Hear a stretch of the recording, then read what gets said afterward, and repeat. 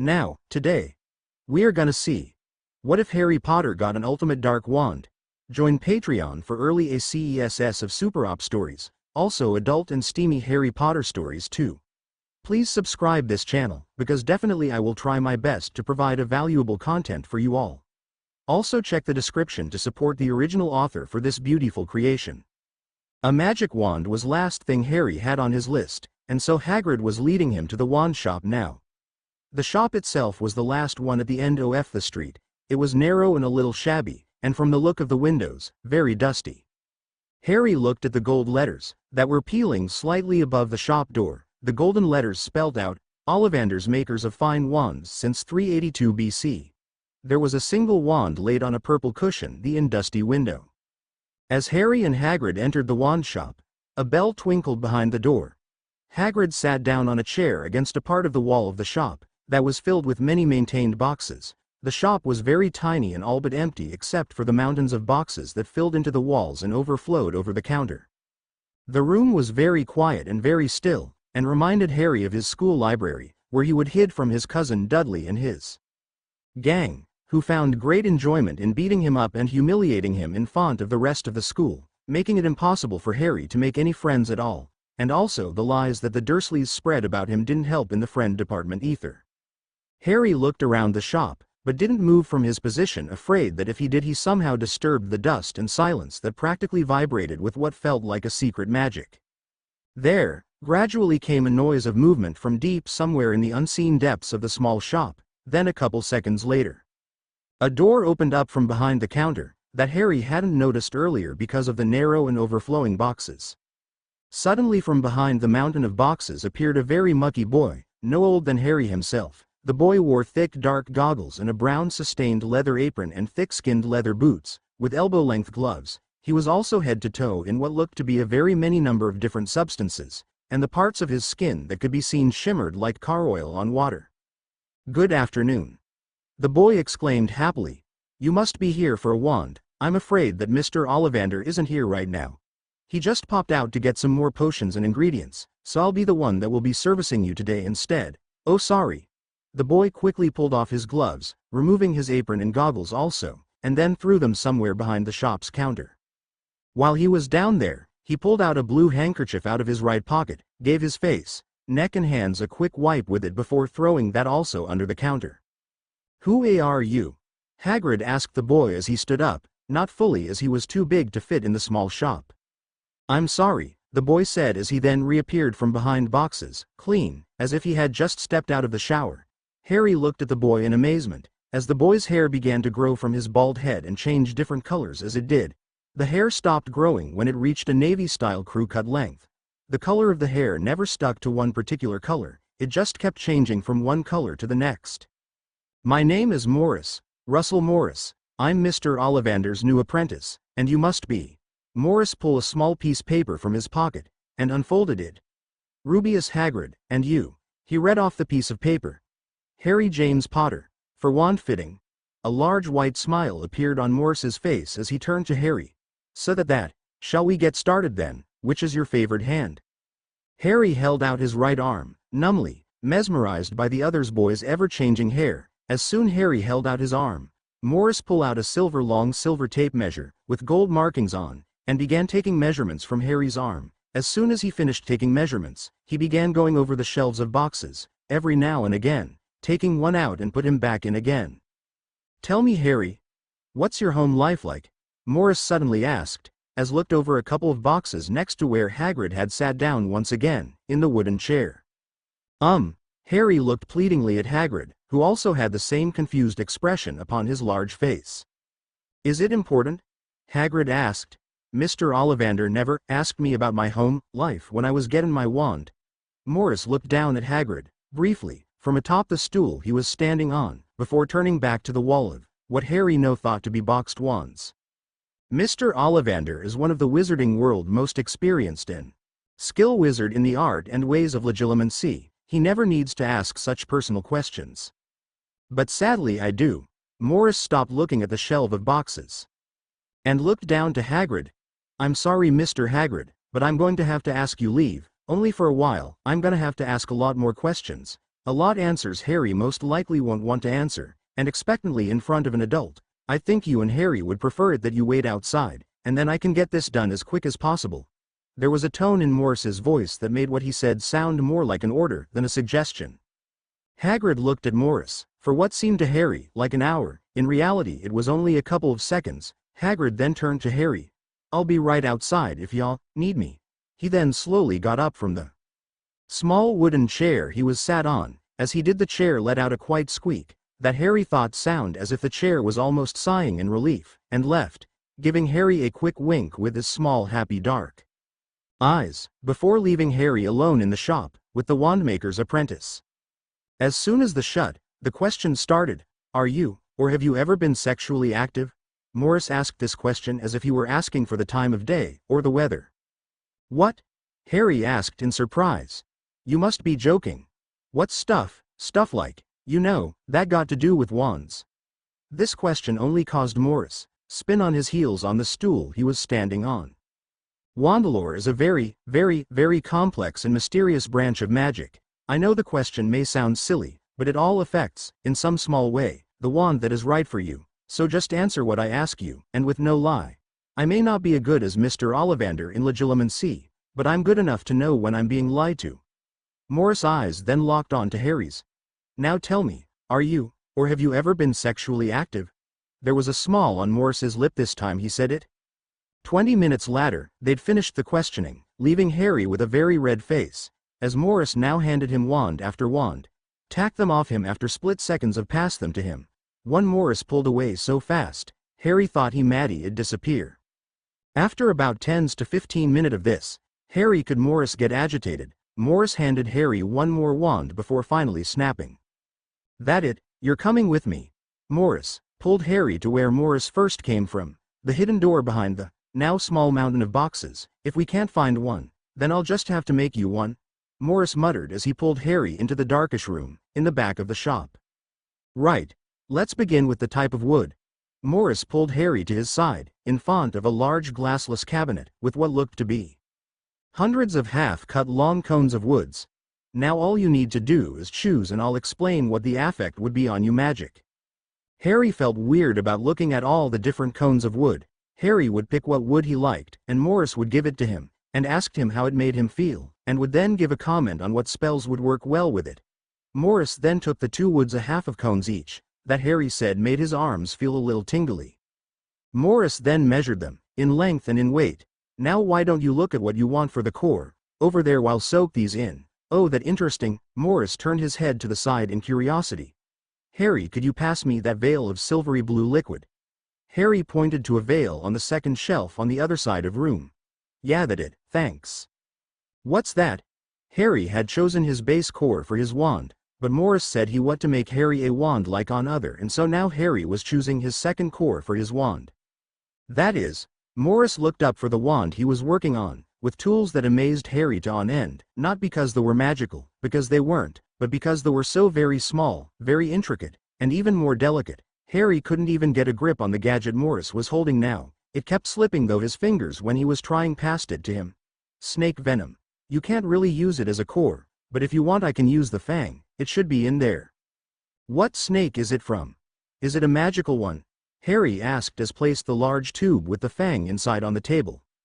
A very magical one. It's from a giant snake called a basilisk. Some call it the king of serpents. Aside from its deadly fangs, the basilisk has a wicked stare, and all who look in its eyes die instantly, if I remember correctly.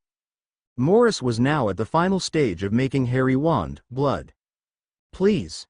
Harry held out his hand slowly, which Morris had cut earlier when soaking the wand's woods in a gold vat, and put a couple of drops of Harry's blood on each cone, on the core of the wand.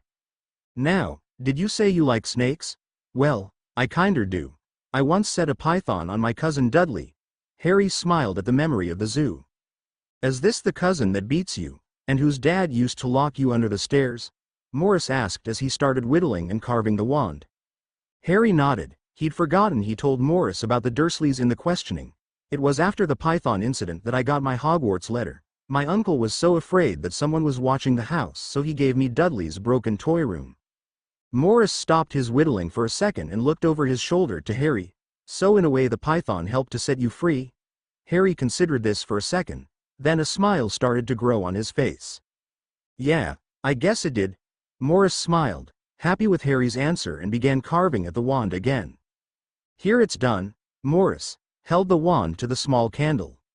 Morris had add silver into the wand, to bring out the caving he had made into the whole length of the wand. Wow.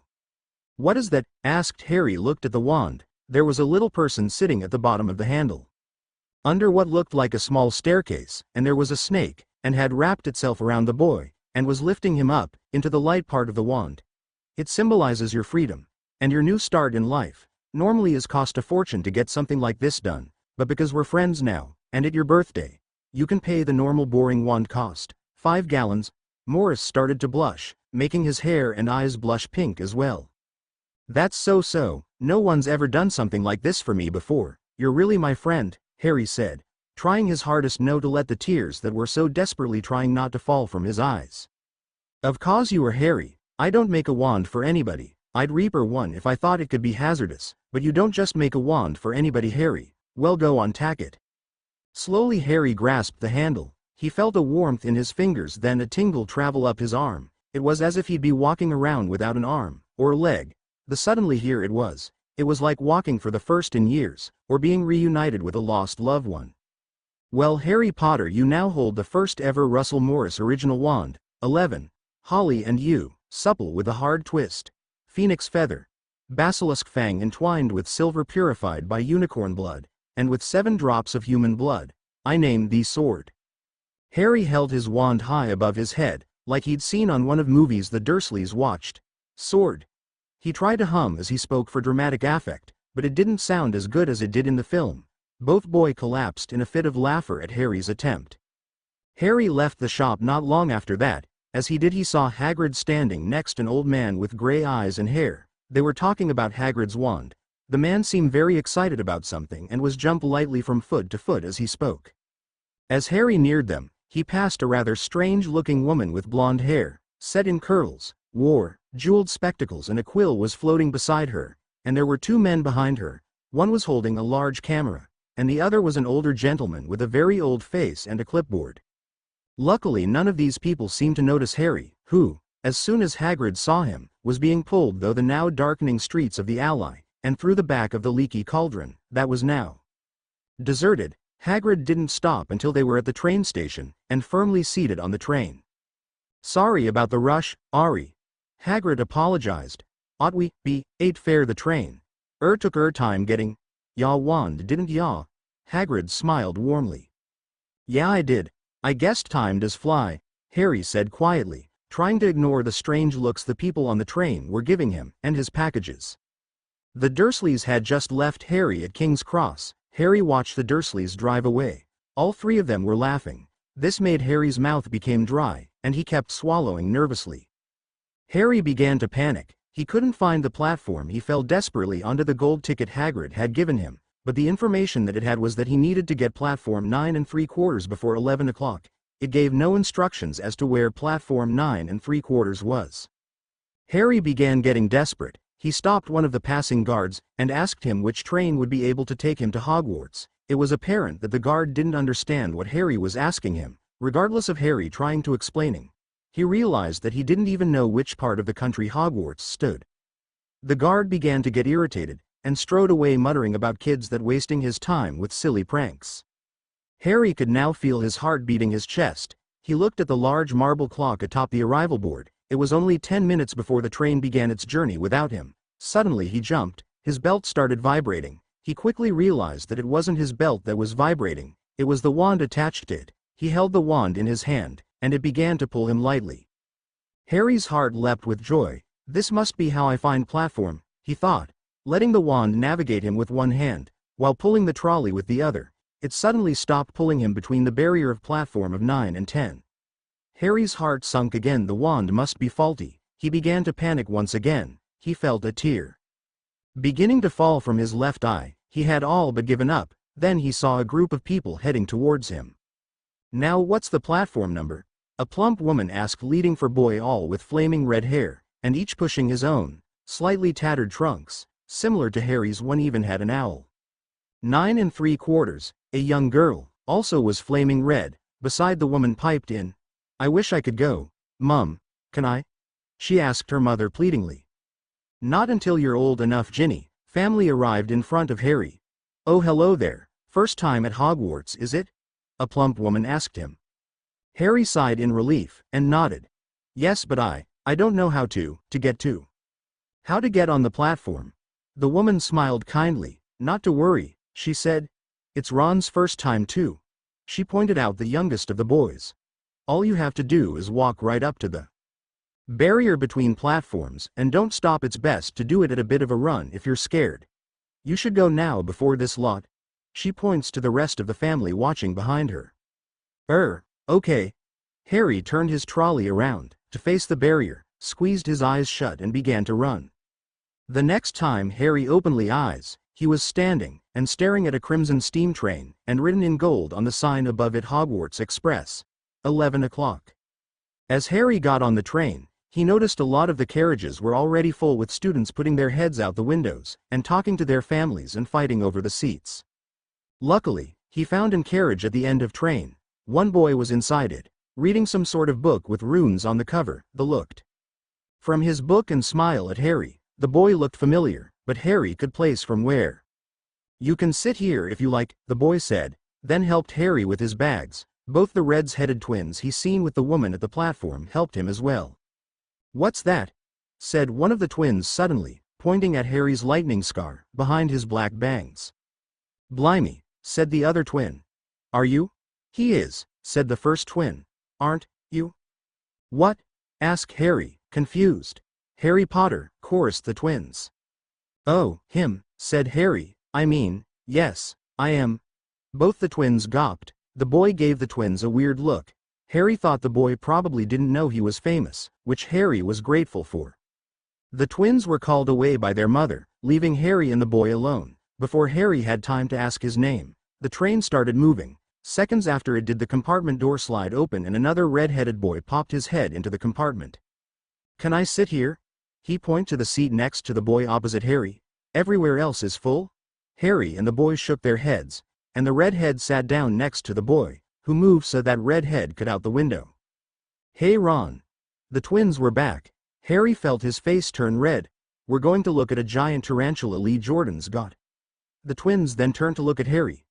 Did we introduce ourselves? Harry, I'm Fred, and this is George, and that's our brother Ron. See you later. And they were gone, before Harry could say bye. Are you really Harry Potter? Ron blurted out. Harry nodded shyly. Oh, though it might be one of Fred and George's jokes, rambled Ron. Do you really have the... Ron pointed to Harry's forehead. Harry showed him the scar. Wow. Suddenly the boy began giggling, and pulled out his book. Try to hide behind it. Ron didn't notice or didn't care. Harry thought the first was more likely. So is that where you know who? Yep, but I can't remember any of it, only a lot of green light. Wow, Ron said again, and this time he did notice the boy giggling. What are you laughing at? The boy sat up, and moved the book away from his face. Sorry, I just read something funny is all. I wasn't laughing at you. The flashed Harry a smile, giving Harry another bout of déjà vu.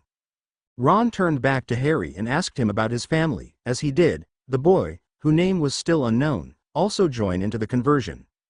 My family died about 8 years ago. We all lived in a large manor. There was a fire. I'm an only child now and live with Uncle. It was him who thought I better go to Hogwarts, before going into the family business. What about you, Ron? You've got a big family. I saw you all coming through the platform. Yeah, it is kinda big. Ron and Harry were surprised at how open the boy was. I'm the 6th out of the 7 in our family to go to Hogwarts. You could say I've got a lot to live up to. Bill and Charlie have already left. Bill was head boy and Charlie was captain of Quidditch. Now Percy's a prefect. Fred and George mess around a lot, but they still get really good marks and everyone thinks they're really funny. Everyone expects me to do as well as the others, but if I do, it's no big deal, because they did it first. You never get anything new, either. With 5 brothers, all I've got is this rat. Ron put his hand into his jacket pocket and pulled out a grayish rat. His name is Scabbers. He's boarding, all he does is sleep, and he's useless. Percy got an owl for being a prefect, but they couldn't afford. I got Scabbers. Ron's turned bright red. The boy looked at Ron's robes and at the rat. Your family don't have a lot of money, do they, Ron? Ron looked as if someone had struck him. It's not that we don't have a lot of money, there's just so many of us that... Luckily the carriage door slid open and a woman with a trolley asked the boys if they wanted anything. Yes. 3 of each please. In goodie bags. The boy handed the women 2 gallons and told her to keep the change. He then handed one of the bags to Ron and one to Harry. On me. I won't take no for an answer. So this is Dumbledore? Harry exclaimed, looking at a picture of an old man on the what Ron called a wizarding card with a long mustache and silver beard that was so long that he could tuck it into his belt. Albus Dumbledore, currently headmaster of Hogwarts. Considered by many the greatest wizard of modern times, Dumbledore is particularly famous for his defeat of the dark wizard Grindelwald in 1945, for the discovery of the 12 uses of dragon's blood, and his work on alchemy with his partner, Nicholas Flamel. Professor Dumbledore enjoys chamber music and 10-pin bowling. Where'd he go? The boy asked. Harry flipped the card around in his hand, to the picture. The boy was right, Dumbledore had gone. Well, you can't expect him to stand there all day, can you? Don't muggles have pictures? Ron asked Harry. They do, but they don't move, do they? Weird. Harry and the boy shared a look, and smiled, and then amazingly, Harry could have sworn the boy's eyes changed color. Suddenly there was a knock on boy's apartment. A girl's head popped into the compartment. I'm sorry, but have any one of you seen a toad? Yes, it was on the opposite side of the train when I got on, the boy answered, and pulled out a box from under his chair. Here you go. Thank you. The girl smiled, showing her slight large teeth. I'm Hermione, Hermione Granger. This Neville Longbottom. She turned to the boy that Harry only now noticed. She pulled a Neville into Harry the compartment, and sat next Harry. She then held out her hand. The boy shook it happily. Russell Morris. As he spoke his name, the boy began to change in front of their eyes. He shrank about an inch, and his cheekbones moved higher on his face. His nose became smaller, as did his ears. Then his jaw moved out a little, his hairline moved forward, and grew about a centimeter longer from when Harry last saw him in the wand shop. And then when his face finally stopped moving, his hair started changing colors, just like in the shop. Hermione, Harry, Ron and Neville all stared at him in amazement.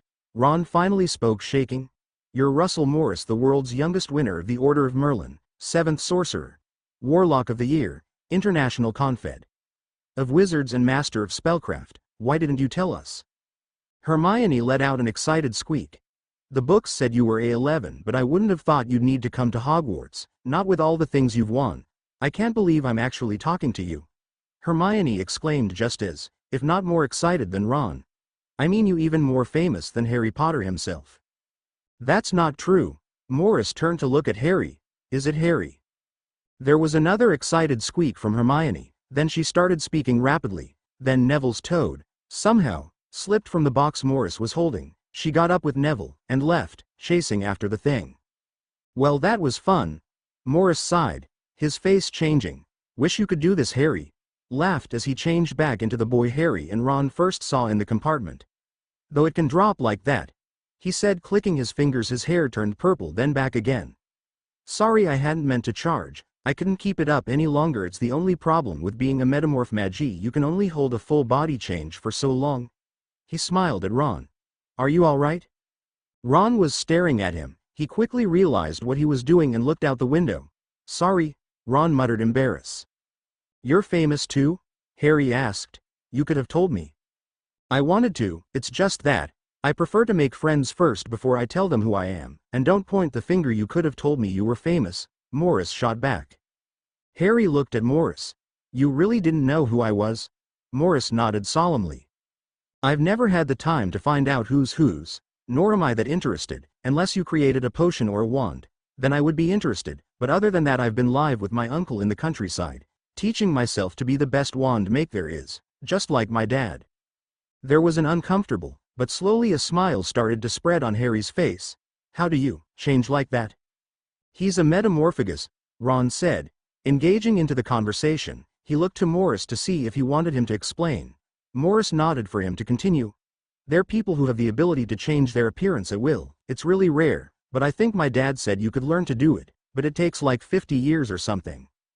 As the saying goes, Some people are just born luckily. I got the ability from my granddad, but he died before I was born. I was the only one in the family who got the ability after that. I guess it's like getting blue eyes in a family that's all brown, Morris said to Ron. How do you know that I'm the only one with blue? Ron asked in surprise as he realized Morris was talking about him. I told you I saw your family walk through the barrier. But that was ages ago. How do you remember? And you must have really good eyes to be able to see from that far away, Harry said also in amazement. Morris smiled to himself.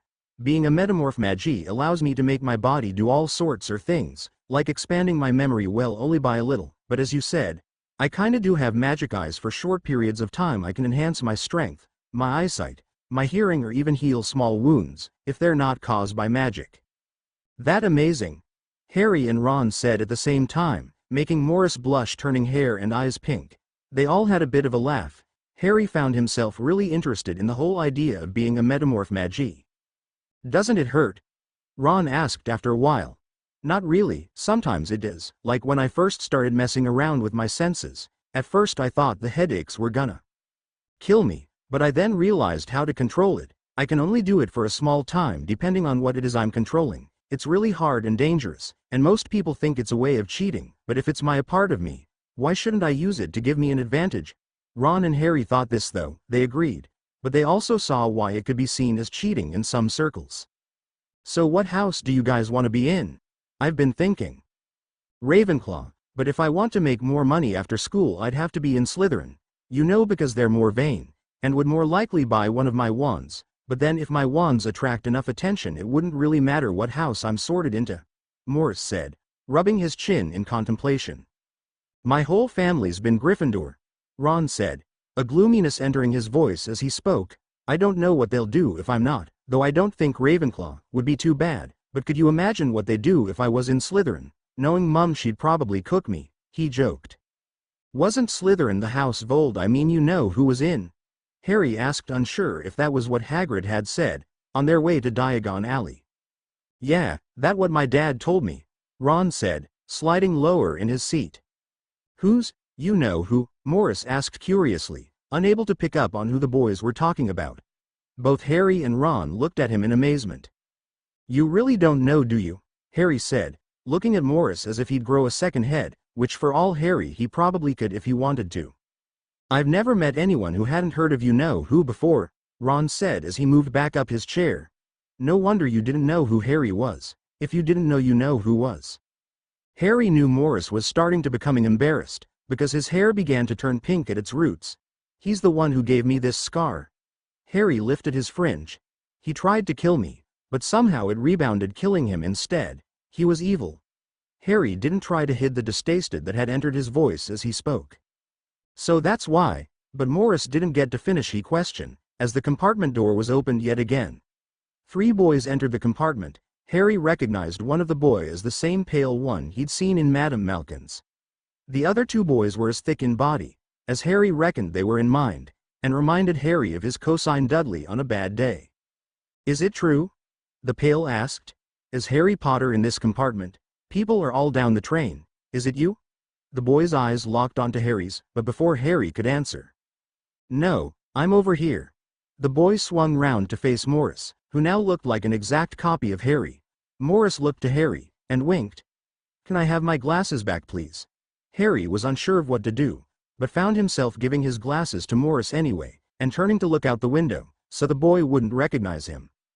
It looked like he wouldn't have need to though, as the pale boy's focus was now fully on the fake Harry. This is Goyle and Crabbe. The pale boy looked to the boys besides him. And I'm Malfoy, Draco Malfoy.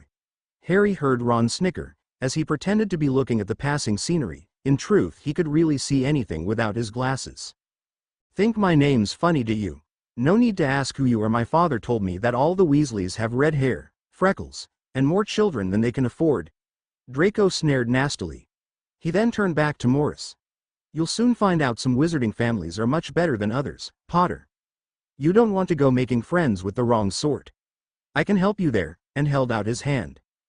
Harry was biting on his teeth, so not to say anything, as listened nervously to what Morris was going to do next. Morris stared at the boy hand, then slowly shook it. I hope to see you later, at Hogwarts. I'm sure you can teach me all manner of things when we get there. Morris stared deep in Draco's eye, letting his hand drop. But I'm about to get changed into my robes. Draco sighed, glanced in Ron's direction, smirking victoriously. He then looked back to Morris. Very well, after you've gotten changed you can meet me in my compartment. It's just down there. He pointed down along the train. There really won't be any point in doing that. Morris spoke carefully. By the time I've got changed, we'll already be there. Can't you feel the train slowing already? My guess is that we'll be there in about half an hour. Draco slowly nodded in agreement. Yes, you're right, the train does feel like it's slowing. Oh well, I see you at Hogwarts. The fake Harry shook his hand again, and watched as the pale boy walked away. Morris turned back to his real self, or what Harry thought was his real self, and flopped into his seat. You are blind, Harry, I swear, he said, taking off Harry's glasses and handing them back to him. Why'd you do that? I would never have done that. You didn't even try to defend Ron. Harry roared angrily, getting to his feet. Morris smiled to himself and looked at the disregarded wizard card that had fallen from Harry's lap as he leapt up. Morris picked up the card, looked at it, then passed it to Ron. He then cast his eyes up to meet Harry's. Harry started to feel stupid as he stared into Morris's now bright blue eyes. They were so light, bright, and sparkling that Harry found himself distracted by their calmness. I did it because if you get sorted into Slytherin, you're gonna need an ally, Harry, and I thought the way those boys were guarding him, that he'd be a good one. Well, what if I'm not in Slytherin? What then? What if I choose not to be? Harry grumbled as he slumped back into his seat. Morris sighed. Humans have a knack for choosing precisely the things that are worst for them, but it is our choices in life, Harry, that show what we truly are. Both Harry and Ron looked up at Morris. Remember that. Suddenly Hermione's head popped into the carriage again. You need to get change, you three. I asked the driver, we're almost there. How exciting, I can't what, she said at what seemed like light speed, then disappeared somewhere down the train. The three boys stared in shocked silence at where Hermione's head was only seconds ago, looked at each other, then burst into laughter. A loud voice was echoed though the train. We'll be reaching Hogwarts in 5 minutes. Please leave your luggage on the train.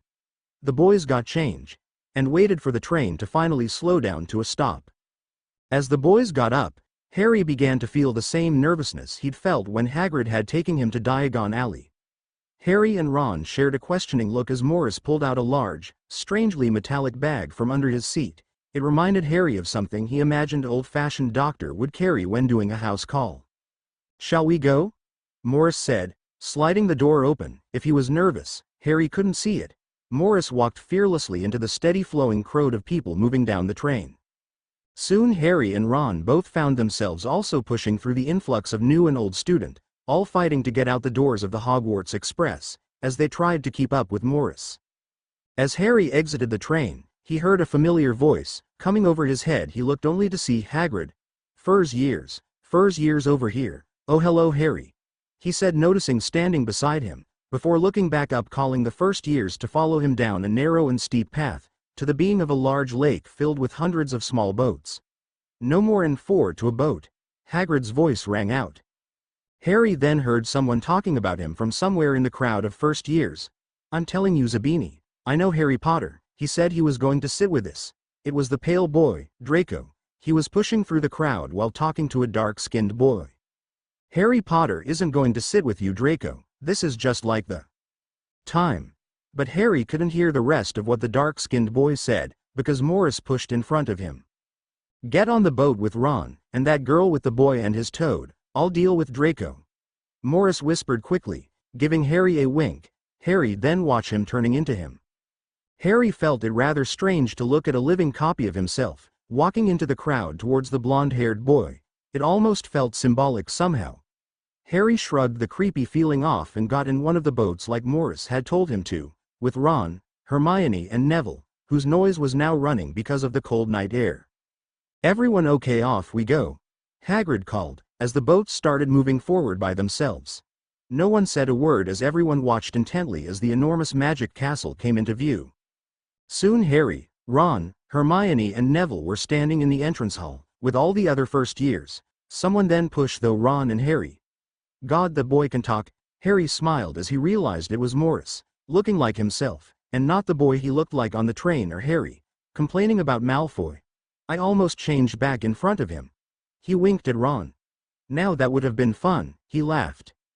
Harry Potter, it was Malfoy, and as he said Harry's full name, everyone turned to face him and a wave of whispers filled the large entrance hall.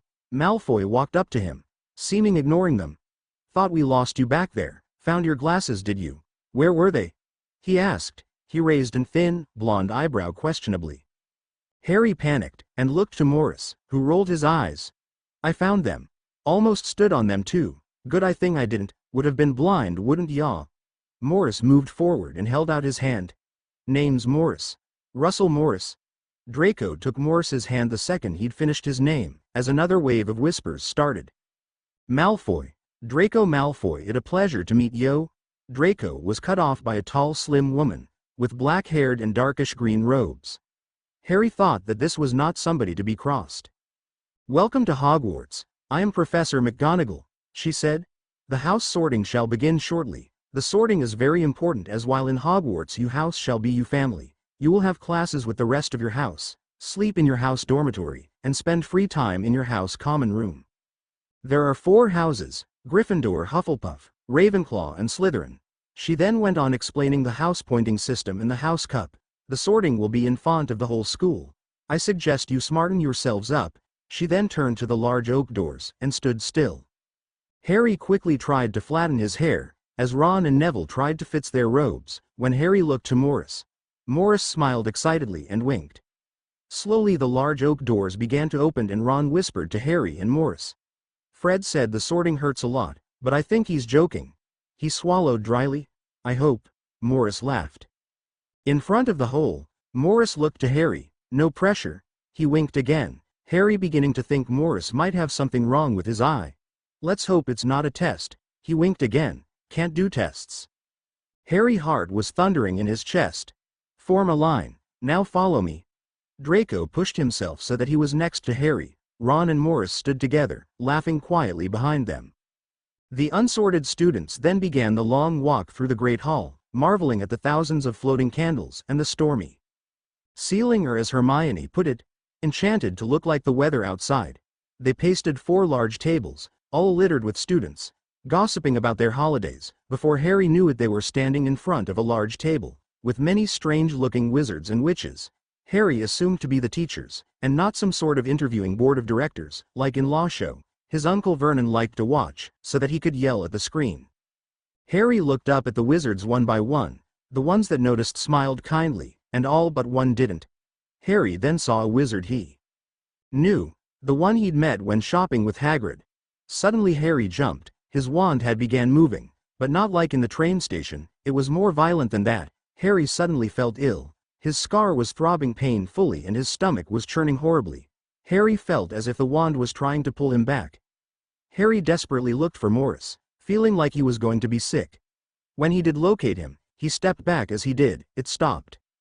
Harry looked forward just as Professor McGonagall came out in front of the table and placed a 3-legged stool with a raggedy old hat on it in front of them. The whole hall became silent and still, as every eye focused on the old fraying hat. The hat, to Harry's surprise and shock, began to sing. Oh, you may not think me pretty, but don't judge on what you see. I'll eat myself if you can find a smarter hat than me. You can keep your bowlers black, your top hats sleek and tall. For I'm the Hogwarts sorting hat and I can cap them all. There's nothing hidden in your head the sorting hat can't see. So try me on and I will tell you where you ought to be. You might belong in Gryffindor, where dwell the brave at heart. Their daring, nerve, and chivalry set Gryffindors apart. You might belong in Hufflepuff, where they are just and loyal. Those patient Hufflepuffs are true and unafraid of toil. Or yet in wise old Ravenclaw, if you've a ready mind, where those of wit and learning will always find their kind. Or perhaps in Slytherin you'll make your real friends. Those cunning folks use any means to achieve their ends. So put me on. Don't be afraid, and don't get in a flap. You're in safe hands, though I have none, for I'm a thinking cap. Thank God. Harry muttered under his breath. For a second he thought that he was experiencing the pain Ron said his brother told him about. Fred said we have to fight a troll. Ron whispered to Morris from behind Harry. As Ron spoke, Draco snickered. Harry glanced at him, and as about to tell him to stop, but the sorting had just begun. "When I call your name, you will put on the hat and sit on the stool to be sorted," Professor McGonagall said.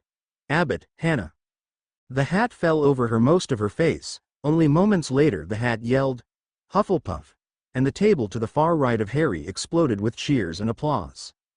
"Bone, Susan. Hufflepuff." The hat shouted again, and she sat next to the other first year quickly as she could without running. "Boot, Terry," and a second later came the hat's call, "Ravenclaw." Some time passed before a name was called that Harry knew, Hermione's, and after about 30 seconds, the hat finally put her in Gryffindor, with Neville the Toad Boy. When Draco's name was called, he swaggered from next to Harry. Harry whispered, "Good luck," automatically, and almost kicked himself for it. The hat had barely touched Draco's head before it placed him in Slytherin. Harry looked at the teachers once again, and like before his wand began shaking madly, and he began to feel ill. Then Professor McGonagall's voice brought him back. "Morris, Russell." Whispers traveled through the hall wildly. "Morris, did she say? No way. Why's he here? My mum loves him, say she wish I had his brain." "Most powerful wizard of our time," the prophet said. Morris walked gracefully and sat upon the stool, and winked at Harry before his head was covered by the hat. Harry watched intently, as very second gone by brought truncheons began to rise. The hat could be seen muttering to Morris. Then suddenly the hat belted, "Gryffindor." The Gryffindor table on the far left exploded with cheers and whooping. Harry heard Ron's brothers sing out, "We got Morris! We got Morris!" Harry glanced at the Slytherin table. Draco did not look happy. He suddenly looked up and his eyes caught Harry's. A smirk started to grow on his sharp, pale face. Harry turned his head sharply back to the hat and the sorting. The next to be sorted was Moon. Not Parkinson. Then the twin Pottles. Then Perks, Sally Ann, and the hat then called what Harry most dreaded, his own name. Whispers again filled the hall. The Harry Potter. Two famous people. This is amazing. The last thing Harry saw was whole hall staring at him, and Morris turning his hair red and gold before the hat came over his eyes, blocking his sight. Tricky. Very difficult indeed. Harry heard the voice mumble in his ear. "Your friend was right about you said you wished to prove yourself. Thought you be a great Slytherin, he did." Harry felt his gut tighten. "Never known in all my year a student with a mind like your friend told me to look at a particularly memory. He said I'd know where to put you and he is right, you better be in Gryffindor." McGonagall took the hat off Harry's just as the Gryffindor table exploded with cheer. The twin were now singing a different, yet familiar song of welcoming. "We got Potter, we got Potter." When sat opposite Morris, another boy with red hair and a silver badge with the letter P congratulated him. Harry assumed he was to be a Weasley. Harry found he couldn't focus with the rest of the sorting. He was contemplating the hat's words. "Your friend was right about you said you wished to prove yourself. Thought you be a great Slytherin that could only be Morris, or Malfoy," Harry thought as he looked over to the Slytherin, next to his. Malfoy did not look happy. He looked rather confused and embarrassed. Probable not Malfoy then. Morris. A particularly memory. What memory? How does Morris know my memories? Well done, Ron, the red-headed boy with the silver badge praised. Ron blushed. Thanks, Percy. Ron muttered self-consciously, as he happy sat next to Morris, who a couple of people were staring at, as he made his hair red and gold, with a loin roaring on the crown of his head. Harry was so wrapped up in his own thoughts that he missed Ron's sorting, but it was obvious he was a Gryffindor as he was sat next to Morris. Harry looked to the head table. A old man stood up, and happy said, "I have a few words, and here they are, nitwit, blubber, oddment, tweak." His voice rang around the hall, as food began to appear on their plates. The feast had begun. Harry had never seen so much food in his life. He never had so much choice. At the Dursleys his uncle and cousin would eat anything he liked, leave Harry only so little, though in Harry's mind he never really starved, he was always just a bit peckish. Harry and many of the others around him were amazed at how much food Morris was piling on his plate. Harry almost had to strain his neck to see him. What was even more amazing was how fast he ate it all, after which he started to pile on it again before anyone else had even had chance to start on their own. When Morris started to make his third plate, he realized that everyone down the table, and some from the others, were looking strangle at him. Harry had to stop himself from laughing as Morris's skin and hair began turning completely shocking pink. I'm a metamorphagus. We kind of burn up a lot of energy when we go through large physical transformations, makes us hungry. He said sheepishly, sitting down, trying to turn back to normal, which Harry found even more amusing. 12 minuets into the desserts, the table's conversations had turned to their families. Harry listened to an Irish boy. His name was Seamus. He was talking about his parents. I'm half and half. My dad's a muggle, and me mum's a witch. She didn't tell dad that she was a witch until after they were married, which was a bit of a shock for him. The others laughed. What about you, Neville? Ron asked, helping himself to some more ice cream. My gran brought me up and she's a witch, said Neville, said smoothly. But my family thought I was all squib for ages. My uncle Algie kept trying to force some magic out of me.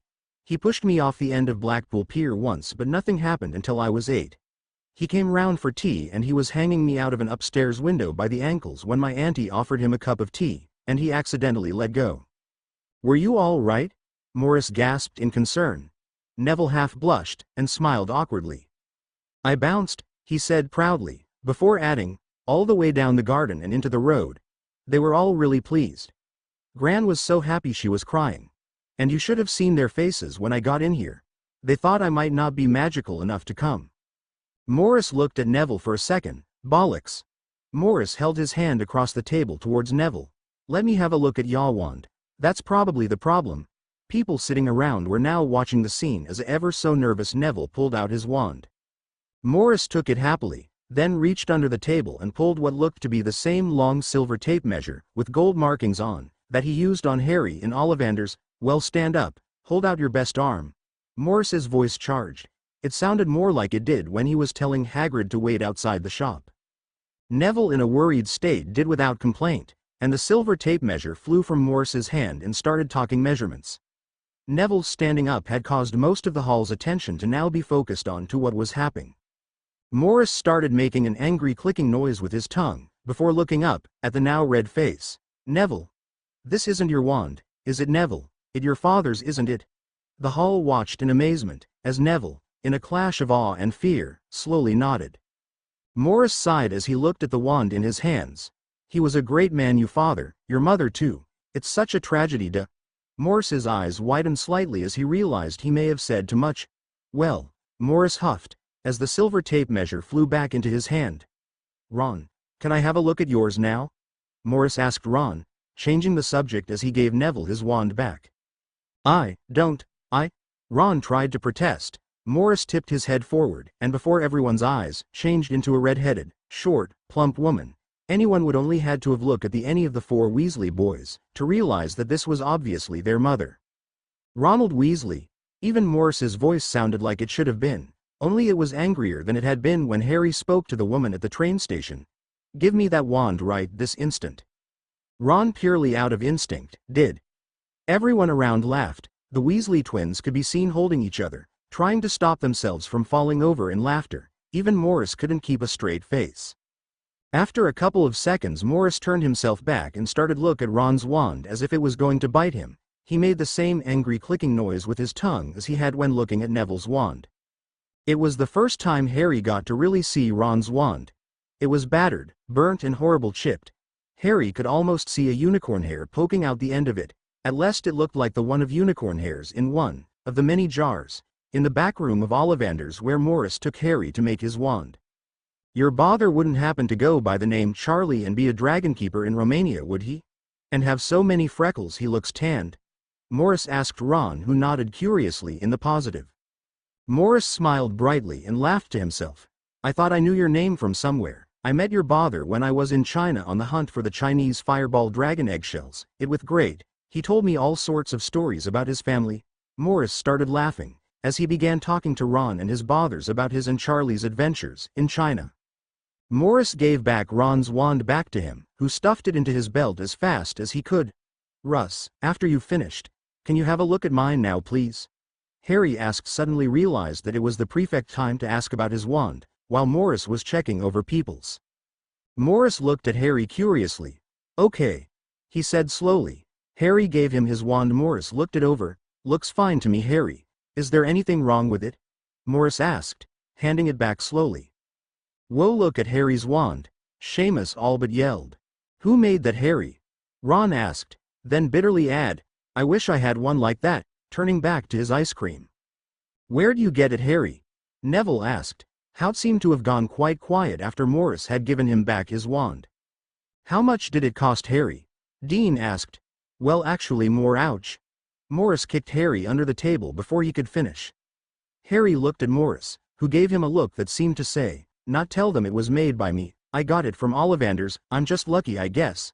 It wasn't exactly a lie, he did get the wand from Ollivanders, even if Mr. Ollivander didn't make it. Once Harry had hold of his wand again, it started shacking again. Harry turned to look at that head table and caught the dark-eyed teacher's glare. Harry? Morris asked again. Bring Harry back to reality. What's wrong with the wand? Harry shook his head lightly. Oh, well, it keeps shaking, didn't you just see? Harry explained what happened at the train station and what happened when he was waiting in line for the sorting. Morris listened, rubbing his chin as he did. Well, Morris said thoughtfully, there are 4 things it could be. 1. It's reacting to magical fluxes, but I doubt there are many fluxes in King's Cross, so that's out. 2. Because of the use of the 2 polar opposite woods and the polar opposite core, it's probable that the wand's having some trouble in integration with all opposite energy involved. If that's the case, it'll take a while for it to finally settle. Everyone that was listening, Harry, Ron, Neville, Seamus, Hermione, Dean and Percy, who pretended he wasn't listening. They all nodded their heads blankly as if they knew what Morris is talking about, when really none of them had a clue. 3. Morris continued. It's reacting to the large amounts of magic that's needed to maintain the cloaking spell that used to hide the platform, and to Hogwarts itself, though if that were the case, then I'm surprised that it didn't do anything on the train, did it? Morris asked. No, I don't think, no, it didn't do anything on the train, Harry answered truthfully. Morris looked deep into Harry's eyes, with the sparkling blue one he'd used before on the train. He then began to rub his chin again. Yes, it must be 2 or 3, Morris said to himself more than anyone.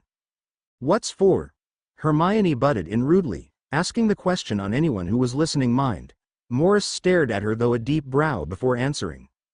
4 is very unlikely, it's very rare, for anyone to have it, Morris spoke airily, before looking into Harry's again.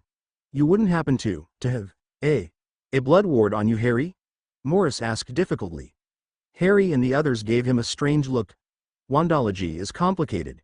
As Harry had a blood ward and say his blood was in his wand, hypnotically speaking, it would possibly increase the power of it, or change it completely, but as I said, it's highly unlikely, Morris shrugged.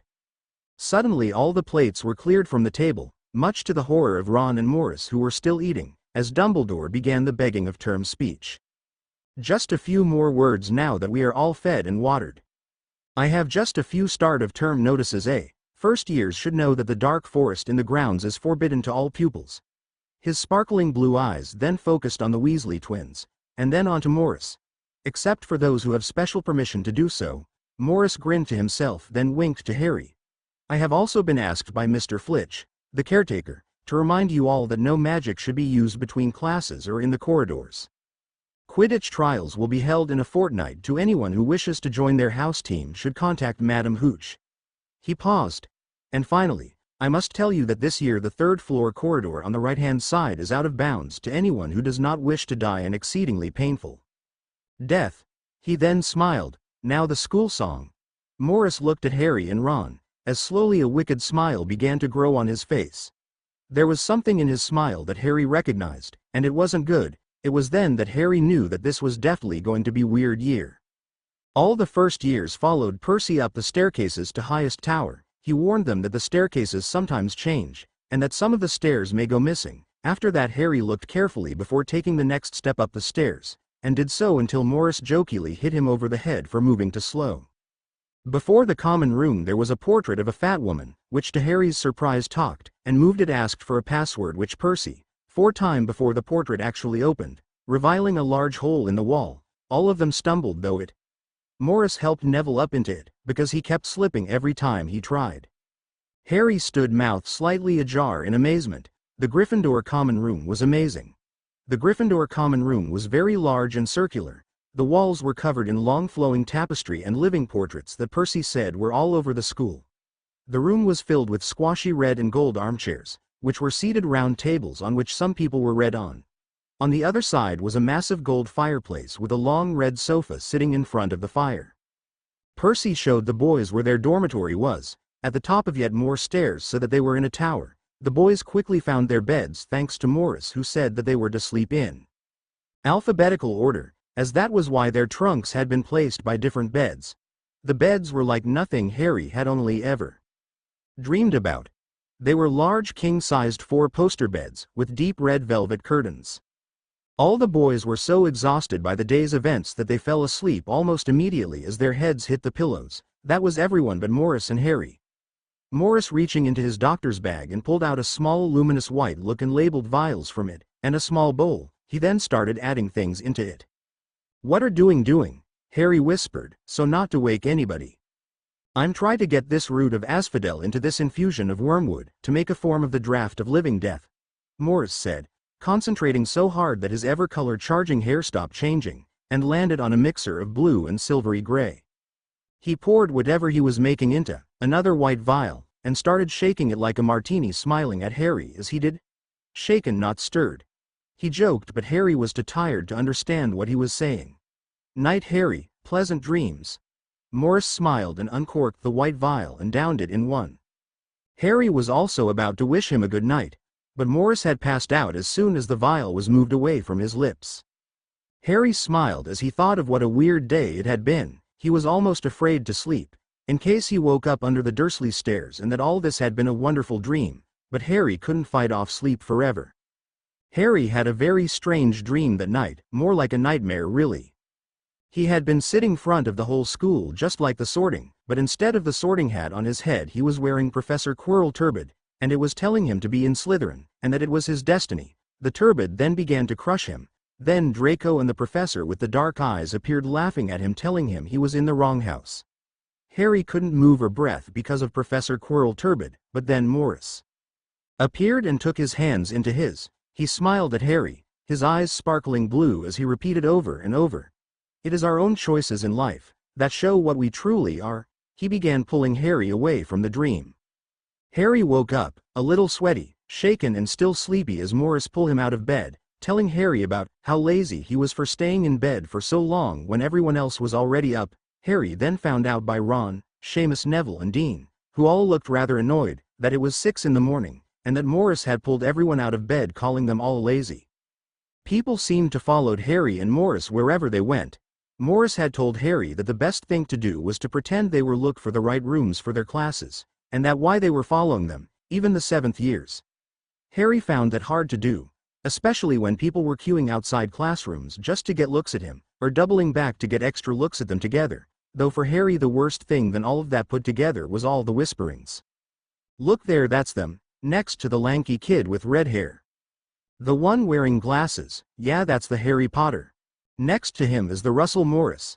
Harry felt like animal in a zoo, but at least he had Morris and Ron. He shuddered to think of what Russell must have gone through on his own in the wizarding world.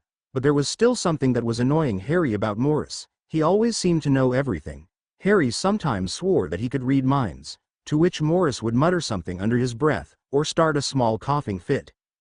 Harry, Ron and Morris found Hogwarts incredibly hard to get around. Harry found out that some of the hallways and classrooms in the castle changed places, on different days of the week, and that sometime even the walls pretended to be doors.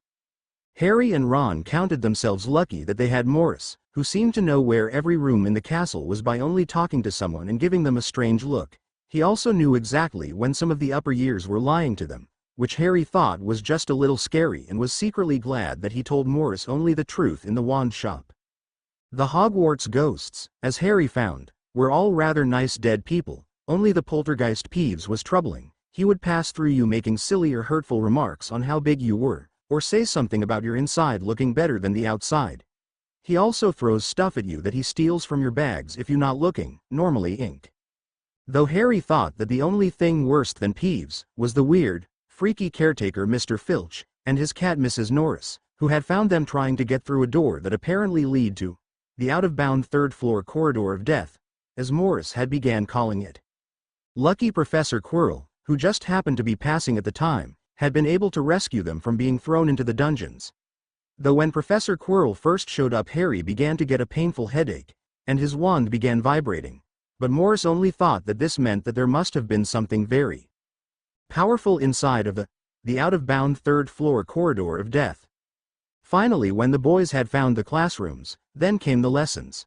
Lessons in magic were not what Harry expected, or as easy as Harry thought they were going to be. To his surprise, it turned out that magic is really complicated, and that it's not just waving your wand and saying silly words. They had to study a lot, and for every Wednesday at midnight they had to watch the night sky and learn all the different star constellations and the movements of the planets and how such and such being in some place at some time could in theory affect your magic. Morris, like the Hermione girl on the train, excelled in any of the classes they had taken and found all that easy, once they'd read a book about it.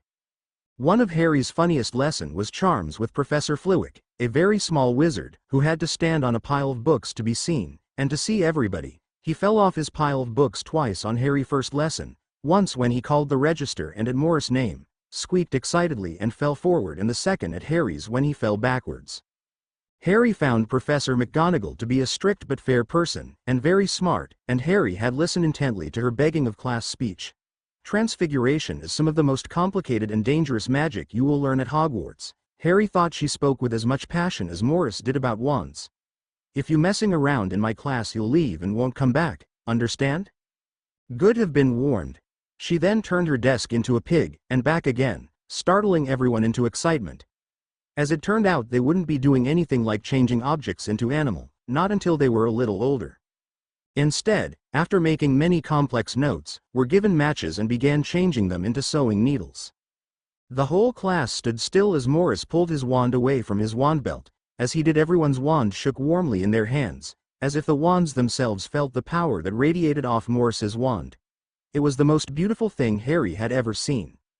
Morris's wand was made of pale wood that glowed white and brightly in the classroom, though what Harry saw was usual was that in the wood of the wand was a fusion of what looked like a silver chain, and the tip was made of a very sharp, knife-like diamond, and at the wand's pommel was a massive 1.5-inch, brilliant, old European cut diamond which Harry thought he saw an insignia on, but it hard to tell with the way that it shone light and rainbows around the classroom. In the end, it was only Hermione and Morris who were able to cast the spell, and then Hermione was only able to change a little of it, where Morris almost did it perfectly on his first go. Harry would begin wonder why Morris even came to Hogwarts when he was sometimes able to master some spells so quickly. The class that everyone looked forward to was Defense Against the Dark Arts, but the lesson ended up as being a joke. Professor Quirrell spent most of his time trying to form some kind of speech than actually teaching. Harry really didn't like the classroom. It smelled horribly of garlic, which gave Harry such terrible headaches that he couldn't tell if it was his wand shaking of his own hand. After lessons, he and Ron had to copy Morris' notes, and let Morris teach them how to cast some of the spells, but Morris didn't mind, though in fact he was always quite happy to help anyone who needed it. Everything was going fine, until double potions with Professor Snape and the Slytherins. The dark-eyed teacher stared at him nastily at breakfast that morning, as Ron told him that Professor Snape was the Slytherin head of house, and that he favored them terribly, and that Fred had told him that Professor Snape poisoned students during their tests just to make sure that the antidotes they'd made worked.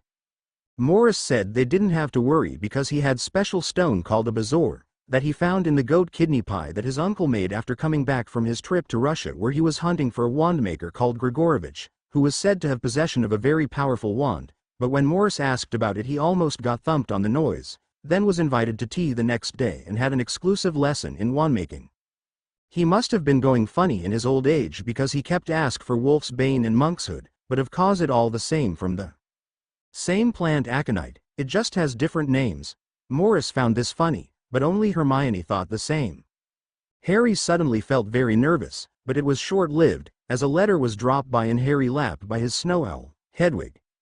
Harry was now excited. It was his first letter by an owl, well, except for the Hogwarts owls, but by his own owl. He quickly opened it and read it quickly. Dear Harry, I know you get the Friday afternoons off. Was wondering if you'd like to come round for tea. Bring your friends if you want. You can tell us about your first week. Hagrid Page S. send us you answer back with Hedwig. Harry looked to the teacher's table and gave Hagrid a thumbs up, and sent Hedwig back with a reply that read, yes please.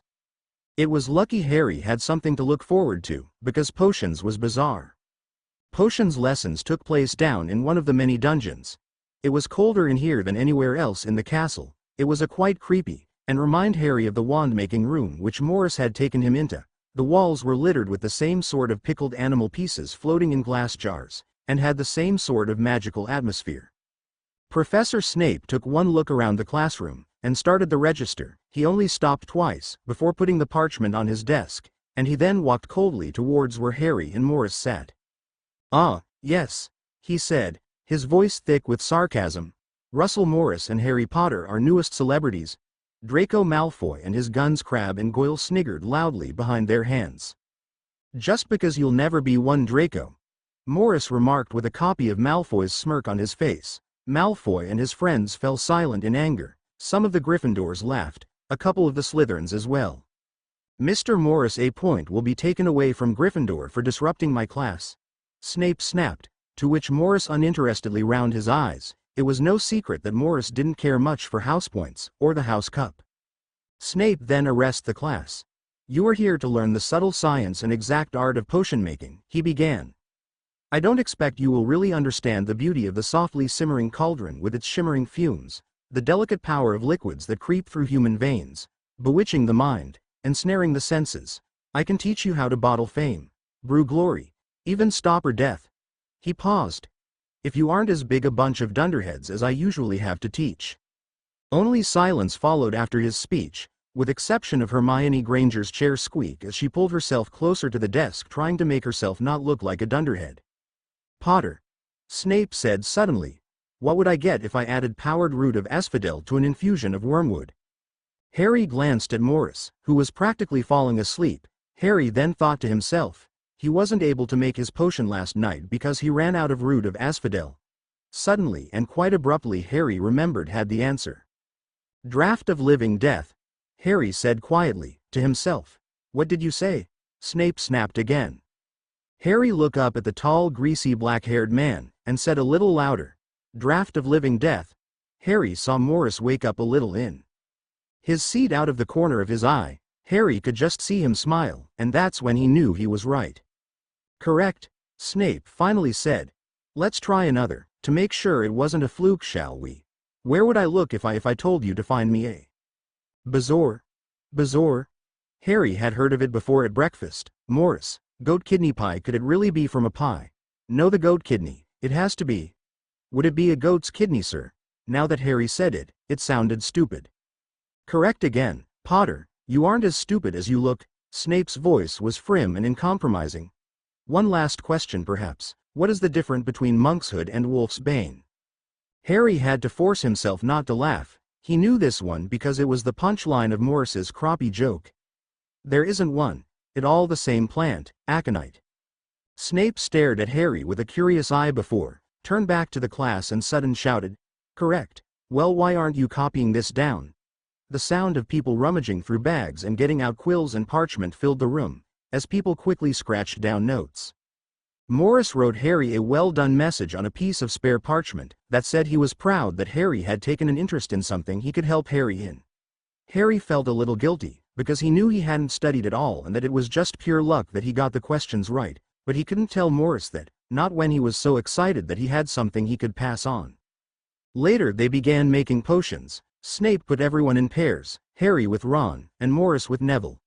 Snape walked round the classroom making remarks on everyone's potions, except for Draco's. For some reason he seemed to like him, and how they handed ingredients, until he made a remark on Morris' handing abilities, which ended with Snape being proved wrong and Gryffindor lousing 27 house points, but as Ron had said, it was worth it to see Snape sweat under pressure. About 12 minuets after the argument Harry could hear Morris telling Neville not to touch anything while he got something from the potion cabinet. He also told Harry to watch Neville while he was gone. 5 seconds after that Neville somehow managed to fill the room with thick dark choking smoke. Lucky Morris came back before their cauldron melted. "Idiot boy!" Both Snape and Morris yelled at the same time, as Morris rushed Neville to the hospital wing. "You, Potter, why didn't you tell him not to add quills? Thought you'd make yourself look good, did you, if he got it wrong?" "No, it was my fault. I told Neville not to touch anything. I should have known he would anyway," came Russell's voice from the door. He walked back to his almost ruined potion and stood by Harry. Snape and Morris looked to be having some sort of standoff staring match. Never did of them let their eyes blink. They both looked like they were flexing some unseen muscle. As sweat began to appear on both their brows, it was then that Snape looked away. Very well, detention next Friday, Mr. Morris. It wasn't long before the end of the lesson that word got out about Professor Snape's lousing the argument with Morris, and also how Morris managed to stare the evil potion's master of staring down. The twins were even said to have made a moving band of the staring match in the Great Hall, but Snape destroyed it before anyone else could see it. Later that day at around 5 to 3 the boys left the castle and made their way to Hagrid's wooden hut at the edge of the Forbidden Forests. When Harry knocked on the door there was a loud crash from inside and the sound of barking. "Back, Fang! Back!" Hagrid's voice boomed from inside. When he opened the door a large black boarhound jumped, though knocking Ron over as it licked his face. "Well, come in then, Ari and friends." Hagrid stood aside so that the 3 boys could get in. Inside was a large table and strange-colored meats hanging from the ceiling above it. There was also a large copper metal kettle boiling profusely over the fire. "Make yourselves at home," Hagrid said, as he sat at the table. Harry and Ron were cold, so they sat on the chairs closest to the fire, where Morris sat furthest away, say that he was too warm. Once all sat comfy, they began telling Hagrid about their first lessons, as Harry introduced Ron, as Hagrid and Morris had already met. Hagrid gave the boys rock cakes that almost broke Harry and Ron's teeth, but Morris loved them and kept asking for more. Hagrid laughed heartily. Eat more than me," he said to Morris, whose hair began to pink end at the tips and roots as Hagrid laughed. Soon Ron and Hagrid were talking about Ron's brother Charlie, as Morris played with Fang. Harry looked around the cabin, his eyes resting on a small clipping of a newspaper. Gringotts break iodine mononitride lastus. The investigation continues as to why Gringotts Bank was broken into on the 31st of July. Gringotts goblins still insist that nothing was taken and that Vault 713 was emptied the same day. Vault 713, that was the vault that Hagrid had emptied when they gone to shopping. When Harry asked about this, Hagrid shifted in his chair but didn't say anything. The boys walked back to the castle for dinner, where Morris was still eating the rock cakes that Hagrid had given them, as well as making massive piles of food, to which people were still amazed to see. Once in the dorm room, Morris started making more of his sleeping potion with the ingredients he'd stolen from the potion classroom that morning. Before Neville tried to smoke everybody out, it was then that Harry told them about Vault 713, to which Morris said was interesting, before downing his sleeping potion and passing out. After which Harry and laughed and went to their own beds. As Harry slept that night he had a strange dream about turbans, snakes, necklaces, rings, cups, books and tetras that all whispered strange words that Harry couldn't quite hear or understand. Harry had never thought that he would find someone he hated more than Dudley, but that was before he met Draco Malfoy. Morris said that he was that bad, and that Harry should just ignore him. After all, Gryffindors only had potion with Slytherin. That was until they found out that Gryffindors would be having flying lessons with Slytherins starting on Thursday. "Typical," Harry said, irritated as he sat down for breakfast. "Just what I wanted. To make an idiot out of myself in front of Malfoy." "Well, that's lucky, because we got flying lessons this afternoon with the Slytherins," Morris chirped in, happy as he looked up from his breakfast. Harry laughed sarcastically. "You don't have to worry, mate. Malfoy's all talk, even if he goes on about flying every day," Ron said reassuringly, as he and Morris began fighting over the last strip of bacon on the table. Draco talked about flying a lot, that was for sure, and he constantly complained about how first year weren't allowed to have brooms, and how they weren't allowed to play Quidditch. Draco also bragged about narrowly missing a helicopter, but he wasn't the only one. Seamus often bragged about how he was almost sucked into a jet engine's turbine, and Ron would talk about how he almost hit a Muggle hand glider on his father's broom. Ron and Dean also had arguments about Quidditch and football, but Ron couldn't see how a sport without flying was even a sport. Harry and Morris hadn't once caught Ron prodding one of Dean's Muggle football posters with his wand, trying to make the pictures move. Harry soon found out that he wasn't the only one worried about flying. Neville, whose remembrall hadn't stopped glowing scarlet since he picked it up that morning, was so terribly nervous that he was almost shaking. And then there was Hermione, who had read everything about Quidditch that the library had, and was giving tips to any who'd listen. Though two were just, if not more, worried about flying than Harry. "I just don't like flying on a broom's," Ron, Morris said as they made their way to the outside of the castle, to where they were going to have their flying lesson. But you're Russell Morris, Ron joked, boy wonder, Wizard World prodigy. Yeah, Harry laughed. How many awards have you won? 17 was it? Yeah, it's a good thing we have you, Russ, our own personal teacher, Ron laughed. Harry and Ron continued belly laughing as they walked on, but Morris stopped dead. Are you all right, Russ? Ron asked, turning to look at him, when he realized his friend had stopped. Is that what you think of me? Morris said. His head was lolled, as his hair began to grow thick and black over his eyes. Well, I'm sorry that I can't teach you how to fly, Morris yelled, storming off back to the castle. Russ, we didn't mean it like that, Harry yelled, but if Morris heard, he ignored it, as ran into the castle. Harry felt something inside him pull down. He hadn't meant to upset Morris, not after Morris had helped Harry so much, even if sometime he didn't realize he was doing it. Harry, Ron and all the other Gryffindors, minus Russell, hurried to their lesson. Harry and Ron still felt guilty, but forgot about it when Madame Hooch, a short, gray-haired woman with yellow hawk eyes, started handing out brooms. Everyone drop your broomsticks and stand beside them, she barked. Now stick your right hand over them, and say, up. Harry looked down to his broom. The thing was old and parts of the tail were missing, but he put his hand over it anyway. Up, everyone shouted. Harry's broom shot straight into his hand on his first go, but it was only one of the few that did. Hermione's rolled over and Neville's didn't move at all. Harry and Ron were delighted when Madame Hooch told Draco that he was sitting on his broom wrong, and that he'd been doing for years. Harry? Ron whispered as Madame Hooch helped Neville to get on his broom. Do you think Russ is all right? He seemed a little, I dunna, Ron shrugged. I think he thought that we were just pretending to be his friends. I don't think he's ever had many before, you know, being famous and all, Harry whispered back. You're famous, Ron said. You've had friends, Harry shook his head. I grew up in the Muggle world, remember, they didn't know I was famous, and didn't have many, well, any friends really. You and Morris are the only friends I've ever had, Harry said thoughtfully. Now when I blow my whistle you'll kick off the ground hard and tip forward to come back down, on the count of 3, 1, 2. But Neville had already kicked off, and was rising high up into the air. By the time he reached 20 feet the broom stopped rising and instead plummeted to the ground. There was an almighty crack as Neville hit the ground. He was now laying face down on the grass. Madame Hooch declared that he'd broken his wrist, then took Neville, with tears running down his face, clutching his wrist, and hobbled off with Madame Hooch, who had her put her arm around him. As soon as Madame Hooch was out of earshot the Slytherins burst into laughter. Did you see his face? Malfoy laughed. He then saw something by his feet. He picked it and laughed again. Look, that idiot drop his remembrall. Too bad the fat little crybaby can't remember a thing.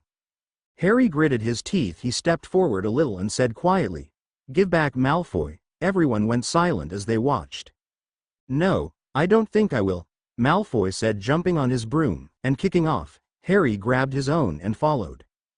Give it here, Malfoy, Harry warned, somehow knowing how to move towards the blonde boy on the old broom. There isn't any crab or goyle up here to protect you. The same thing seemed to be had just begun to go through Draco's mind. All right then, catch it if you can, Draco yelled, throwing the remembrall high into the air. Harry, without really knowing how, began huddling after it, the wind hammering in his ears. As the remembrall fell to the ground, so did Harry, pulling up at the last second. At first didn't even realize he caught it, but then he felt the small glass ball in his hand, but the thing was, it began glowing scarlet. Harry Potter, came Professor McGonagall's voice from behind him. Harry's heart sank. He had only been at Hogwarts for 2 weeks, he was so going to be kicked out. Come with me, McGonagall said. Harry followed McGonagall, taking in the castle's surrounding, as they might be the last time he might ever see them. Harry was trying to think of how he was going to explain all this when he arrived back at the Dursleys with all his bags. His wand, they were going to snap his wand. The wand that his first real friend made. Things couldn't get any worse. McGonagall finally stopped at the charms classroom. McGonagall opened the door. Professor Flitwick, may I please have a word with Mr. Wood? A burly fifth-year boy came out of the classroom, looking as confused as Harry had bunging to feel. Professor? The boy asked, glancing at Harry's forehead, then back to McGonagall, who now had one of her rare smiles. Potter, this is Oliver Wood, she introduced the burly boy. I believe, Mr. Wood, I have found Gryffindor's newest seeker. Flibby, you've got to be joking. It was dinner time, and Harry had just finished telling Ron what had happened when he left the class with Professor McGonagall. He had somehow managed to become a seeker for the House of Gryffindor, and he didn't really know what was. Don't tell anyone it's a secret. A seeker? Ron said, but first year aren't allowed, you must be the first in. A century exactly, if you want to keep it a secret, don't talk so loud, came Morris' voice as he sat down by Ron, and started piling his plate. Once he looked up, and Harry and Ron were just staring at him. Harry noticed that his eyes were puffy and red, and his hair long and had stopped changing colors. He could tell he'd been crying. Morris must have realized what Harry and Ron were staring at, because his face began to change back to normal. His hair began shortening and started changing colors again. What? Russell finally said with a smile. We're sorry, came their answer. Morris just smiled to himself and shook his head. I should be the one who's sorry, I overreacted. He looked around the table before adding with a whisper. We'll talk about it tonight. Harry and Ron exchanged curious looks before turning back to their dinner. Harry found himself particularly hungry because of the day's excitement. Fred and George now came into the hall, spotted Harry and moved swiftly towards him. Well done, Harry. Wood just told us, said George, or who Harry thought was George. He could never tell the difference. We're on the team 2 beaters. I tell you, we're going to win the Quidditch Cup this year, I can feel it in my bones. Fred said. We haven't won since Charlie left. You must be good, Harry. Wood was dancing with himself when he told us, Fred said happily, then turned to Morris. How you holding up? We heard what happened. Morris looked at the twins, as they gave him sympathy looks, and nodded. I'm okay, it was just the shock. The twins nodded in understanding. Well, okay, said George. We're going with Lee Jordan to check out some hidden passageways out of the castle. You want come? George asked Morris. Morris looked to Harry and Ron shrugged. Is it okay if I go? He asked them. Harry and Ron nodded in confusion, as soon as they did. Russell had got up and followed the twins as they hurriedly left the hall. What was that all about? Harry whispered to Ron, who just shrugged and turned back to his dinner. Harry looked up at the enchanted ceiling, trying to figure it out, but was distracted as Draco's smirking face blocked his view. Having your last meal, Potter? When's the train coming to take you back to those muggles? Malfoy smirked as Crabbe and Goyle stood beside him. You're a lot braver now you've got your little friend with you, said Harry coldly. There wasn't anything little about Crabbe and Goyle, but as there was a whole table full of teachers, all they could do was puff out their chest and look threatening. I'll take you on any time, Potter, Malfoy said with a sneer. Tonight, a wizard's duel. Wand only, no contact, if you're not afraid. Oh, don't you know what one is? Of course he does, I'll be his second. Who's yours? Ron said, getting to his feet, as Malfoy sized him up. Crabbe will be mine. Malfoy smirked. Midnight, all right? In the trophy room, it's always unlocked. When Draco had gone, Ron and Harry looked at each other. What did you just sign me up for, Ron? Said Harry, and what do you mean you'll be my second? Well, a second's there to take over if you die, Ron said casually, stealing leftover food from Morris's plate. But people only die proper duels, you know, that real wizards have. You and Malfoy only be able to send sparks at each other. Both of you don't know enough magic to do any actual damage. I bet he was expected you to turn it down anyway. What happens if I waved my wand and nothing happens, Ron? What then? Harry asked worriedly. Ron shrugged again. You know you could always throw it away, punch him on the nose. That what I do, Ron recommended. Excuse me. A bossy voice came from behind them. Harry didn't have to turn round to know it was Hermione. I couldn't help overhearing. You mustn't go wandering about the school at night. We'll lose more of the house points if you do, and that really quite selfish. It isn't any of your business, Harry said, getting up. Goodbye. Ron said, following Harry up to the Gryffindor common room. Philp. You two are idiots, Morris said, after Harry and Ron finished telling him about what happened after he left. You guys don't know the first thing about a wizard's duel. You idiots. He laughed quietly as the three boys made their way into the empty common room. What time is it? Ron asked Harry. I don't know. Harry shrugged. Morris, what time is it? Morris pulled a black and white wooden disc out of his black, with silver finish, dressing gown pocket. The black and white wooden disc opened up to reveal a strange clock face with 30 different trees as numbers, and 9 different metal hands, some spinning in different directions. 11:30, Morris said, then scowled down at the disc. I think it's that or 11:45. He turned his hand anti-clockwise a little. No, I was right the first time, it 11:30. Harry and Ron chucked nervously. As soon as they reached Portrait Hole they heard someone's voice coming from armchairs. I can't believe you're actually going to go. Hermione stood up from behind the armchair, in a pink dressing gown, with a small pig on the shoulder. You, said Ron in anger, go away, you're not wanted. I almost told on you too and Russell, I would have suspected better from you, Hermione snapped. Come on, Morris said turning away for Hermione, his face and hair bright pink in embarrassment. The boys made their way through the Portrait Hole, but Hermione followed, muttering as she did, you three didn't care about anyone else except for yourselves. You'll lose all the points I got from Professor McGonagall for my switch spell. Slytherin will win the House Cup, we might even get expelled. She was talking so much that she didn't realize the fat lady portrait closed behind them and walked off, locking the entrance to the tower. By the time she did realize it was too late. Now what am I going to do? Hermione panicked. You can come with us, Morris suggested, turning deeper pink. No she's not, Ron yelled quietly. Yes I am. Hermione agreed. That way if we get caught by Filch I can tell him that truth, that I was trying to stop you, she said to Ron, who looked so angry that Harry could see a little vein pulsing on his forehead. Ron snapped. You cheeky bick. Shut up, Harry said suddenly. I think I heard something. Everyone stood still in perfect silence holding their breath, and then Morris exhaled in relief. It's just Neville, he said. How can you telephone? Hermione asked, but Morris turned to look at her. His pupils were massively dilated and filled his eye sockets. He's a metamorphagus dummy, Ron said victoriously, as he put his arm friendly over Morris' shoulder. He can make his body do all sorts of things, like expanding my memory, can't you? Hermione looked back at Morris. His eyes had turned back to normal, well as normal as color-changing eyes can. It's not as easy as it sounds. There are limitations, Morris began explaining, but was cut off by Neville who just cumbered out the darkness. Thank God you're here. I've been out here for hours. I couldn't remember the password. The password's pig snot, but it won't help the fat lady's gone, Harry said. How's your arm? Perfect. Madame Pomfrey's amazing healed it under a minuet, Neville said happily. Neville shish, you've got to be quiet, Morris told him. We're going to watch Harry and Malfoy duel. Wanna come? Neville nodded excitedly. Ron took his arm from Morris' back and hit him over the head with it. Stop inviting people. You be asking the bloody Baron next.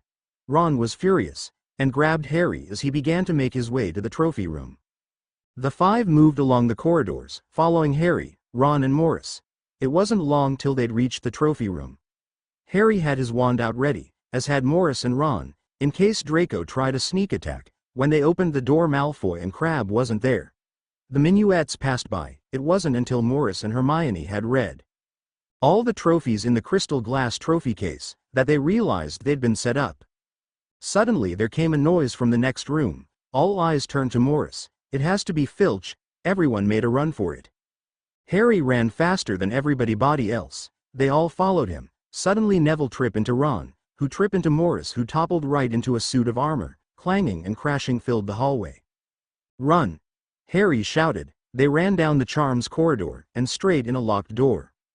This is it, we're done for, Harry. Morris, it was great meeting you. Ron moaned, helplessly pushing on the locked door. Oh, get out the way. Hermione pushed all the boys away from the door, grabbed Harry's wand and flicked it at the lock. Alohomora. There was a loud clucking noise from the other side of the door as it unlocked. All of them filled into the room, and leaned hard against the door, listening for Filch. Where the hell did they go? Came Filch's voice as he walked through the corridor, not even stopping to check the door that the five were hiding behind. Ron, Morris and Harry laughed. He thinks the door's locked, ha ha. Neville was pulling on Harry's dressing gown. Yes, what is it, Neville? What? When Harry turned around, he saw quite clearly, what? He was now staring straight into the mad and crazy eyes of a gigantic three-headed dog, which filled the whole of corridor from the ceiling to the floor. The dog had 3 heads, all showing their massive yellowish sharp teeth. Harry suddenly realized why the door was locked. This must be the out-of-bound third-floor corridor of death, and now Harry could see why. Morris grabbed for the handle and forced the door open. They all fell out and bounced to their feet as they ran for the safety of the common room. The fat lady had returned, and after 11 times of yelling the password, she let them in. "What do they think they're doing keeping something like that in a school?" Ron said, breathing hard. Hermione got her breath back. "Didn't any of you see what it was standing on?" "Of course we did," Morris said. His eyes were now small and gray, his hair was thin and his face pale. "That trapdoor, it's guarding something." He looked like he was about to pass out as he spoke. "Well, I hope you're all pleased with yourselves. We could have got killed, or worse, expelled," Hermione yelled as she stormed back off to the girls' dormitory, irritated and angry. Harry and the rest of the boys got into bed, but only with the aid of Morris' sleeping potion got any sleep. It was in the couple of seconds before the potion took effect that Harry realized he probably knew what happened with the package from Gringotts Bank, and that Morris never told him and Ron why he'd been crying, and that he'd have to ask him tomorrow. When Harry went down to breakfast that morning, he found out he didn't have to.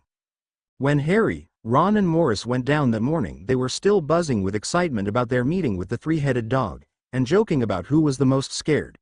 The expression on Malfoy's face when Harry and Ron came in the Great Hall the next morning laughing was in Harry's eyes the most priceless that had ever to happen to him, but that feeling didn't last.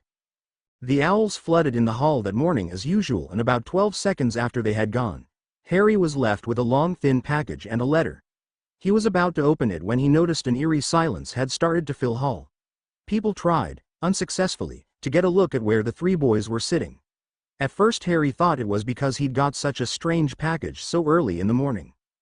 That was until Morris threw his copy of the Daily Prophet, which he was accustomed to getting on Fridays, on the table before Ron. He then stormed off out of the hall. As people watched him with sad eyes, Harry was about to follow, but was stopped by Ron, who handed him the copy of the Prophet that Morris had thrown in front of him. There on the front page, for the whole wizarding world to see, read: "Russell Morris, fine wand and clockmaker, found dead by Herod Moul." Do not worry, dear readers, for this is not the Russell Morris you may be thinking of, but his uncle and legal guardian, for whom he was named. So far not much is known about his death, only that it appears to be a dreadful accidental fire caused by the mixing of two deadly chemicals. But the true story here is, where will the young prodigy Russell Morris be shifted to next? It is already well known that most of his family were killed on Christmas Day 1983 by a large fire in which he was the sole survivor. Is this a coincidence, or something more sinister? Turn to pages 3 and 4 for more information.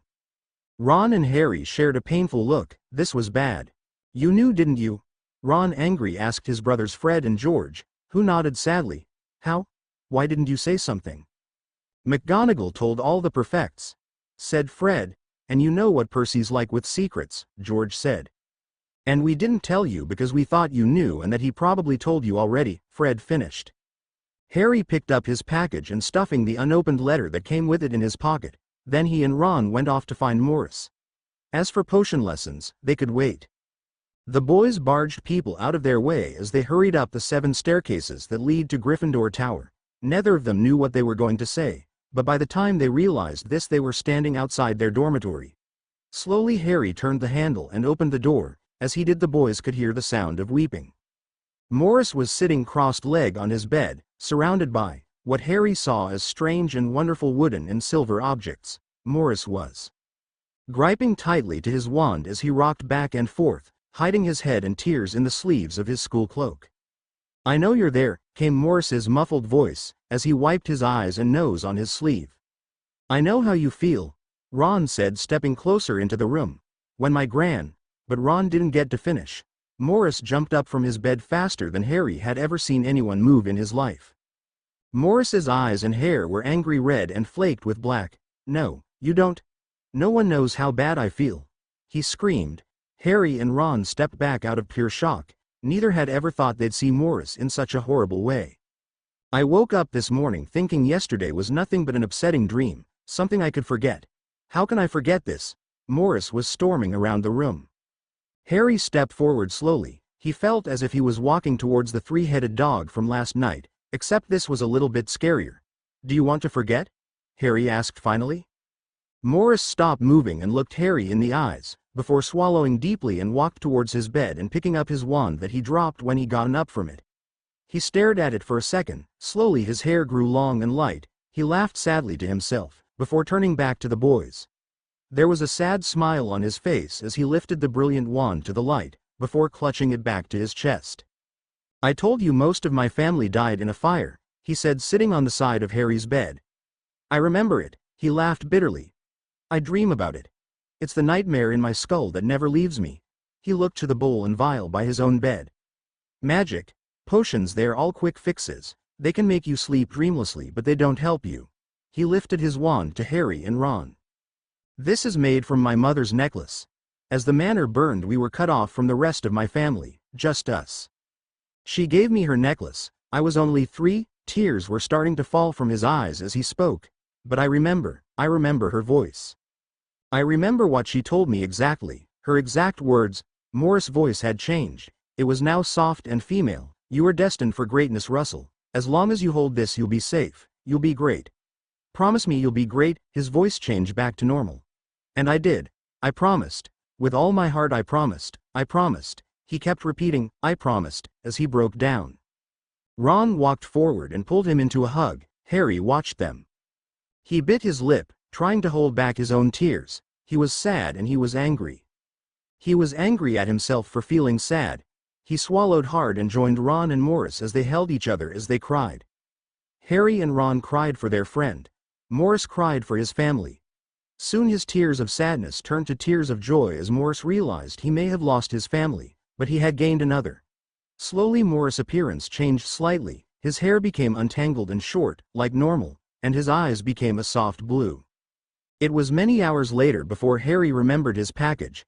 He pulled out the letter he had stuffed in his pocket earlier, smoothed it out in his hands before opening it. Laughing as he read it, he passing it to Ron and Morris, who were now playing a game of chess on Harry's bed. Ron was winning 2 out of 3. "Do not open this at the table, or everyone will want one Quidditch practice tonight at 7 on the Quidditch pitch. Professor M. McGonagall." The letter wasn't really that funny, but Harry felt it lightened the mood. "Go on then, Harry, open it," Ron said excitedly as he and Morris left their chess game. "Yeah, come on," Morris said, making room on the bed for the package. Harry unwrapped the package. It was a broomstick. At the top of the handle the name Nimbus 2000 was printed in gold. The whole broom was sleek and shiny. 43.5, mahogany core, Morris said automatically. Before finishing he smiled sheepishly to Harry once he realized what he was doing. "Sorry, old habit." "Wow," Ron said in awe. He reached out and touched it, his hand shaking as he did. "Never in my life did I think I'd come this close to a Nimbus 2000. As he spoke, his voice was so serious. Harry and Morris shared a look before laughing so hard that they fell off the bed. 7 o'clock came quicker than Harry expected. He grabbed his Nimbus and made his way through the castle and to the Quidditch pitch. The sun was just reaching dusk as he entered the school's Quidditch arena. Harry gawked at the size of the stadium. There were hundreds of empty seats so high up in the stands that Harry almost had to strain his eyes to see them. At either end of the pitch were the large golden hoops that reached higher than the stands. Harry couldn't stand it any longer. He jumped on his broom and shot into the air like a madman. "Harry, stop showing off and get down." "Here," Morris yelled as he walked in the stadium with Oliver Wood. With massive muscles, he carried a large wooden crate over his head. Harry landed next to them laughing. "You're lifting that over your head and you're calling me a show-off? How much does that thing weigh?" he joked. "About 300 pounds. Oliver Wood just managed to squeak out. "You can put it down now, Russell." Morris did, his arm deflating as he did. "Okay. You guys have fun. I've got an appointment with Hagrid," Morris said as he quickly made his way out the Quidditch arena, leaving Harry and Oliver wondering what kind of appointment could Morris be having with Hagrid so late in the day. Once Morris disappeared, Harry's first Quidditch practice began. "Right," Oliver said, opening the crate, revealing 4 different sized and colored balls, 2 large red balls, and 2 black battered ones. He told Harry that the 2 larger red balls were called quaffles, and the others were bludgers. He then pulled a small lever in the side of the box and a small golden ball with wings was revealed. Oliver told him that this was the snitch, and it was the only thing Harry needed to know about. Morris had coped well after his uncle's passing, but for a week or two after the whole Daily Prophet incident his magic and his transformations were a little off, but they both recovered. Harry wasn't sure if it was because he was busy with Quidditch practice, homework, or being forced to study potions and defense against the dark arts with Ron, by the strong hand of Morris, but before he knew it 2 mouths had passed. The castle had become more of a home than he ever realized it would, and lesson had now become more exciting once everyone learned the basics. It was now Halloween morning, and the whole castle had awoken to the sweet smell of cakes that filled the corridor as they slept that night.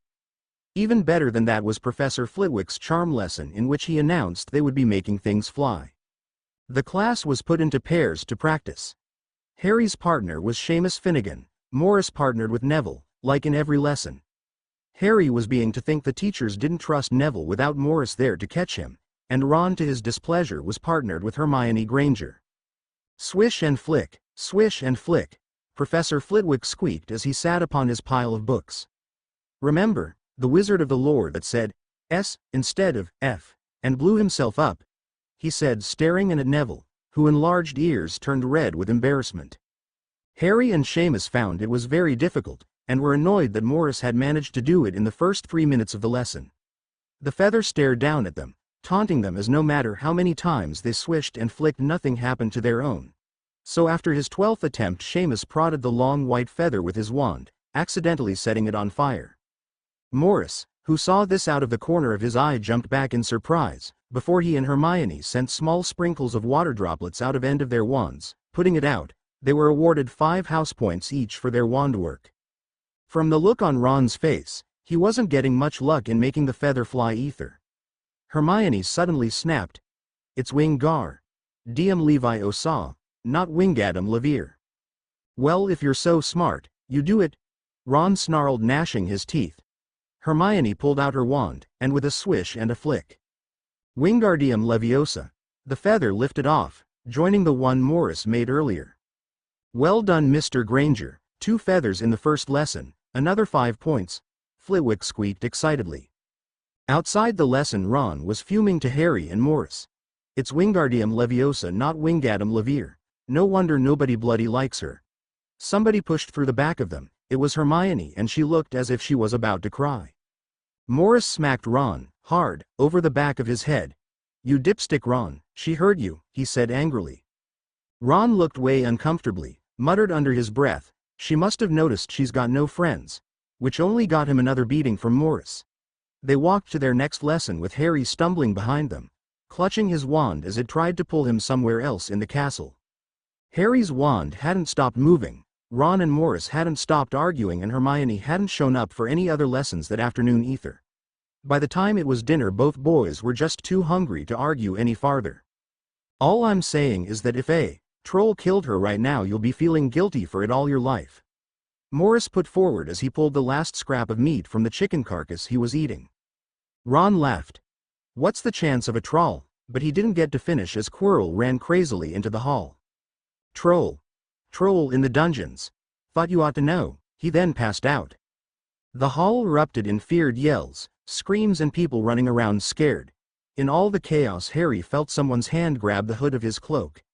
As he was pulled out of the hall, Harry realized it had been Morris. He'd also taken Ron out of the hall as well. Before Harry knew it, he was being dragged down hallways by Ron as he followed Morris down the stairs that lead to the dungeons.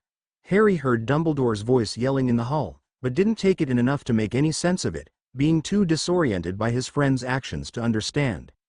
"Where are we going?" Harry asked quickly as Morris and Ron began to break into a run. "There's a spell wand makers used to find the wands they'd made for emergencies, normally used in missing person cases. I know Ollivander's spell code." He then reached forward as if to grasp something. "Hermione doesn't know about the troll. And I'm not gonna feel guilty for the rest of my life," yelled Ron, breathing hard as he ran. "How do you know where to go?" They didn't say anything, but moved slight to the opposite sides of each other. In doing so they revealed a bright brilliant diamond that Harry recognized as the hilt of Morris' wand. It was flying like an arrow. "That'll find her." They didn't answer, they just ran. They screeched to a sudden stop. They were standing outside the threshold of the girls' bathroom. Morris's wand carried on moving in, until it was outside the door of the last bathroom stall. Its tail flouted upwards as if to point at the door. The boys slowly walked in. Ron stood outside until Morris pulled him in. Morris took hold of his wand, but didn't put it away. They could hear sobbing inside the stall. Harry gradually knocked on the door. "Go away," they heard her say. "Hermione, it's this. You have to get," Harry tried. "Go away. You're boys, you shouldn't be in here," she yelled. "Hermione, you need to get out." "There, Morris said, but stopped and stood up straighter, his nose twisted in disgust. He turned to the doorway. Standing there was a massive, 12 feet tall, lumpy-bodied, gray-skinned troll. "Don't be ridiculous, how would a troll get into Hogwarts?"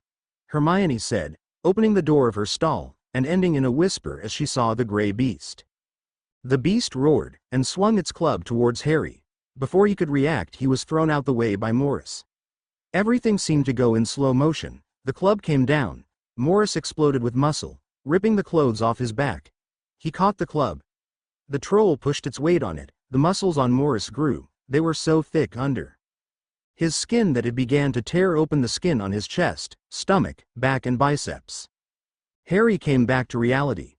Morris couldn't take much more. Blood was falling from his split skin fast. There was only one thing to do. Harry took out his wand and with a great running jump he somehow managed to land on the monster's back. The lumpy, confused troll didn't even notice, until Harry was swung forward as the troll added more pressure onto Morris, and jammed his wand up its nose. The monster howled with pain as it thrashed left and right, lifting its club from Russell, who fell backwards as his muscles began to shrink, leaving large gashes in his skin. Hermione rushed forward, catching him before he hit the ground. "It'll be alright, Hermione, I've healed from worse thing than this. Did I ever tell you the time I was in Peru hunting for Peruvian vipertooth venom?" Hermione shook her head sadly as she covered him in her cloak. "If we survive, I'll tell you sometime," he whispered groggily, smiling. The troll pulled Harry off its back and was about to hit him with its club. Ron suddenly pulled out his wand and without a word of thought shouted the first spell that came to mind. Wingardium Leviosa. The club flew out of the troll's grip and rose high, high above the troll's head before dropping heavily on its owner's head. There was a great cracking sound. The troll swayed drunkenly before, like a drunkard falling to its knees, and fell with a thud on its face. "Wow. Was not expecting that." Morris's voice was slurred because of the lack of blood that was left in his system. When Harry got up from where he fell next to the troll, he pulled his wand from out of its nose. It was covered in gray slime. "Ha ha, 11 inches, holly and yew, supple with a hard twist. Phoenix feather, basilisk fang entwined with silver purified by unicorn blood, and with 7 drops of human blood with troll bogies." "Ha ha." Morris's voice was so slurred now it was hardly understandable. He was leaning on Hermione and Ron as he hobbled to the door, all naked flesh hidden inside Hermione's cloak. Moments later, teachers filled the bathroom, McGonagall leading the way. "What on earth? You're lucky you weren't killed. Why aren't you in your dormitory?" The questions were quick. Snape appeared next to McGonagall and gave Harry a piercing stare, but it was blocked from Harry's view as Morris put his hand in front of Harry's eyes. "Ah, bad Professor Snape. No poking." Morris pointed at Snape, then stumbled and fell rigidly forward into him. Harry thought Snape looked tempted to drop him, but lucky didn't. "Professor, it's my fault. I thought I could deal with it on my own. You know, because I read about them in books. I thought I could stop it." Ron dropped his wand. Harry almost dropped his wand. Snape almost dropped Morris, though Harry thought it was more likely because he didn't want Morris to argue with tomorrow morning. Hermione Granger was telling a lie to a teacher. This wasn't big, this was massive. "In that case, Miss Granger, 5 points will be taken from Gryffindor for this. I'm very disappointed with you. Now get back to your common room." Hermione left without a word. McGonagall then turned to Harry, Ron, and would have also for Morris, if he was still there and not been taken to the hospital wing unconscious by Snape. "I would say you were lucky, but I believe Mr. Morris's prior experience with trolls may have helped. You are awarded with 5 points each. Professor Dumbledore will be notified about this. Now go. You may see Mr. Morris in the hospital wing tomorrow if he's up to it." They hurried out of the chamber and into the common room without a word passing, as they worried and wondered about Morris. In the common room everyone was eating. They walked over to Hermione, who'd been waiting alone for them in the corner of the busy gossiping room. They traded their thanks, not looking at each other as they did. After that night, Hermione Granger became their friend. In most lives you don't meet someone you can fight a troll with, and not end up liking them.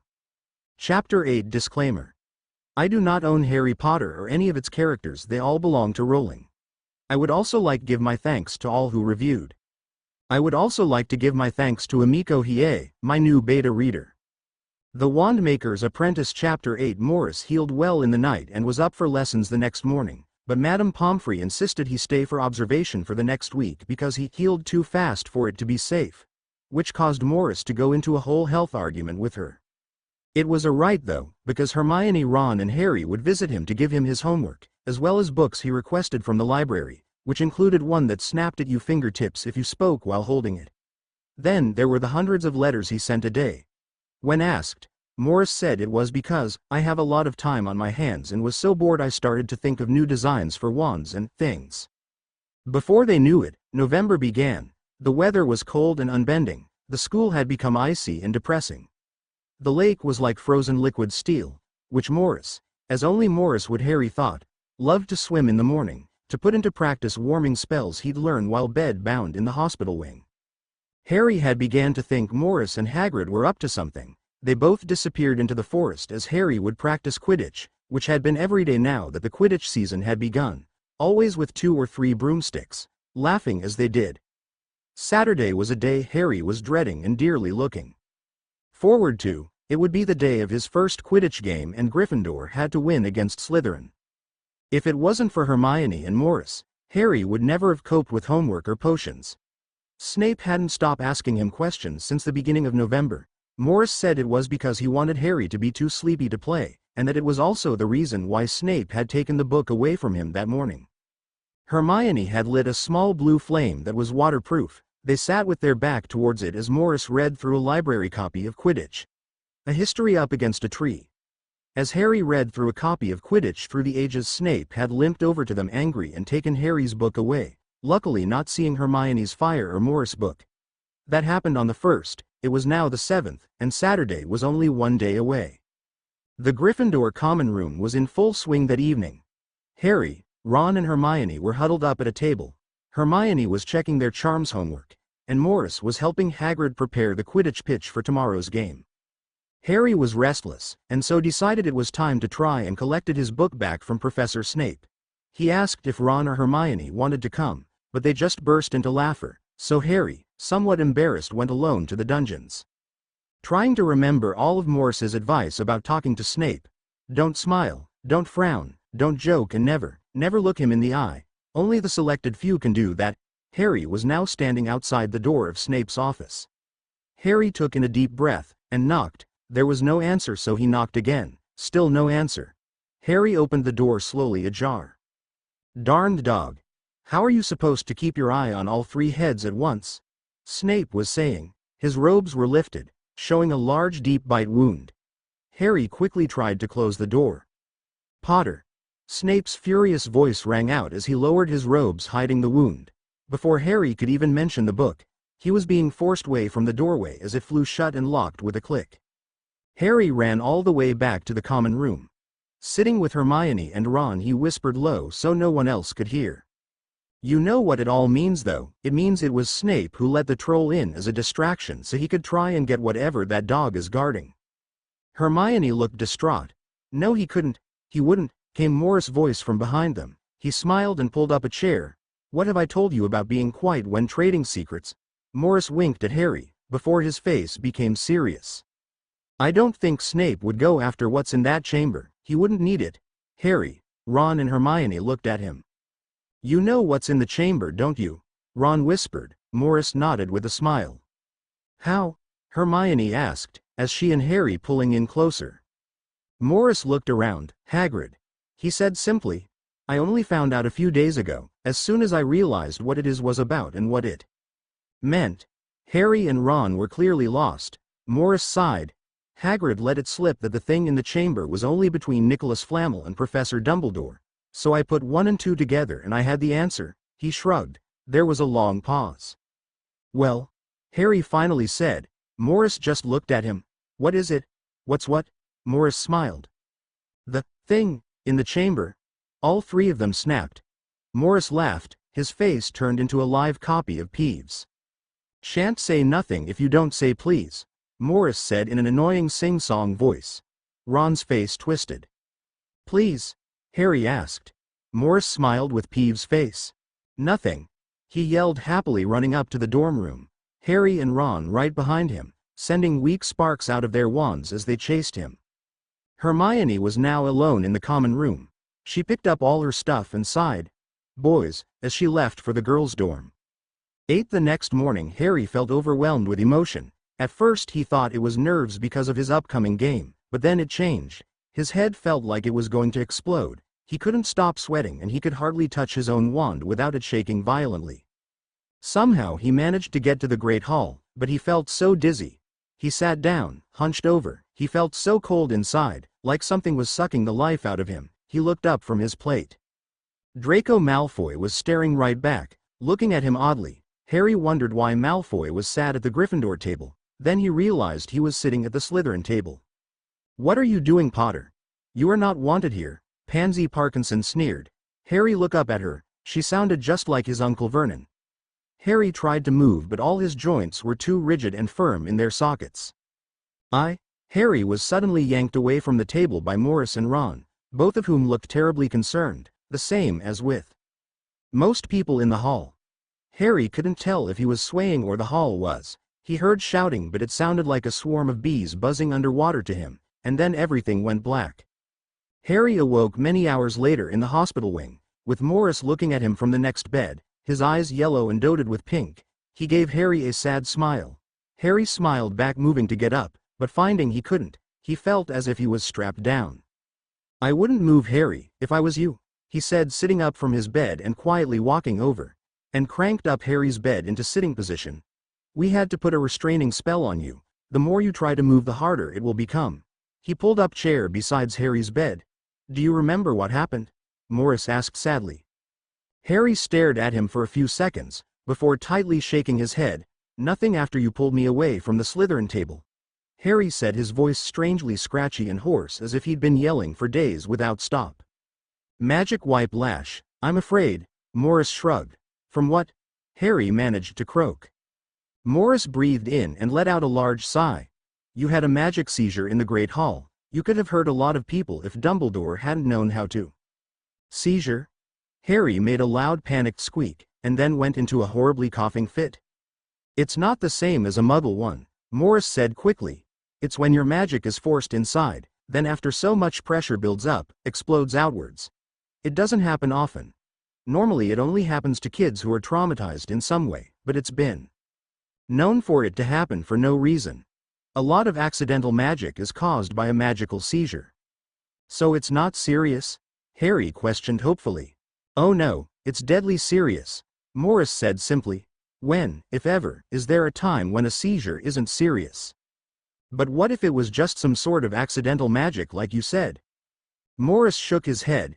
Even if it was just accidental magic, it shouldn't be happening. You've got a wand to channel your magic now, so. He just trailed off as if he was remembering something important.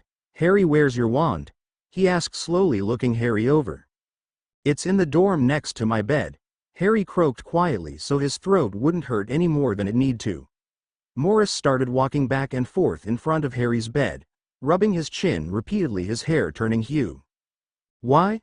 Morris questioned. Harry wasn't sure if Morris was talking to him or to himself. Why, Harry, why leave it in the dorm? Well, it was kind of. Harry tried to think of a way to explain, shaky. Morris stopped dead in his strides. When? This morning, Harry said. No, Morris said irritably. When did it shake? Did it shake on its own, or did it shake when you touched it? When I touched it, Harry said slowly. I don't know. Morris bit hard on his jaw. Everything about him seemed to radiate annoyance. His hair and skin had turned a deep dark blue and his eyes a deep, angry red. Okay, Harry, I'm going to ask you a question that is very, very important, Morris whispered, looking Harry hard in the eyes. Do you have a blood ward? Harry frowned. No, I don't think so. His answer looked to be the wrong one Morris was looking for. Morris pulled out his silver diamond-encrusted wand. "I'm sorry, Harry, I really am, but this is really important." Morris wiped his wand forward, legilimens. Harry's life began randomly flashing in front of his eyes, getting his Hogwarts letter, coming to Hogwarts, his first time on a broom. Then older memories moved forward, meeting Morris, getting his wand, his life under the stairs, the years of torment. Faster, faster they came, never slowing, deeper and deeper. Pain grew into agony. Then it slowed. A scene unfolded. A man's voice shouted, "Lily, take Harry and go. It's him. Go. Run. I'll hold him off." The sounds of someone stumbling from a room, a door bursting open, a cackle of high-pitched laughter.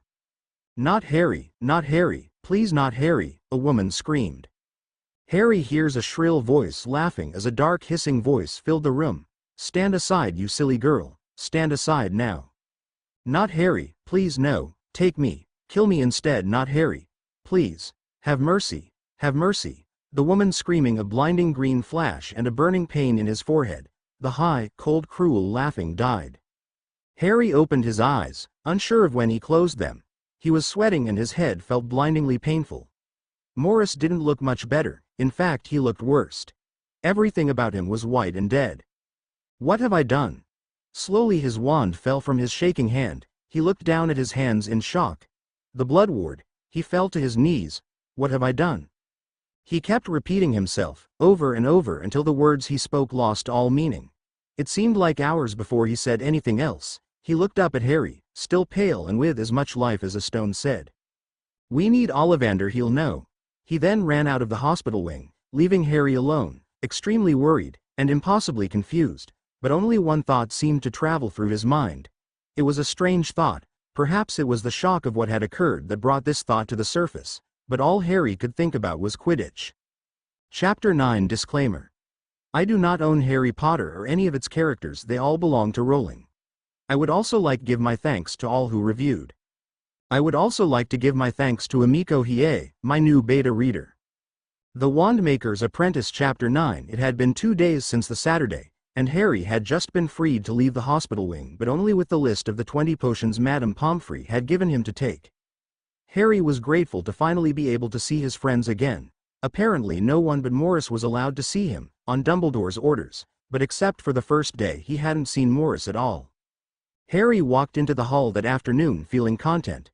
Madame Hooch had postponed the Gryffindor vs Slytherin match until next Saturday, so he'd still be able to play, but it meant that Oliver Wood was pushing the team harder than ever before to win. It was now the afternoon. Harry had to go through class without his wand, because he couldn't find it, or Morris. Harry sat next to Hermione and Ron, who were both very glad to finally speak to him. Unable to during lessons, he told them what happened with his magic, and what Morris had done before leaving. "Oh, that's horrible," Hermione gasped, then frowned. "He must have had a reason. Russell wouldn't do something like that without it being dreadfully important." "We'll have to ask him when he gets back," she said. Harry looked at her. "Gets back from where?" Ron and Hermione traded looks.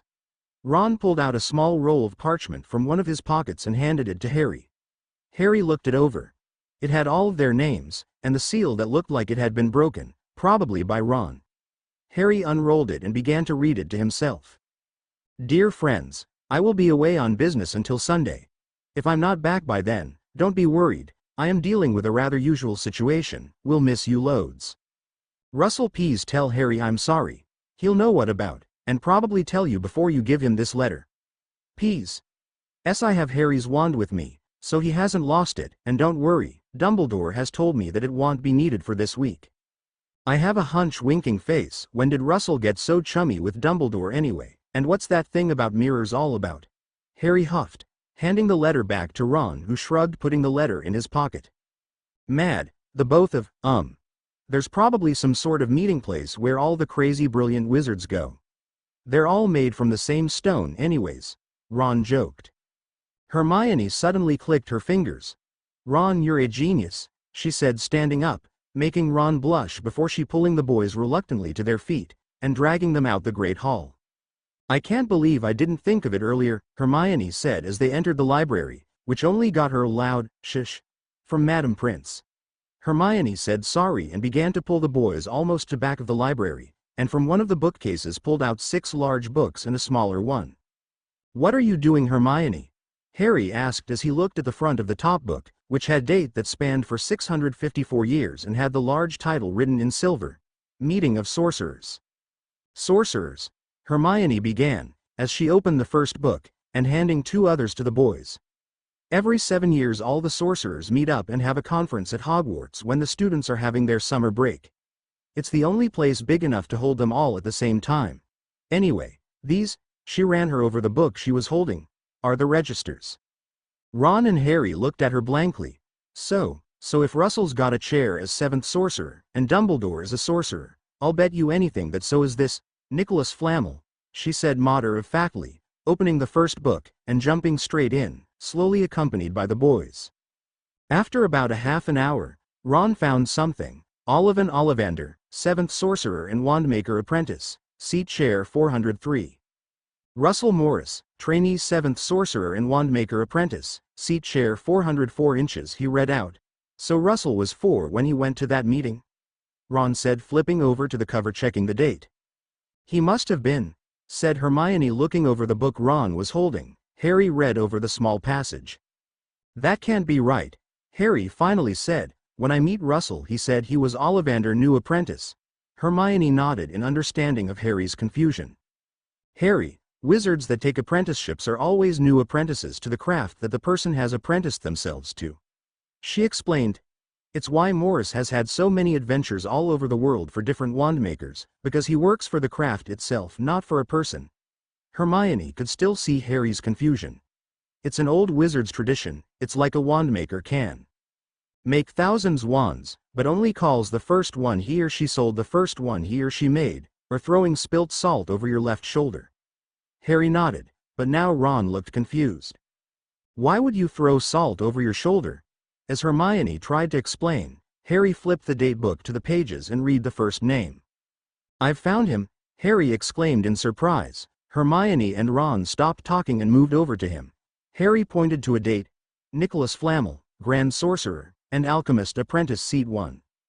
"No, I saw that. It can't be him," Ron said, flipping through pages. "At the start of every meeting in 620 years it had Nicholas Flamel written as Grand Chairman, or in the first 20 seats. The last one he was sat next to Dumbledore. He'd have to be, really old." Hermione looked through the book, then got up and disappeared somewhere into the labyrinth of books. She came back with an amazingly large book that she could hardly hold. She dropped the book and it landed on the table with a large thump. The title read, "The Alchemists and Their Alchemy." Harry and Ron watched in amazement as she read through the pages until she stopped. "Oh my," she said. "No wonder Dumbledore's got that dog guarding it. Look," she said, pointing to a small passage in the book. "Philosopher's Stone." The Philosopher's Stone, sometimes known as Sorcerer's Stone, is known as one of most fabulous magic items of all time. Many alchemists and wizards have searched for it, but there is only one such stone known to exist. One created by Nicholas Flamel, 665 this year, and his partners Cadmus and Ignitus. Last names unknown, but it is thought that Cadmus was very good with stone alchemy, and that the two of them had been using a form of the stone to live to great ages but didn't let them keep their youth. Before they chose to die, the stone went missing with their other brother, who died shortly after. The Philosopher's Stone can turn anything into gold and grant immortality. "See?" Hermione said excitedly. "The dog must be guarding the stone. I bet he asked Dumbledore to hide it for him, because they know each other from the sorcerer meetings. They probably even worked together at some point. No wonder Snape wants it. Anyone would. Could you imagine?" Harry said wondrously. Ron shook his head. "Anything into gold." He smiled. "All the rubbish in my house could be worth something." He laughed, punching Harry in the shoulder. "Well, there is that," Harry said broadly, "but just think, immortality, never facing death. Think of all the power you could have." Harry laughed, but his voice was filled with malice. "You'd be a god." Hermione and Ron were staring at Harry as if he'd just grown a new head. "Harry," Hermione said in horror. "You're bleeding." She pulled out her wand and with a whispered speculum, made a silver circular mirror. Harry looked into his reflection. Blood was dripping from his eyes, nose and scar. Harry thought it weird, but there was no pain. In fact, He felt rather giddy. He smiled at himself goofily. "You're right," he said happily and fell, rigidly and soundlessly, backwards off his chair. 8. Harry had a strange dream. He was laying on top of a long operation table. Morris was standing over him with a tall African man and an old man with eerie, moon-like eyes. They were dressed as doctors. Morris pulled out a pair of silver and gold tweezer-like instruments from his doctor's bag, that he kept in the common room, and slowly began to open Harry up. "Don't worry, I'm going to fix you," Morris whispered quietly. The African man then put his hand in Harry's chest and closed his fist around Harry's heart. 8. Harry awoke with a shock. He was being floated hastily by McGonagall down the hospital wing corridor with Ron and Hermione chasing after them, unsure if he should say anything. "Professor?" Harry asked quietly. McGonagall stopped and spun round. Harry was surprised to almost see a tear run down her face. Then to Harry's farther surprise she grabbed him, pulling him up and into a hug. She was quickly followed by a pale white Ron and deeply sobbing Hermione. "What's going on?" Harry said, blushing to his ears because of all the attention. McGonagall pulled away and composed herself, and gave Harry a strange look. "You died. I checked myself. It was as if your heart had just stopped." She stared at him sternly. "This better have not been a prank, Mr. Potter." Harry shook his head, and walked numbly into the hospital wing with Ron and Hermione as McGonagall watched from the doorway before rushing off to Dumbledore's office. Madame Pomfrey made a loud puffing noise as she caught sight of the three walking into her wing. "You might as well sleep here instead of your dorm, Mr. Potter. You spend more time here anyway," she said as she scanned him with her wand. She then washed the blood from Harry's face, not even asking how it got there, as she set up his bed. Chapter 10 Disclaimer. I do not own Harry Potter or any of its characters. They all belong to Rowling. I would also like to give my thanks to all who reviewed. I would also like to give my thanks to Amiko Hiei, my new beta reader. Would also like to say sorry for posting this twice. The Wandmaker's Apprentice Chapter 10. Harry could have kissed Madame Pomfrey when she said he was allowed to play Quidditch that Saturday. Of course that was after the hundreds of potions and wand scans ordered by Professor McGonagall, which Madame Pomfrey said were unnecessary and that Professor McGonagall probably just misread her life-sensing spell. Oliver Wood was so happy when Harry told him he could play Quidditch, he nearly choked on the pumpkin juice he was drinking. Harry had barely eaten anything that Saturday morning. The little he did eat was because Hermione and Ron had practically shoved it down his throat. He was so nervous, not only for the Quidditch game, but because today Morris was coming back. Harry hadn't slept at all the whole time he was in the hospital wing without the reoccurring dream of Morris and the moon-eyed man and the African man in the surgery. Harry was unsure what the dream meant, but he was completely convinced that it had something to do with why Morris had fled from the castle with his wand. Harry was desperately craving his wand. He missed magic, and without Morris helping with potions he was almost falling behind. Luckily, he had so much time to himself that he had time to read all the magic books that Morris had left in the hospital wing after the troll incident, which were all rather strange, but still some of the spells looked particularly interesting. Harry was glad that at least he wasn't the only one nervous to see Morris again. Neville and Dean, who was running around with a football, were constantly asking people if they'd seen him yet. Dean and Morris were the only two boys out of the small group of guys that liked to play Muggle football, and since Morris had gone, Dean had no one to play with. Neville was nervous because the Slytherins hadn't stopped using him as a practice dummy since Morris left. It turns out many of the Slytherins are somewhat afraid of Morris, and don't hurt anyone that Russell hangs around with, well except Harry, Ron and Hermione. It had just turned 11 o'clock and Harry had just finished getting changed into his Quidditch uniform. In just a few minutes the whole school would be watching his every move as soon as the Quidditch game would begin. Oliver had just gathered all the team up, and was trying to inspire them, but the twins were making it rather hard. "This is it, the big one." "The one we've all," interrupted Fred, "been waiting for," said George. "We know Oliver's speech by heart," Fred told Harry. Oliver stared at them.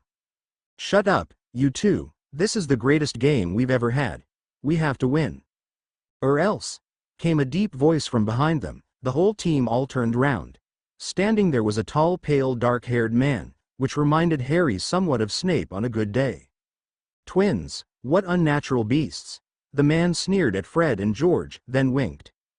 George then bust out into laughter and pointed at the Russell Morris. Fred, laughing as well, then said, "Who else can be so brilliant?" Harry's eyes jumped in amazement as the tall man began to smile and shrink into Morris.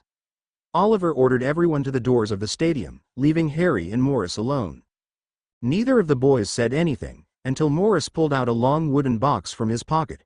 "Thought I'd give you this," he said, handing Harry the box clumsily. Morris smiled hopefully as Harry opened it. It was, as Harry had guessed, his wand. It looked different. There was a very sharp silver tip and a solid silver pommel, on which sat a little silver boy under the stairs, smiling as the snake wrapped itself around the boy, and lifting the boy up to the now silver-pointed tip. As Harry rolled the wand in his hand, he noticed the weight of the wand now felt somewhat lighter, not physically, but for some reason it did feel lighter. My sword, my kingdom for my sword," Harry whispered as he ran his finger down the side of his wand. He could see why Morris could be so obsessed by them. They were so incredible, so powerful. He didn't realize how naked he had felt without it. Harry gripped the handle and he felt the familiar rush of magic run up his arm and filling his body. A small smile slowly began to grow on his face. He felt better than he had felt in weeks. "Do you think I have enough time to cast a spell?" Harry asked, looking over to the doorway, where Oliver was conducting another speech. Morris looked over his shoulder and nodded tightly. Harry cracked his fingers as he changed his grip on his wand. He quickly thought of a spell. Serpent Occatina. He whipped the wand forward, and a metal silver snake head shot forth with the long body of a 3-foot silver chain protruding from the end of his wand. Morris's eyes widened. "How'd you do that?" he said in amazement. "How did you learn that so quickly? It took me mouths to just make the head." "I don't know," Harry said in astonishment, looking at the wand in his hand, and the silver snake chain attached to the end. "It's the first time I've tried it. I read it," Harry said, waving his wand ever so slowly from side to side. He was looking at the snake head, but yet it was like he was the snake itself. He could see through its eyes. He could feel the chain as if it was his own body. By only using his thoughts, he could make the snake chain move as if it were alive, because it was him. "Your books are really cool," Harry said, smiling. He was getting the hang of moving the whip now. "My books? Oh," he said in realization, "are they still in the hospital wing? I should really take them back to the restricted section. They're really dangerous. Some people have even been changed by them, though not always for the worst," Morris said as he leaned down to touch the chain. As soon as his finger touched the chain, Harry felt a cold finger on his back. There was a loud hissing sound and the snake head span round and bit Morris on his arm and began to coil round it. But it was really Harry and he couldn't stop it, and deep down he really didn't want to. "Harry!" Morris screamed out, trying to pull the silver snake off his arm. Harry panicked and flicked his wand back. Suddenly the snake chain recoiled back into his wand with a loud clank. "Sorry," Harry said quickly. "I didn't mean to. I'm so sore." Harry tried to apologize, but he needn't to because Morris was shaking his hand dismissively, and laughing sadly to himself as blood slowly began to show itself on Morris's sleeve. "I guess I deserved that." He laughed painfully, then looked up to Harry, cradling his arm. "Good luck, Harry," he smiled, as his body changed, so that he was now Gryffindor colored with a gold lion on the top of his head. "I mean it." Morris might have been smiling, but there wasn't a smile in his eyes. Harry nodded, stuffed his wand in his pocket, and ran back to Oliver Wood and the Quidditch team. Harry never saw Morris's knees buckle, or him lifting his sleeve to reveal 2 silver-stained pinhole bite marks in the flesh of his arm. Morris pulled out a small vial from his pocket and poured a single drop on the wounds, which sizzled away painfully. Why did I let him choose a basilisk fang? He thought to himself as he made his way to the Quidditch stands, to cheer for his friend and his team. The only time Harry had seen the entire school staring at him was in the Great Hall, and then they could stare at him thinking he didn't know they were doing it. But now, at this moment in time, they could stare at him openly and Harry didn't like it. That was until he saw a shining gold and red banner that flashed Harry Potter for president being held up by all of his friends. He felt braver, but that didn't mean he felt like he was going to win. In fact, he almost felt that he might even get hurt. Then he saw the Slytherin team, and he was sure he was going to get hurt. The 2 rival teams mounted their brooms. Hooch gave a loud blast on her silver whistle and the game had begun. The quaffle is taken timely by Gryffindor chaser Angelina Johnson, and she's taking it on, Look at her go, what a nice ass. Jordan. Yelled Professor McGonagall from behind Lee Jordan, who was the commentating the match. Sorry Professor. Okay, Angelina passes to Katie Bell, she not that bad either. Jordan. Who passes to Alicia Spinnet but who gets intercepted by Adrian Pusey of Slytherin. Harry was so busy looking for the snitch he didn't see the bludger until he had to swerve to miss it.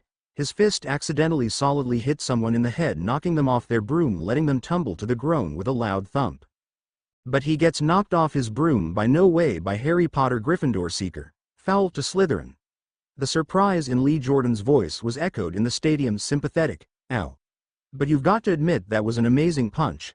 Looks like Potter's got a violent streak. Pretty bad one to by the look of Adrian Pusey as he's levitated from the pitch by Madam Hooch. Doesn't look like he's moving. Anyway, back to the game. Flint, Slytherin captain, lines up to the jail with the quaffle. He shoots. Everyone was on the edge of their seats, but it's saved by Oliver Wood, who lobs it to Katie Bell, who hammer kicks it at Angelina Johnson, who tosses it at the Slytherin center goal, and Gryffindor scores. There was an amazing roaring cheer from the Gryffindor supporters and a pain-filled howl from the Slytherins. Fred then shot past Harry, only slowing to give him a large smile and thumbs up, before battering a bludger towards George, who aimed perfectly at another bludger that was behind Harry, knocking it off route. Hours trickled by like water, with no sign of the snitch anywhere. Every couple of seconds Harry would look up to the Slytherin seeker by the teacher's stand. He was staring at Harry hard and focused-eyed. Harry felt uneasy and rose high over the pitch, to get way, looking down at the stands of the pitch. As he did, he saw someone sitting on someone's very large shoulders. They were far below him and moving though that stands, laughing happily with each other. Harry first thought it looked as if one of the students' fathers had come to the game, father and his son. Harry wished his parents could see him flying this day. It wasn't till Harry had a really good look to find out it was Morris sitting on Hagrid's shoulders. Harry laughed to himself, father and son indeed, before turning back to the game. Slytherin had just scored, making the two teams equal, and then suddenly Harry saw it, the snitch. It was flying above the Slytherin center jail post. Harry shot forward, but soon realized he wasn't the only one who had seen it. The Slytherin seeker Terrence Higgs had seen it too. Harry and Higgs were neck and neck. They had flown out of the stadium, and were rising higher with rapid speed. Harry looked over to Higgs, quickly glimpsing his enemy. As Harry looked over, he realized Higgs wasn't chasing the snitch. He wasn't even looking forward, he was staring at Harry. Harry was terrified. Something was wrong with Higgs's eyes, they were a thick cloudy white. Harry pushed forward and rolled away from Higgs, but Higgs grabbed the tail of Harry's broom and forced him to swing to the side. As Harry spun out of control, he just managed to catch the tail of Higgs's broom, so now both boys were spinning out of control around the freezing sky, picking up speed as they fell toward the ground. As he spun, Harry felt something jam in the back of his throat. The seekers were only now able to be seen by those in the stands. They were still nowhere near the ground, but they were coming in quick. There were echoes of fearful yells sounding throughout the stadium, but Harry couldn't hear any of them. He was concentrating too hard on trying to breathe. Harry coughed up the small ball thing, but didn't have time to see it as he stuffed it inside his pocket still while trying to get control of his broom. Harry then felt something dull on his finger in his seeker's pocket. He pushed against it, and he felt a sharp digging into his thigh. Harry recognized it immediately. It was the silver point of his wand. He'd forgotten to take it out of his pocket before starting the match. Harry was in a dilemma. It was against the rules to have a wand on the pitch, even more so for a seeker. Oliver had warned him so many times never to take one onto the pitch, and if he did he should never use it. So if he used it he'll be expelled from Quidditch for the rest of the season, but if he didn't, at the rate he was falling, he would most certainly die. He had no choice. Harry pointed his wand towards the already darkening sky, and yelled the first spell that came to his mind, Serpent Occatina. A silver snake shot upward reflecting the peaking moonlight, making the chain lighten up like lightning in a storm, into the air above the falling boys. Harry was looking down at himself through the eyes of the snake, as he spun with the Slytherin seeker. Harry the snake reared back, then swung forward and began to encircle himself with the coils of his silver body. Harry and Higgs were plunged into silver glittering darkness, as the endless sliver snake shielding them from the outside world. They hit the ground, Harry on Higgs, with a blood-curdling crunch. As Harry had predicted, The chains protected him from the serious force of the blow, and using Higgs as a cushion helped as well, even if that wasn't planed, but he was sure he was injured, he just couldn't feel it yet. Harry loosened the silver snake chains around them and weakly rolled off Higgs. As he tried, he realized he couldn't. There was a pulling sensation on his lower ribs. Harry daren't look down, so instead he moved his shaking hand down to his ribs. He could feel bone against bone. He looked down at Higgs, whose breathing was labored and shallow. Blood was bubbling from his mouth, and he was staring up at Harry like waking from a nightmare, only to be thrown into a hellish reality. Harry dared to look at his wound. When he did, he really wished he hadn't. Harry and Higgs were conjoined together by their ribs. Harry's under Higgs's. Strangely, there was no pain, only an awkward numbness. Then wham! The world hit Harry like a brick to the head. He hadn't noticed the pain. He hadn't heard the screams or yells. All the students were being evacuated from the Quidditch pitch. The teachers were storming toward them, but Harry could just make out Morris, Hermione and Ron with them. Morris was as white as he was on the day he left. Hermione was in tears, and Ron was in shock. Dumbledore whispered something to Morris, who nodded in understanding. He stepped over to Harry with Ron and Hermione in tow and knelt beside him. "Harry? Higgs? Can you hear me?" he asked, his voice forced into calm evenness. Harry was about to say yes, but his hand shot upwards. "No," Morris said sharply. He then smiled, but it was easily seen through, showing a very true fear beneath. "Don't speak and don't move. If you understand, blink twice." Both Harry and Higgs blinked in understanding. "Okay, this is really important. Did the chain bite you? If it did, blink twice. If didn't, blink once." Both boys blinked once. As they did, Morris let out a reassuring sigh. He smiled and then winked at Harry. "At least you caught the snitch, Harry." Harry lowered his eyes, and smiled sadly to himself as he saw the ball he'd choked on moving around in his pocket. Morris then looked to Higgs and shrugged happily. "Better luck next time, Higgs." "Well, you shouldn't have to worry. It's Hufflepuff versus Slytherin next." Higgs let out a small laugh, but this only caused him to choke on his own blood. Morris then moved out of the way, letting Hermione and Ron move in, but that was the last thing Harry remembered. Chapter 11 Disclaimer. I do not own Harry Potter or any of its characters. They all belong to Rowling. I would also like to give my thanks to all who reviewed. I would also like to give my thanks to Amiko Hiei, my new beta reader. The Wandmaker's Apprentice. Chapter 11. Harry woke up in the hospital wing surrounded by Morris, Ron, Hermione and Dumbledore smiling sadly down at him. Suddenly remembering why he was here, he quickly tried to sit up, but was pushed back down by Ron, who was standing by his head. "You don't want to do that, Harry," Ron warned, looking down at Harry's ribs. Harry went to look where Ron was staring, but Hermione, on his left and opposite to Ron, put her hand in the way. "Trust us, Harry, you really don't want to look. It's rather disgust." "Amazingly cool," Morris let out excitedly. He looked up at him. "Harry, you would love this. Your ribs are all like moving and wobbling about. It's so awesome." Harry looked to Hermione, who was giving Russell a very good impression of one of Professor McGonagall's stern looks. "Yes, it is quite interesting," Dumbledore said, peering down to have a good look. "I shall have to learn that one," he said as he chuckled with Morris. Harry, Ron and Hermione looked shocked at how much the two of them acted. Ron leaned inwards and whispered so that only Harry and Hermione could hear. "Told you all sorcerers were mad as loonies." Harry had to stifle a laugh, much to Hermione's distaste. There was a loud crack. Harry suddenly felt a hard pressure on his lower ribs.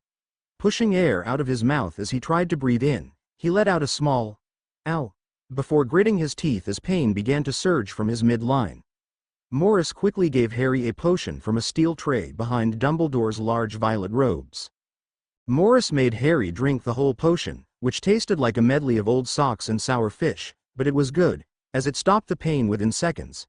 After some chatter, Dumbledore finally told Ron, Morris and Hermione to leave. Before they left, Morris gave Harry a hug and whispered seriously and quickly, "If he asks about the snake spell, tell him nothing. Never look in his eyes, don't lie directly." It surprised and made Harry nervous that Morris sounded so worried about Dumbledore knowing how he learned the spell. Hermione cried a little as she hugged him. Ron uncomfortably shook his hand. Before they all hurried to, Harry suspected, the Great Hall for something to eat, since he was starving.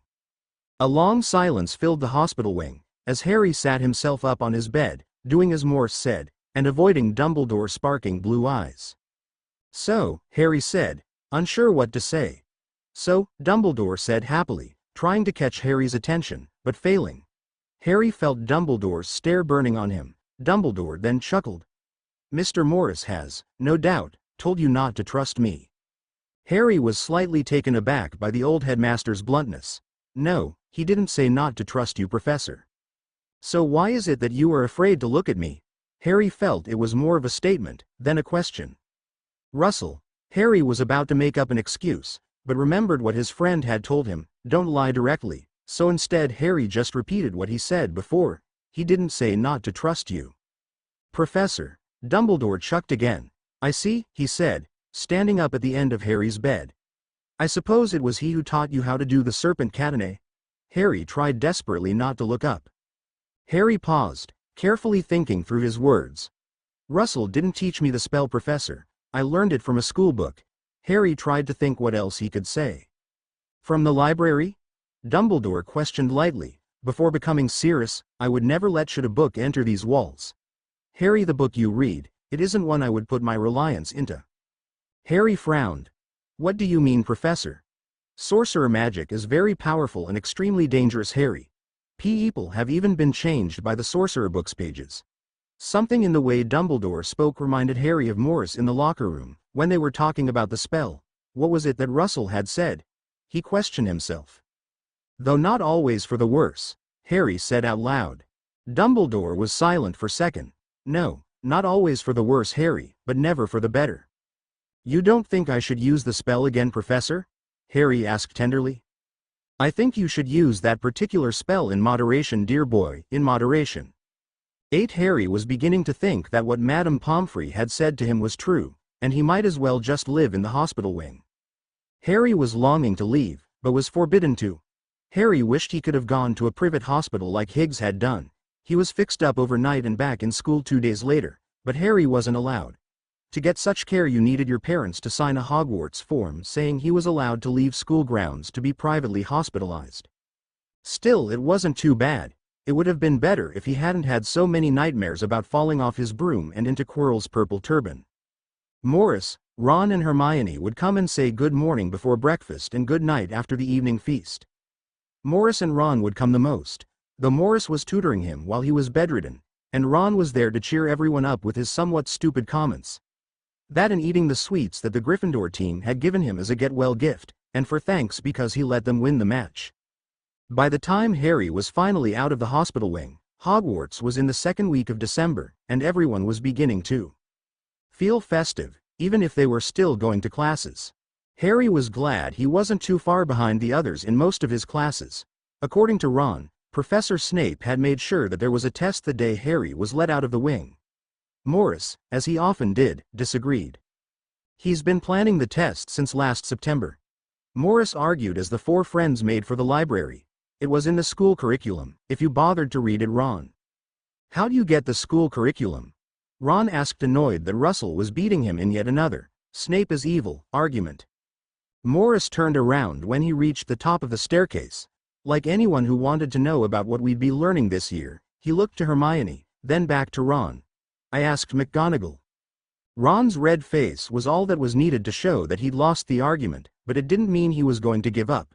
"Why do you like Snape so much? Why are you always defending him, even after what he did at the match?"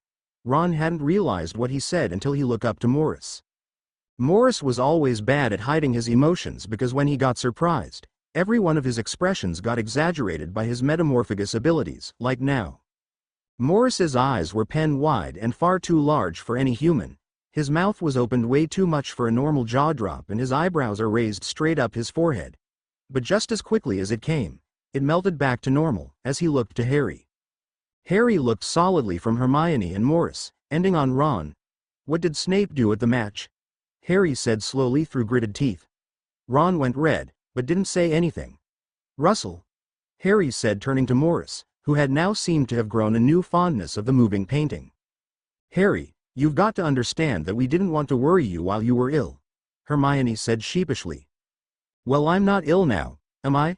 Harry snapped angrily at her. and the next thing he knew he was being slapped, hard, across his face. "Don't yell at her," Morris said, his voice filled with a deep dangerous growl as he moved forward in front of Hermione, protecting her like the three-headed guard dog was protecting the trapdoor on the third full corridor. "If you're gonna yell at someone, you can yell at me." Harry had never seen Russell act like this. He couldn't even think of a time that even compared to the way Morris was acting now in the whole time he'd known the Wandmaker. Harry suddenly felt very guilty, and it was made worse by the time he realized that he'd made Hermione cry. He looked to Ron, who looked very jittery for some reason. Harry looked around Morris, and tried to catch Hermione's eye. Once he did, he swallowed on his pride hard and apologized. Morris, after a long second, seemed to deem Harry's apology acceptable and slowly moved away from his guard. The four of them didn't say another word until they were through the Gryffindor common room and into the now empty boys' dormitory and sat on Morris's bed, the tidiest of the three boys' beds. Then Hermione, Ron and Russell began to explain what they'd seen on the day of the match. "It was Snape," Ron exclaimed, as if he was finally letting go of large rock he'd been carrying. "He cursed Higgs' broom, so that he'd fly into you." "We don't know that," Morris piped in. "Come on, Russell, you and I both know a jinx when we see one." Hermione let out. Morris looked at her, and then to the others. "I just don't think Snape would do it. There's something in his eyes," Morris said mysteriously as he paused strangely. "I swear," he said looking past Harry, and out the near window behind him. "I never, in all my traveling, in all my training have seen a person hide behind such a powerful shield, not even spies." "But doesn't that prove?" Ron tried. No one has a secret so dark, that they must hide it so deep, without it being something that is so unexpected that it can hardly be believed." "You sound like Dumbledore, Russell," Harry said after what seemed to be a rather long silence. Morris smiled weakly, before turning his head in contemplation. Harry turned to Ron and Hermione. Hermione looked to be in deep thought, and Ron's face was twisted lightly, as if he was thinking too hard. "What shield?" Ron finally asked Morris as he sighed in defeat. Harry turned to Morris, who had a slow creeping smile growing on his lips. "Haven't you figured it out yet?" He looked to very one of them. "Not even you, Hermione?"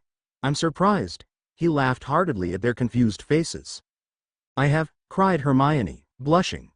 "I read about the spell you used on Harry. You're Legilimens, aren't you?" Morris's smile widened. "What?" both Harry and Ron asked together. Morris was now laughing so hard that he misjudged the end of the bed, and fell backwards and disappeared in the clump of pillows and covers that he pulled on top of himself as he tried to avoid the fall. Three heads popped into view over the side of Morris's bed, as they watched Morris moving around under the pile of covers. He finally found his way out, and as he did all four of them exploded into laughter. It felt like hours before they could return to conversation without giggling. Morris wiped a tear from his eye as he tried to answer Harry and Ron's question. "A Legilimens," he began, "is a person, like me, or all pretty much very Wandmaker, who practices the art of Legilimency." "Yeah, but what's that mean?" Ron asked, annoyed that Russell had not yet gotten to his point. Morris rolled his eyes before resting on Harry. Harry suddenly had a shocking realization, memories itching their way to the surface of his mind. It was Morris's voice. It was old Mr. Ollivander is one of the wizarding world's most experienced and skilled wizards in the art and ways of Legilimency. He never needs to ask such personal questions, but sadly I do. It was a clue, and then there was the incidents in the hospital wing, the time when Morris had entered his mind. How could he have not seen it before? It was staring him right in the face. But was it even possible? Could wizards do such a thing? Harry could have laughed. What was he thinking? Of course they could. Russell Morris is a mind reader. Not really a mind reader, Harry. Morris smiled and winked. Harry's jaw dropped in a half smile. As all of those who practice Legilimency are taught, the mind is not a book, to be opened at will and examined at leisure. Thoughts are not etched on the inside of skulls, to be perused by any invader.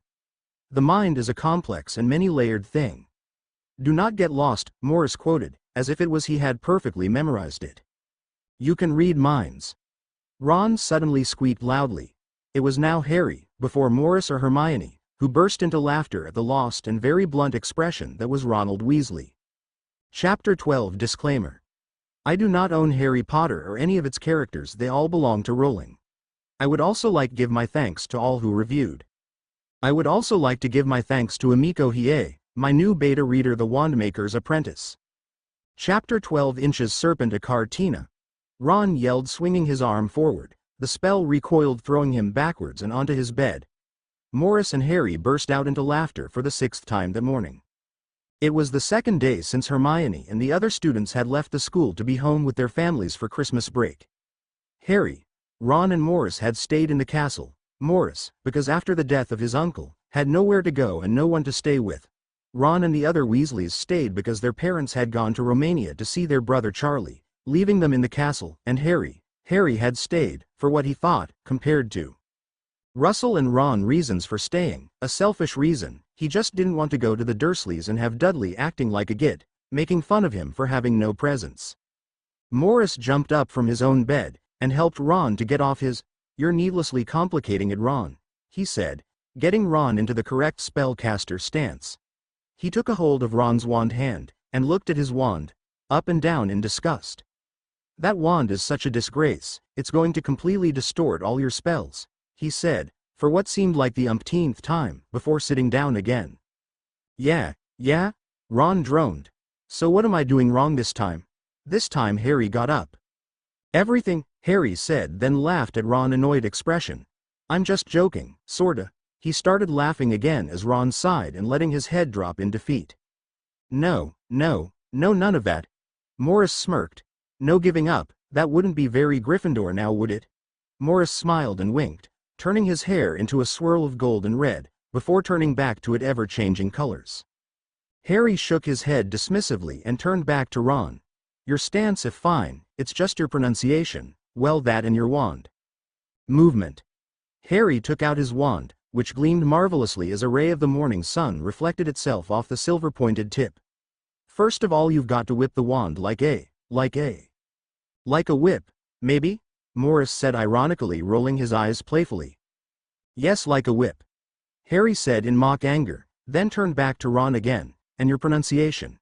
It's all wrong. You say serpent acatina, not serpent a cartina, it's just one word." Harry whipped his wand forward. "Serpent acatina." The silver chain shot forth, and Harry was no longer seeing through his eyes, he was seeing through the eyes of the silver snake head. He wrapped himself around the four-poster bed, showing off a little bit. Suddenly he was attacked from the side as a sharp silver arrow, headed like a cobra, hit Harry in the middle of his chain, letting out a very loud clang which filled the boys' dorm room. Harry knew who it was straight away. The cobra-headed arrow was now in a battle with Harry's silver viper, until he couldn't hold the spell any longer. He felt every collision like a fist in the arm. Harry finally gave up and whipped his wand towards him, pulling his chain back into his wand with a loud clunk. "Champion!" Morris called out, through the hissing head of the cobra. "Morris, that was uncalled for," Harry yelled, nursing his now dead arm. There was another loud clunk, and 2 sudden bursts of laughter came from Morris and Ron. The 2 of them were laughing so hard that they had to hold on to each other to keep themselves standing up. "Oh, ha ha ha," Harry said sarcastically, rubbing the muscles of his arm. "Well, come on then, Ron, if you think it's so funny, why don't you give it a try then?" Ron slowly stopped laughing and looked at Harry with a hard jaw and nodded tightly. "Okay, I will," he said, and moved around the room, until he found his ground and got into his stance. "Come on, Ron, we haven't got all day," Morris called, as moved so he was standing next to Harry, who was still rubbing his arm. Russell looked at him and frowned slightly. "Shut up, Russ. I'm trying to concentrate," Ron yelled back, annoyed, losing his focus. Harry watched Ron uneasily trying to regain his focus as he tried to hide the pain he felt in his arm, but Russell had noticed. Harry was sure he had. Suddenly Ron's voice filled the room. "Serpent acatina." Crack. A thick silence entered the room. Harry heard Ron whimpered quietly to himself. Morris and Harry exchanged looks, until Harry finally asked the question. "Ron? What was that sound?" Ron slowly turned to face them, his bottom lip wobbling uncontrollably, his face pale and eyes tearing up, holding nothing but the handle of his wand, and a white long hair falling out of it. "Oh, Ron," Morris said, walking forward, taking the pieces of Ron's wand away from him, and turning them around in his hands, as Harry tried to console him. trying to stop the tall redhead from crying. "Mum's gonna kill me." Ron sniveled, hold back his tears as best he could. "We can't afford a new wand." "It's okay, Ron. Russell will know what to do. He's a wand maker. He could probably fix it." Harry said awkwardly, put his arm around his friend uncomfortably. Harry never really found dealing with crying people easy, even if they were his friends. It's hard to know how to deal with someone who's sad, and to console them when you've only ever had to console yourself. "Is it true?" Ron said optimistically. "Can you fix it, Russell?" Morris's whole body tightened. Harry knew immediately that he shouldn't have given Ron hope in something he knew nothing about, because it was obvious, from looking at Russell as his hair stopped changing colors, that the wand was unfixable. After a couple of minuets, Morris just let go of Ron's dead wand, letting it hit the floor soundlessly. He then swallowed it, pointless. He said simply. Ron let out a loud whimper. At the sound, Morris turned around, smiling. "But it doesn't mean it's completely hopeless. I'll just make you a new one," he said, shrugging his shoulders and absently pulling out his trusty measuring tape from his pocket, letting it find Ron as it began taking measurements. Harry was surprised that Morris made it sound as if the feat was easily done, but Harry knew from past experiences that it wouldn't be. There was going to be a lot of work and time involved in making Ron a wand, and Harry didn't know how Russell was going to pull it off. "Okay," Morris finally said, holding his hand up. "Let the tape fly back into it. It's question time." He winked at Harry, then looked back to Ron, who looked very dazed and worried. "Harry is going to leave us now, Ron, aren't you, Harry?" he said, not looking from Ron, as he scanned him with his now sky-colored eyes. Harry nodded, smiled at Ron and gave him the thumbs up. "Don't look so worried, it won't hurt." He smiled evilly. "Much?" Then quickly left the dorm room. As he closed the door, he heard Morris ask Ron suddenly. "Tell me, Ron, what's your home life like?" Harry couldn't contain himself and laughed all the way to the Great Hall without stopping, as he remembered the questions he himself had to answer once. That time seemed so long ago. Having breakfast in the almost empty hall with the Weasley twins was an adventure. Avoiding eating one of their magic Christmas sweets that made you sing Christmas songs for the whole day, they tried sneaking into his fried eggs. Afterwards, Harry ran and hid in the library for the rest of the day, reading strange books with even stranger titles.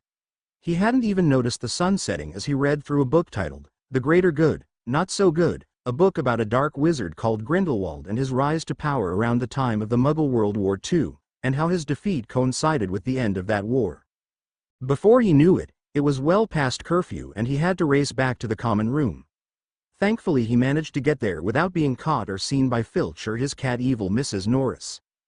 Harry wasn't sure what he was expecting when he entered the common room, but it sure wasn't what was there.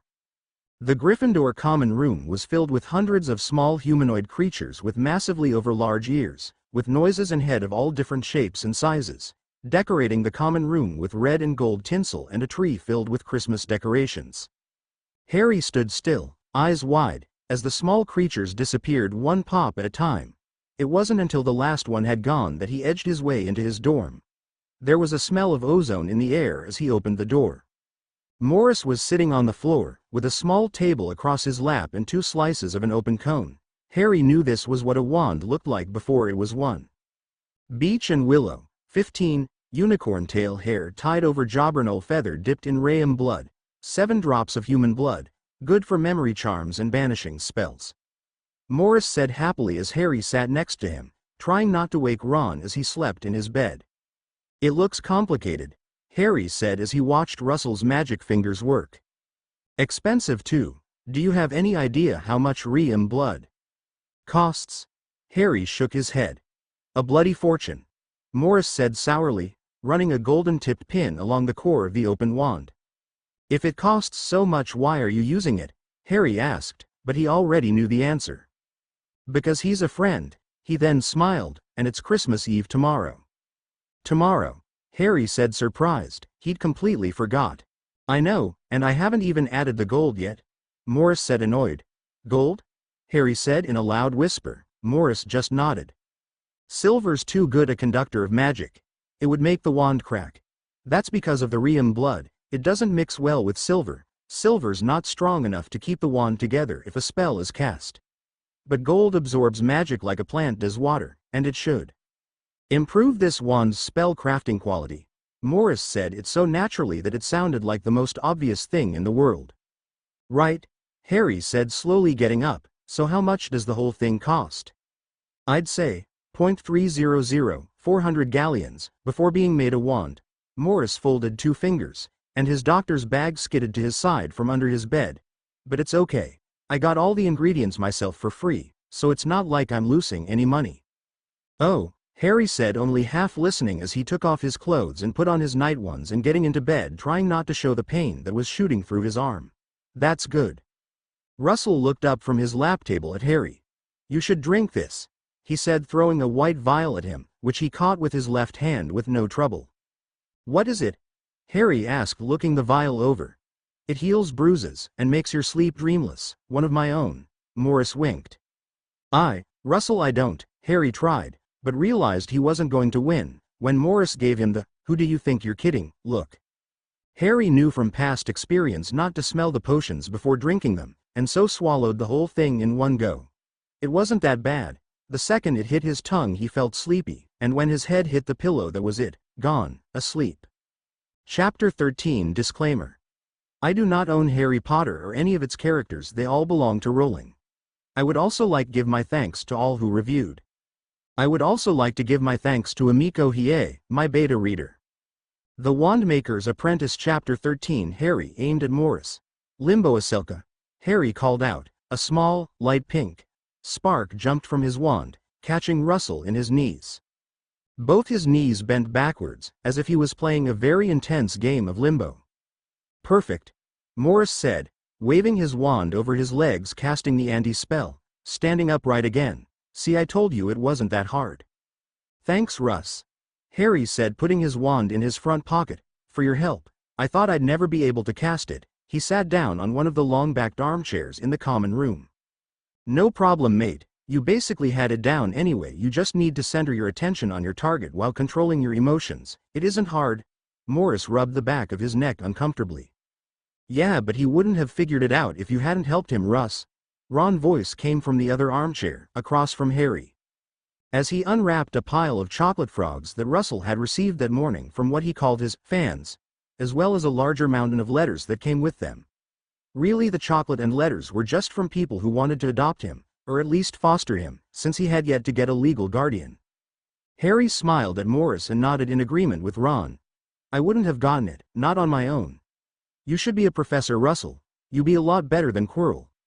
Harry joked, making Ron choke with laughter on the chocolate frog he had just stuffed whole in his mouth. Morris shook his head dismissively and put his wand in his dragonskin wand holster. He'd also gotten that morning, under his robe. Christmas tomorrow, he said, smiling brightly, as he sat on the arm of the coach. What do guys think you'll get? Harry smiled lightly and shrugged. Ron signed, annoyed. I'll probably get a maroon jumper like every year, he huffed. Morris laughed. I thought you didn't like maroon, he said jokingly, sliding off the arm and onto the coach cushions. I don't, Ron yelled over energetically, then lowered his voice in embarrassed. Mom just forgets, that's all. He looked up at Harry, who gave his friend a sad, understanding smile. It suddenly seemed to get very cold in the common room, and that was followed with a short, very uncomfortable, firm silence. Well, you would too if you were knitting for everyone in your family, Ron, Morris said joyfully, trying to warm the boys' moods. Well, I hope I get what I want for Christmas. What's that? Harry asked, happily taking to the slight change of the situation. A new core gilder. Russell told them happily. I burnt out my last one trying to fix Harry's wand. It wasn't easy, you know, he said, looking at Harry, who rolled his eyes playfully. I had to get a blood ward specialist and everything, Morris said with faked arrogance. He then smiled lightly to himself. It's a lucky thing. Thilivali owed me one after I helped to warn his village from a Noondu that was headed that way. Harry looked over to Ron, who was fully engrossed with every word Morris said. Harry looked back. Russell. So this Thilivali. Thilivali. Russell corrected. It's African. Oh yeah, had to go to Africa too, to get that thing fixed. Morris nodded and winked. Took us ages too. Yeah. Harry smiled. Okay. Thank you, Russell, for fixing my wand, again. He laughed. Okay. This Thilivali, he helped you with Harry's wand? Ron asked, scratching his scalp under his thick red hair. Morris nodded and shrugged. Yep, he is one of the greatest staff makers in East Africa, replied Morris. His voice suddenly turned into a whisper, even though there was no one in the common at the time to overhear them. He's also one of the few wizards that still uses blood as a magical medium. Creepy if you ask me, but I guess you do what you can with things you've got. A magical what? Ron asked curiously, his voice as quiet as Russell's. Magical medium? Morris looked at his two friends, then Harry saw Russell nod to himself before he answered the question. It's the basis of all wand lore, it's not unheard of. Russell paused slightly before continuing. Morris's voice had changed with every word he spoke, it had become darker and more mysterious as if he was speaking of something taboo. You may have even heard of it, it's not like it's so much a secret. In fact, any regular person could figure it out if only they looked closely enough, but of course whoever looks beyond what they see. Harry couldn't control himself, and neither could Ron as they both moved a little closer to Russell, as they fully immersed themselves into what Morris was saying. The way he spoke was sending shivers down their spines. He smiled darkly. It must be one of the best-kept secrets of wandmakers and the Ministry. He held a long pause, as if he wasn't quite sure how to word it so that Harry and Ron could understand. He opened his lips, the words forming in his mouth, but before any sound could be spoken there was a loud crackling noise. The three boys all turned their heads to face the sound. It was the Weasley twins clambering through the porthole and into the Gryffindor common room, then jumping on the three boys, throwing comical spells at each other. Harry looked to Morris, who caught his eye instantly. Russell smiled, shrugged and then winked, as he pulled out his wand and jumped straight into the twins' madness. Harry then turned to Ron, who looked as disappointed and annoyed at his brothers for interrupting, as Harry felt inside. They nodded at each other, and followed somewhat blindly into the small fight. Ron gave up on the craziness, angry that he couldn't do anything without his wand, and watched the whole scene, until Morris turned Fred's and George's clothes to stone. Then all three boys ran into the dormitory and locked the door with a sealing spell. The boys were laughing so hard they could barely stand or cast the spell, as Fred and George tried repeatedly to undo the locking spell, only for it to lock seconds later from the other side. Eventually they gave up, but the boys could still hear the twins cursing from behind the door and up from the common room. Harry woke up the next morning to Ron and Morris jumping on his bed. Come on, Harry. Get up, it's Christmas. Russell shouted excitedly, pulling Harry out of his bed as Ron forced his large thick-rimmed glasses on his face. Then they dragged him down the staircase to the common room. Harry hadn't really expected any presents, but when he was pulled into the common room by Ron and Morris, he noticed Morris holding boxes under his other arm that he hadn't seen earlier. On one of the boxes Harry could quite clearly see his full name written in silver and gold. He looked up to Morris, who was looking down at him. He gave Harry a large smile and winked his now blue and hue eye. The Ron and Harry collapsed onto the red couch, as Morris sat on his knees by the very large pile of presents. One by one Morris would pick one of the carefully wrapped presents up, and hand it to either Ron or Harry. Morris gave Harry a letter and a very small parcel that came with it he found in Harry's smaller pile of presents. Harry ripped it open. It was a letter from his aunt and uncle, written as a last-minute thought. Enclosed in the parcel was Harry's normal Christmas gift, a 50-pence piece. Harry felt the cold melt in his hand, then gave it to Ron, who was dumbfounded by the shape of it. Luckily the rest of Harry presents were much more exciting and heartfelt, like the roughly cut wooden flute he got from Hagrid. He liked that, even if it was a little out of tune. But not Ron, or Harry, or anyone in the castle got anything like the strange and wonderful, if not a little odd, presents Russell had gotten. Harry couldn't even bear to look at a couple of them, as they made him confused and unsettled in the way that they were structured and hummed with energy. Even Ron looked a little green when Morris unwrapped a clear glass pyramid with a strange cloud of magically moving light inside. Morris said, "It's a little like Neville's Remembrall, but with a little extra kick." Both Harry and Ron knew to be weary of anything that Morris thought had a little extra kick in it, since Seamus drank one of Russell, little extra kick, energy potions early one morning, and became more hyper than a rat on speed. It took almost 3 hours before they could clam him down, and when he did he collapsed for several hours longer. The Weasley twins, of course, asked for the recipe. Morris handed both Ron and Harry scurfy and lumpy-looking parcels. Morris also had one and he looked curiously at it, unsure of what to make of it. He looked over to Harry and then to Ron, who smiled secretly at them, turning a little pink. All three boys opened them up, all pulling out thick handmade sweaters. Ron's was maroon as he had guessed, Harry was emerald, and Russell's was gray. Russell smiled and pulled it over his head, as did Harry. "They're from Mum." Ron answered the unasked question. "I told her you weren't going to get any presents." Ron was now blushing, unsure of why. Russell gave him a royal smile. "What would your family like for Christmas?" Morris asked softly. Ron looked at him and shrugged, uncomfortable. Harry laughed quietly to himself as he watched the scene. It's strange the way Russ can always take you by surprise and make you feel so large and so small all at once, he thought, as Ron became redder and redder under Russell's gaze. "Could do with a house elf." Ron laughed sarcastically, obviously choosing something he thought wouldn't be at all possible, nudging Harry lightly in the ribs. Harry laughed with him but had no idea what about, not really understanding what Ron meant by house elf.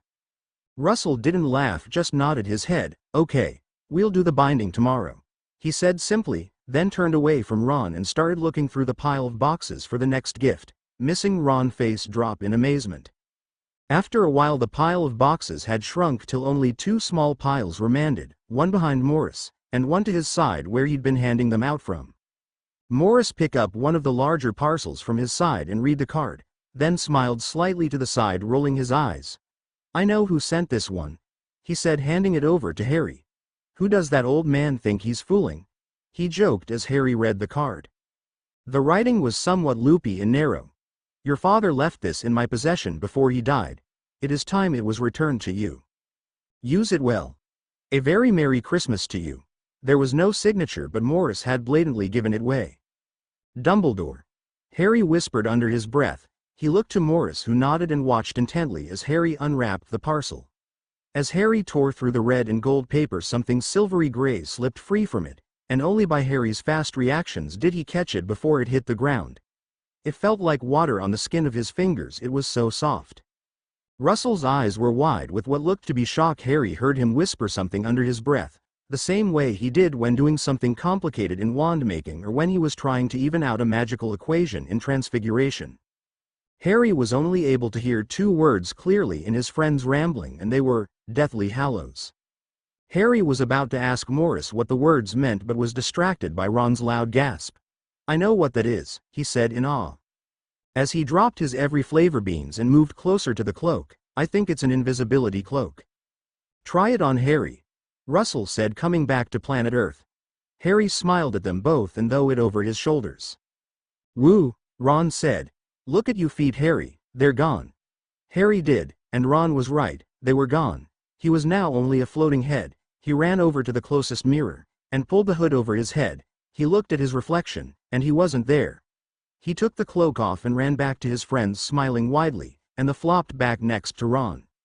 "I would do anything for one of these," Ron said, putting his hand under the cloak and watching it disappear. He smiled at the Harry and Morris, and all three of them burst out laughing. Harry felt a little strange about the cloak, but didn't say anything. He didn't want to unset the day just yet, and besides it was time for Morris to give them the presents that he'd been holding when they came into the common room. In all the excitement Harry had almost forgotten. "Now this one is for Ron," he said, handing Ron a long box. He winked at Ron as it passed hands. "I think you can guess what it is." Ron smiled, gladly taking the box onto his lap. Slowly Ron opened it. As he did, all the blood fell from his face. Harry was afraid he might faint. Morris was dead nervous. He was biting hard on his fist in anticipation, hoping that Ron would approve. Harry could tell Morris would be shattered if he didn't, because to Morris every wand matters.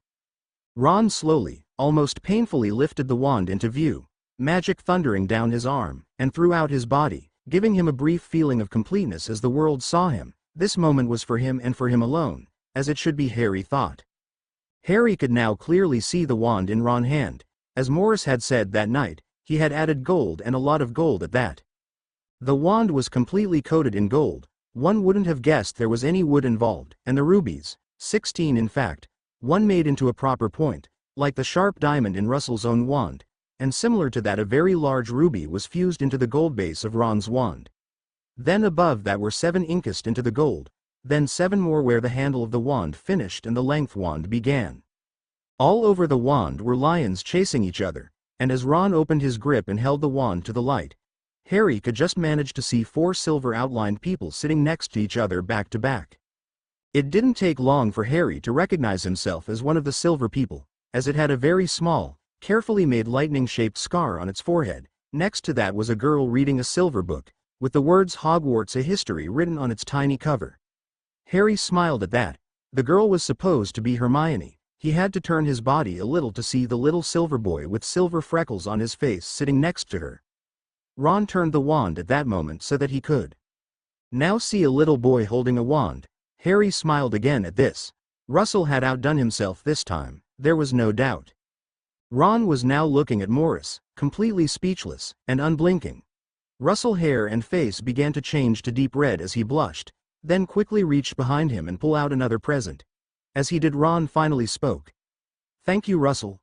Ron ran his sleeve over his face, wiping away the budding tears which longed to fall. "You're a real friend to me, and Harry. We're a family, I swear." Morris suddenly stopped going through presents, and Ron wondered horrified if he said the wrong thing. But Morris just swallowed hard in his throat, no words were uttered. "Okay," he said. Pull out 2 long parcels. He gave the first one to Harry and the second to Ron. "I thought you might like theses, they could be useful."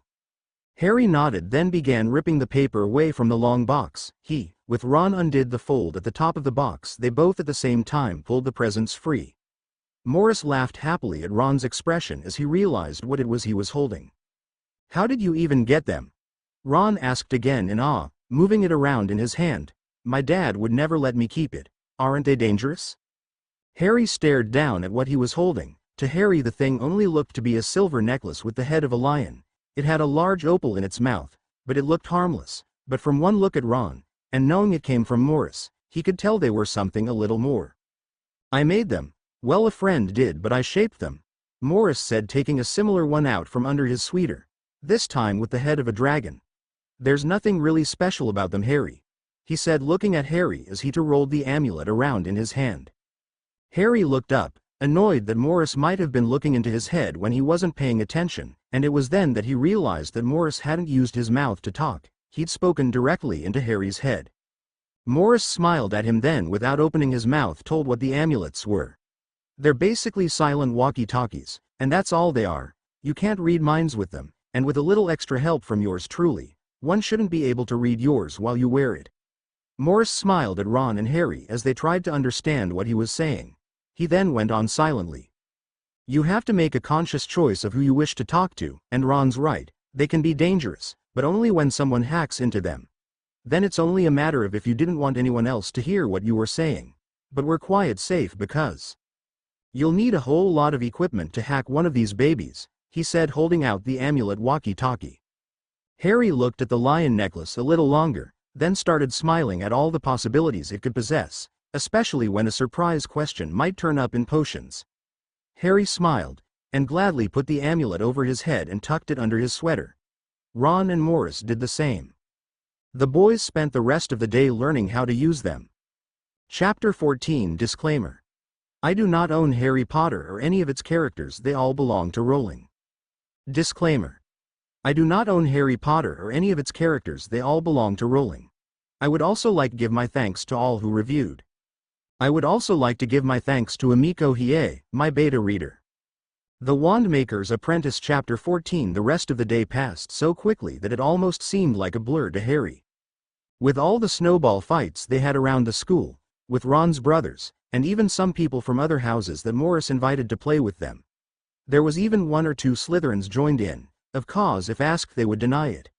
Still, to Harry and the others, for that day it was okay.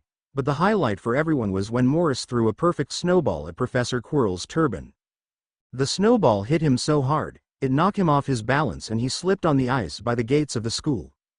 Gryffindor lost a lot of points for it, but as Morris had whispered under his breath as Quirrell walked back into the castle, totally worth it. Harry and Ron couldn't have agreed more. The 3 boys were now safely in bed. Ron had collapsed, his throat sore from telling anyone that would listen about his new wand. Harry couldn't sleep. Something was nagging at him. It was the invisibility cloak, the one that was his father's. Why had Dumbledore given him it? And the note was even more perplexing. What did it mean by, use it well? Did Dumbledore want him to do something with it? It took a whole hour before Harry finally made up his mind. He quietly got out of bed, so not to disturb Ron. He needn't worry about Russell. After one of his potions he was out for the count. He sat up, put his glasses on, and put his wand in his pajama pocket. Slowly after getting out of the dorm room, Harry pulled the invisibility cloak over his head and body, and as quickly as he could, he snuck out the common room. He was happy the fat lady didn't notice him as he snuck out from behind her portrait. She looked around, saw nothing, and so thinking it a dream, fell back into her slumber. As soon as she had, Harry's heart began beating. This was going to be his little adventure around the castle. As he stepped into the darkness of the night, searching for whatever there was to be found, hidden inside Hogwarts. Harry walked around the castle absent-mindedly, like a lost traveler, trying to find their way through a maze. The first real thing he found, as he made his way through the empty dark halls, was how strange the things really are that littered the school. Portraits that snored, ghosts that whispered inside the walls and floated overhead deep asleep. Yet the strangest thing, Harry thought, was how easily he could accept it all, with little or no question, as if somehow it all just seemed to make sense in some bizarre way. The excitement slowly began to run its course, leaving Harry a little disappointed. There isn't anything really different in the dark than there is in the light. Morris had once said that during one of their Dada lessons, though come to think about it Harry couldn't remember why Russell had said it. It seemed so random that he would remember it now. Walking through the almost silent, snoring halls, he turned left into a narrow corridor, letting his feet gild the way. He suddenly heard the scuffling sound of feet in front of him. It was Filch. Harry swiftly turned to go back, but someone else had just turned that corner. Harry's heart thumped in his chest. It was Professor Snape. Harry couldn't believe his bad luck. He was cornered, Filch one side, and Professor Snape the other. Harry began to think the fates didn't like him very much. He looked around rapidly for an escape. The two were getting closer to him. If he didn't act now they would both bump into him. Suddenly a silver beam of light caught his eye, a door. Harry rushed forward. The door was ajar and opened into what looked to be an unused and forgotten classroom. Maybe the fates didn't hate him. He smiled and squeezed careful though the gap of the door. Filch and Snape passed each other without so much of a nod in greeting, and continued their rounds. Once Harry was sure they were truly gone, he let out a tremendous sigh of relief, and stepped farther into the unused classroom. It wasn't anything special, just old desks and chairs piled over one another.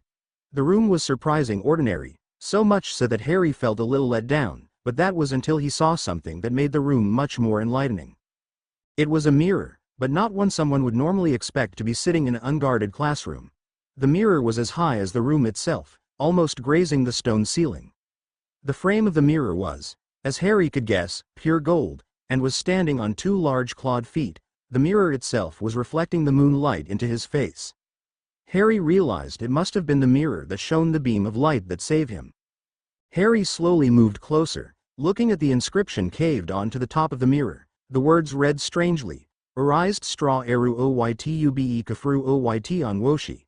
He moved close to the mirror to look at his reflection, but he couldn't see anything. He stepped forward again, letting the cloak slide below his shoulders, but holding it in place. Harry suddenly let go of the cloak, dropping it, letting it fall around his ankles. He tripped over it as he fell backwards, his hands covering his mouth to stop himself from screaming. In the mirror was not only himself but hundreds of people, all of them staring at him. He looked around the room, but no one was there. He looked back in the mirror, breathing harshly, his heart pounding fearfully in his chest. In the mirror he could see himself looking pale and scared. Slowly he looked to the crowd behind his reflection. He could have laughed. It wasn't hundreds, it was 10, and they weren't staring, they were smiling.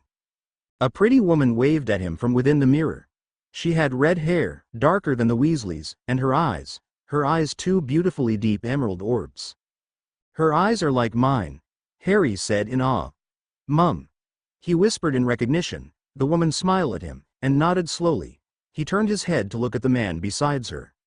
He was tall and thin, with Harry's own jet black hair, and was also wearing glass. Harry stared at him. He knew who this was. Dad. The man smiled and nodded.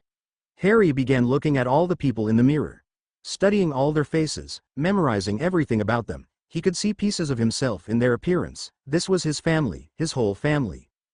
Harry didn't know how long he'd been stand there, and he hadn't even noticed. He was so pressed up against the glass until he felt a firm hand grasp his shoulder, as someone pulled him away from the mirror. He tried to resist the person, but the person was stronger, and pulled him forcefully away from the glass, and into the chest of their body. Harry stood against this body numb. It was only after a full minute that he looked up and saw Morris's face. He had a hard-set look and his eyes betrayed a deep sadness that Harry had only seen once before.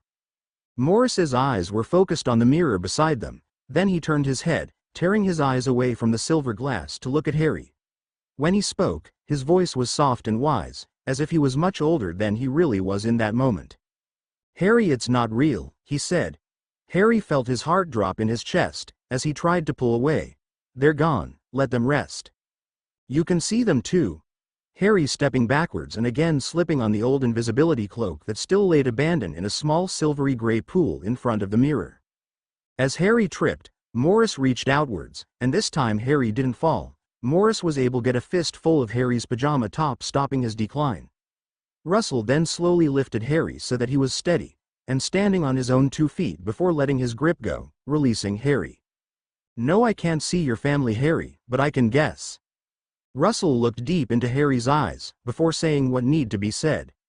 "The mirror shows anyone who looks in it their greatest desire. I can see my family, so it only makes sense that you see yours, Harry. We see them coming back, but it's not real. They can't come back, they're never coming back, it's just a cruel trick." Russell glanced at the large mirror with distaste, then at something behind Harry, then back to Harry. He swallowed hard as if fighting back tears, but his voice remained soft, clear and wise. "Harry, the Mirror of Erised is nothing but a fool's empty wish." Russell's eyes were almost pleading. "Please, Harry, you're not a fool. Don't let yourself be a fool. Don't let anyone but yourself control you, Harry." Russell then smiled sadly towards him, as if looking through him, as if there was a person sitting behind him. He then turned his head. "I'll be in the common room, Harry, and I'll wait as long as I have to." Russell gave Harry in the room one last cheerless smile and gave a cautious nod, before disappeared from the forgotten classroom. As soon as he'd gone, Harry turned back to the mirror and looked hard at his reflection. He watched his fake reflection. In the glass he was smiling back at himself. His whole family was smiling, all waving happily at him welcomingly. "Harry," Russell's voice echoed in his mind. "The Mirror of Erised is nothing but a fool's empty wish." Harry stared deeper at himself in the silver glass, trying desperately to ignore Morris's words. "Harry, please don't let yourself be a fool." But try as he might, they would leave him alone. "Don't let anyone but yourself control you, Harry." Harry let out a sigh of annoyance. Why does Russell always have to be so bloody rational? Harry thought to himself, looking around the empty room for answers. He then looked at the mirror again as if it held some truth, but found nothing but lies. He looked closely once more. "I'm a fool," Harry thought to himself after finally giving in to the truth of Morris' words. He moved away from the glass, but side glanced at it as he moved closer to his father's invisibly cloak. He bent down to pick it up, but before he did he asked himself, is it really wrong to want something you can never have? Something you so much desire?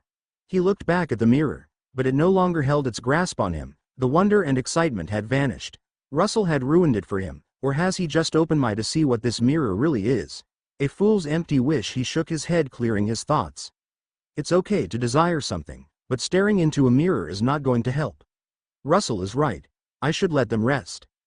Harry then took one last long look into the golden-framed Mirror of Erised as it stood on its clawed feet and looked again at the family he so much desired, then turned away from it, trying to forget that it was even there. Harry had made his choice, and as Russell had said, he wasn't fool. Harry began to feel like something had changed. He wasn't sure what, but he felt like he'd made a step in the right direction. Dwelling on what could have been wasn't going to help him move forward. He picked his cloak up from the floor and felt the cool, liquid-like threads of it running between his fingers, and he couldn't help but wonder, as he lifted the cloak over his head, why Russell chose to say that he shouldn't let people control him, instead of the mirror. He shook his head and left the forgotten classroom, leaving it be forgotten once more. 8 Morris was in the common room like he'd promised, sitting on the couch away from the fire. He smiled as he saw Harry coming through the porthole, which Harry thought a bit odd as he was still under the invisibility cloak. Who else was going to be opening the portrait hole at this time of night? Morris replied as Harry sat next to him on the coach, asking him how he knew it was him. The two boys sat in silence until Morris broke it. "Harry, I'm glad you came back," he said quickly. "I know it must have been hard. I'm proud of you. Here," Morris said, pushing a half-filled vial into Harry's cold hands. "I didn't drink all of my potion. You can have the rest, it'll help." "With what?" Harry asked, looking at the white vial. "The mirror can drive people mad, Harry. People have literally withered and wasted away in front of it," Morris answered grimly. Harry shuddered, as he imagined himself withering away. Harry looked sideways at Morris. He looked tired, which was probably all due to the sleep potion, and it looked as if he was having trouble controlling his hair as it looked messy and shimmered in dark, mucky rainbows. "But why is it here, Russell? And how do you know so much about it?" Morris stood up, his face turned away. "It's not the first time I've seen it," he yawned and stretched, but said nothing more as to when or where he had seen it. "It's magic of the cruelest kind. It can bring joy and pleasure at the price of sanity. Like an additive drug, you become dependent, blind to the damage it does to yourself and to those around you." He started moving toward the dorm room's staircase. "I'm appalled that Dumbledore would bring such a dangerous object into a school." He didn't sound appalled, though. He knew something. Harry watched silently as Russell made his way up the steps, disappearing to the dorm room. Harry was now alone in the common room with his own thoughts. Why was such a dangerous object like in the castle? He thought to himself, rolling the bone white vial in his hand. He was still trying to forget the images that the mirror had shown him, for they only made him confused. He thought of what Morris had said about it being made by magic of the cruelest kind, and how people had wasted away in front of it. He couldn't lie to himself. If Morris hadn't come, I could have been one of them. Harry shuddered again. What was Dumbledore thinking? He thought angrily. Harry looked to the white vial, and uncorked it as he pondered the question. He swallowed it in one gulp, and stood up. As soon as did, he realized he shouldn't have. The potion took effect almost instantly, and before he fell sideways like a drunk, he damned Morris for making it look like the potion was weaker than it really was. Chapter 15 Disclaimer. I do not own Harry Potter or any of its characters, they all belong to Rowling. Disclaimer. I do not own Harry Potter or any of its characters, they all belong to Rowling. I would also like to give my thanks to all who reviewed. I would also like to give my thanks to Amiko Hiei, my beta reader. The Wandmaker's Apprentice Chapter 15. The next 2 weeks passed without any word of that night. Harry had begun to think that it was nothing but a dream. To think he used his father's invisibility cloak to wander around the wizarding school at night, leading him to find the cursed Mirror of Erised. It sounded like a dream. He would like it all to be a dream, but the nightmares that had hunted him since made it impossible to. Every night he'd dream he was the happy boy in the mirror with his whole loving family around him, looking down at the sad, afraid, weak, lonely boy on the other side. Then suddenly he'd be standing in a large dome chamber, wearing Quirrell's turban. There was a hissing sound coming from it, but he couldn't really hear what it was saying. It was at this point in the dream that Harry would wake, shaking as what felt like hot pokers hit his head, in front and behind his scar, and hot prickly heat ran across his body, as ice-cold pins shot down the back of his spine and in his joints. Morris would jump out of bed the second he'd hear Harry's wail. Sometimes Ron would too, if he woke up. Ron could be a very deep sleeper. But it would always be Morris who cradled him back to sleep, rocking him back and forth, like a parent would a small child. By morning they acted as if nothing had happened, but it became harder to do now that the holidays had ended and the rest of the students had returned. Then everything came to a head as the second Quidditch match neared. It was all because Professor Snape had demanded to referee the next match and to move it to a Monday for some stupid reason. Consequently, Oliver Wood had Harry, and the rest of the team, training harder than ever before because of it, leaving Harry exhausted beyond belief. Harry thought it might have been because his tiredness and his not sleeping that caused him to do what he did that Friday. It was in the second week before the match, and life had almost turned back to normalcy. Classes had begun, and so had Quidditch training. Ron had told anyone that would listen about his new wand and how amazing it was, annoying his brothers to no end, as well as getting dirty looks from Malfoy and the other Slytherins whenever he mentioned it. Besides all that, Harry found it exceptionally hard to keep up with everyone. If not for Hermione and Morris's help with homework and extra classes, he didn't know what he'd do. Harry now found it almost impossible to step into the Dada classroom, let alone learn anything. He didn't tell anyone about it though, not wanting to appear weak like the boy in his nightmare. So he now relied on Morris, who was now all but his teacher. Every night he had Morris teaching him extra potions, Dada and tutoring him in magical history, as Harry now slept in that class to catch up on some much-needed rest. Then on Wednesday night something changed in Morris. He suddenly looked lifeless, like he hadn't slept. He even stopped taking his sleeping potions, and was eating twice as much as before to compensate for his lack of sleep. He looked ill, his body would shake, his eyes were bloodshot, and his skin covered in a thin layer of sweat. Russell was so exhausted, he barely had the energy to fend for himself, but hiding it all behind his ability, not even Harry realized. Harry, Russell, Ron and Hermione had come early to potions that morning, forgetting that the Slytherins choose to also come early to lessons with their head of house, and that's when it started. "Oh looky, what do we have here?" Draco Malfoy said smugly as he and the other Slytherins arrived in the dungeons outside the potions classroom. "The 4 Gryffindors," he smirked, as the rest of the Slytherins laughed horribly.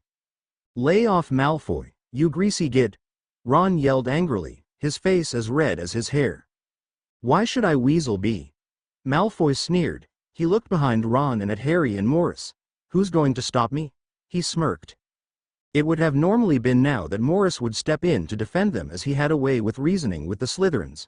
Morris understood their language, and he could talk them out of doing anything stupid any day of the week. Malfoy's smirk grew larger as he realized they weren't going to fight back. His gray eyes turned back to Ron. "Tell me, Weasley, how much money does your father earn?" "Not enough to support you, obviously." Ron went angry red, but didn't do anything. He may not be smart like Hermione or Morris, but he knew when he was outnumbered. All the Slytherins laughed. Harry wanted it to stop. He looked desperately to Russell, but could barely even see him there, and he looked like he was on the verge of collapsing completely. Harry ran though all the spells he could think of, in case there was a fight, but couldn't think of any that would take on this many. Then he heard it. Morris's voice in his head. He had completely forgotten about the lion amulet till now. It rested warmly on his chest, under his shirt, school jumper and robes. Morris's voice was slightly more distorted than the first time he'd used it to show him and Ron, but that was okay, he could still hear it loud and clear. "You can't beat them." His voice sounded almost like a hiss. Join them now. It's where you belong." There was power in what the voice was saying. Harry felt a prickly heat run around his body. He looked to Ron and Hermione, and wondered if they had heard too. He tried to send them a message, but either they couldn't hear him, or they pretend not to. The heat and the hard beating in his chest clouded his judgment. Harry swallowed, his throat dry and hot. He didn't want to do what Morris suggested, but he couldn't see any other way to stop what was about to happen, and Russell had never been wrong before. A Canute. Harry was doing his best to copy the way Morris used his body to trick Malfoy before on the train, but his voice sounded colder and his throat burned lightly. He smirked. "But I'm sure that's a fortune to Weasleys." The look on Ron's face broke Harry's heart of its hard thumping, and the heat was suddenly pulled away. He felt as if he'd been dropped into a pool of frozen water. He tried to ignore it as best he could, not letting it change his outward appearance, as he hoped Morris might explain to him later. There was a silence as Draco looked at him up and down. The expression of confusion turned to one of delight. He began to smirk again, and then turned it into a cruel laugh. Harry felt his heart beating hard in his chest again, but not like before. It was more nervous than last time. Had he just domed himself? Had he said the wrong thing? The question ran through his head, like an echo through a cave. "It's good to have you back, Harry. I thought we'd lost the real you." Draco reached out and pulled Harry to his side. He then whispered into Harry's ear, loud enough so that everyone could hear. "I knew you were only keeping up appearances for that old fool, just like you said you would." Harry had a horribly sinking feeling in his stomach, as he forced-fed another smirk on his face. Why you?" Ron was shaking in anger. "Traitor."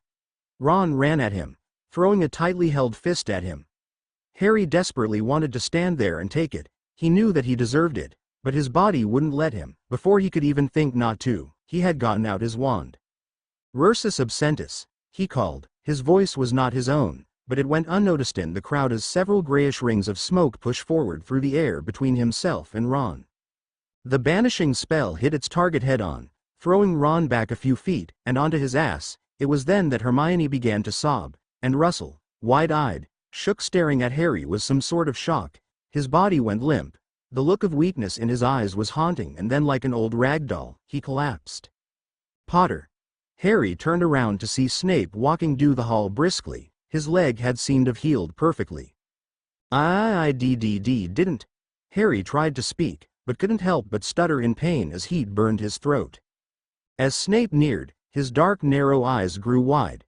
The potions professor saw Morris on the ground, shaking, skin pale, his eyes bloodshot, and without a word disappeared with Morris floating behind him, faster than Harry had ever seen him move. If I didn't know any better I would have thought Snape almost cared, he thought to himself coldly as a dark smirk entered his features. He then shook his head, disturbed at his own thoughts. What's wrong with me? He pleaded, but there was only one answer that he heard, and it was Ron's echoing in the back of his mind. Traitor. Harry felt sick, and his skin itched horribly, as if hot ants were crawling all over him. Come on Harry, let's find a seat together. Harry heard Draco's high and mighty voice, and his pale hand on his shoulder as he began pulling him into the direction of the potions classroom. As Ron and Hermione chased after the Snape, Harry numbly followed them with his eyes, as he was led into the potions room. Harry sat in the hospital wing next to Russell's bed. Russell hadn't opened his eyes or said a word in 4 days. Ron was on the other side staring daggers at Harry from across from where Russell lay, pale and unconscious. Hermione was sitting at the end of the bed, reading a book with a silencing charm on it so no one could hear the turning pages. She hadn't let go of the book since Russell was admitted to the wing. She had told them Russell had given it to her for Christmas, and that it was useful, but she didn't say how. They had all snuck out that night under Harry's invisibility cloak, but most surprisingly it was Hermione who had suggested that they do it, to bond back together. She had said they hadn't been allowed to see him since the day before potions, and they were all deathly worried. Harry looked to Ron, who looked away, sadly. Harry had apologized and explained why he'd done it to them so many times now, that words had almost lost their meaning. Hermione had believed him. Straight after he told her that it was Morris who had to him to do it, but Ron was more doubtful, and Harry couldn't blame him. Ron was finally forgiving him, but it didn't help that Harry had to hang around Draco and his group in lessons now, only seeing Ron and Hermione in his free time in the library, where Malfoy was resistant to go, or when not in the same classes with the Slytherins, and what was worst were the things people in his own house were saying about him behind his back. Harry wished desperately that Morris would wake up and help him figure this out. The three sat in silence. Russell's deep breathing was the only thing that could be heard between them.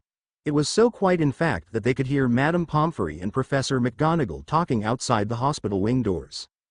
If only he would put his shield down, he'd heal so much faster. That's the problem with metamorph magie. They think they can do anything they want and not get hurt. That Hufflepuff girl was the same. Nymphadora Tonks, that girl, she said through gritted teeth, as thought of the memory of the unknown girl. I wish I'd known about his condition as well. Minerva. Pomfrey snapped her attention back to the present. I'm sorry Poppy, if I'd have known I would have told you. It was only after Mr. Longbottom told me this morning that I learned anything of it. It appears Mr. Longbottom has known Mr. Morris in a different time, Professor McGonagall replied. Well, it's luckily he did, and lucky that I know the signs of a bad sleeping drought. She paused. Severus thinks it's a bad case of asphodel poisoning, she said, curious, as she waited for Professor McGonagall to say something, but she didn't. The poor child, Pomfrey at last. He must have realized it too late and tried to flush it out his system. Her voice became soft. It must be hard for him, Minerva, especially with his past and all those prescribed potions in his blood. It isn't healthy for someone so young, she said sadly. I just hope he wakes up soon, Poppy. His friends seem almost lost without him. Miss Granger hasn't put her hand up once in any of her lessons these last 2 days, and Mr. Potter has been seen hanging around with Mr. Malfoy a lot lately, said Professor McGonagall. Their voices turned quieter as they walked away from earshot. What do you think they're on about? Prescribed potions. You only get them from St. Mungo's Hospital if something is really wrong with your head, and why would Russ tell Neville, and not us? Ron said, before worriedly turning back round to look at Russell as he lay there all but dead in his bed. I don't know, he never really said anything about the potions to me. Harry shrugged, wishing he asked more. It's all my fault. If I didn't have those bloody nightmares, he wouldn't be like this. He would have said something. He tightened his jaw in anger. No, Harry, no, it's not your fault. If what Madame Pomfrey said is true, Russell knew he was poisoned, For whatever the reason behind not telling us is, it's his own fault for being too stubborn," Hermione said, angry with herself for not being able to stop her bottom lip from quivering as she spoke. She put her book away, and wiped away a tear from her eye, took hold of Harry's arm, gently reassuring him. "Russell's smart, but he's still like us." She paused momentary, looked for the right words. Ron, griping his lion head amulet, had taken it off since the Friday when Morris collapsed. He picked up Russell's dragon-shaped one from off the side table, and slowly and shakily placed it on Russell's chest. "Friend. You mean?" Ron said, trying to help. "No," she said sharply, let go of Harry's arm and placed it on Russell's hands. "A kid?" Harry saw her give Russell's hand a strong squeeze, as she wiped more tears from her eyes with her sleeve. It seemed silly to Harry now, as he looked at Russell laying there completely unprotected. He'd never really seen Morris as a kid. He didn't seem like a kid, more like an older brother or parent. A teacher even, but not a kid. Sometimes he was childish, but so was everyone, except Professor Snape. Suddenly there was a deep heaving noise from Russell's chest. It was the amulet. The little opal in Dragon's jaws turned a swirl of gold and red. "Hermione. You're squeezing my hand too hard." Hermione jumped back in surprise, and took hold of the lion head amulet under her shirt. "Russell!" Ron yelled out loud. He then threw both hands over his mouth. Luckily no one was there to hear him. "Who else is it gonna be?" Morris's voice echoed inside their heads, as if he was talking normally. "I don't have long, my mind is awake but my body still needs to flush the poison out my system, so I need to save my energy." His voice was as cheerful as ever. "I'll be healed in time for your next match, Harry." He then paused. "So, you know, by the by, what happened? Why'd you join Malfoy?" It was strange. Even though his body looked almost dead, Morris's mind was very much alive. It was kind of surprising. It took some time for Harry to get over it. "Russell, you told me to," Harry whispered, looking everywhere but his friend. He still found it too weird to see Russell like he was right now, so defenseless. Russell was silent for a few seconds. "No, Harry, I didn't." His voice was very small, as if he was walking away. "Bollocks," he said suddenly. "Sorry guys. I've used too much energy too quickly. I can't stay any longer." The colors of Dragonhead amulet slowly stopped moving, as it was timing out. Harry looked up surprised. Ron and Hermione were looking at him in much the same way. If it wasn't Russell, then who was it that told him to join Malfoy? The three friends snuck back the Gryffindor common room without a word passing between them. Once they got there they fell silently in front of the fire. Morris had only said that he didn't use the amulet that day outside potions, before falling back to sleep. They were all short on information, and that scared them all to no end. "What do you think it means?" Ron asked finally, unable to contain himself any longer. "Hearing voices that aren't there can't be a good sign, can it?" He didn't say Harry was hearing voices that weren't there, Ron. "Russell just said it wasn't him that said it," Hermione said defensively. "Still, it can't be a good sign." Ron shrugged. "Maybe he did," Harry said after a while, getting blank looks from them both. "I mean, maybe Russell did say it, he just forgot that he did." They looked at his questionably. "Russell never forgets anything. He was just about to collapse, and I was exhausted as well. It might have just been an accident. I might have misheard him or something," he said to them, hoping they'd agree. Hermione thought about it for a second, then slowly she nodded her head. It would make sense, but as it's just as likely that someone else had broken into the amulet's frequency. She didn't sound convinced at all about Harry's idea, which annoyed him. "Frequency?" Harry asked, as he fingered the lion head amulet. "Does magic even have frequencies?" He looked to Hermione. But for the first time she looked unsure of the answer. He instead looked to Ron, who just shrugged. "He said you'd need loads of equipment to break into the amulets. Remember?" Ron said finally. "There aren't many people with that time and money." Harry thought about it. "The dreams I had stopped after that Friday," he said hopefully. "What if when someone was trying to break into the amulet, it caused me to have the bad dreams? That's why they stopped, because they got their goal or something. That kind of makes more sense," he thought to himself. "If that's true, all this person wants then, is for you to join Malfoy, but for what purpose?" said Hermione, frowning, rubbing her bottom lip with her first two fingers while resting her chin on her thumb. Her elbow rested on her crossed knee. Harry and Hermione had fallen into silence, deep in thought. "Join Malfoy," Ron said with a shudder, breaking their concentration. Who would want that? But the question stood unanswered. They all agreed to talk about it tomorrow, after Harry's Quidditch match, if he survived of course. 8. Remember Hermione, it's Serpent Occatina, Ron said as he and Hermione slipped their wands to their sleeves. It was the day of the second match, the one Snape was refereeing. Harry, Hermione and Ron still didn't trust Snape, even if Morris didn't think he was the one who let the troll free, or cursed Harry's broom. But Snape, choosing to be the referee only made him appear more guilty in their eyes. It would be too easy for Snape to curse Harry's broom, from the middle of the pitch, where he had control. I know, Ron, the book Morris gave me told me all about it, Hermione said bossily as she pushed through the crowds of people finally stop in the stand next to Neville. Back in the changing rooms, Harry was trying hard not to be sick. He was practically shaking with nerves, and Wood's pep talk didn't help the situation any more than the twins were. The whole school's out there, said Fred looking through a small crack in the door. Must be wanting a show like last time, he added as he nudged George. Yeah, hey Harry, what you gonna pull out of your hat this time? George asked, playfully hitting Harry on his arm.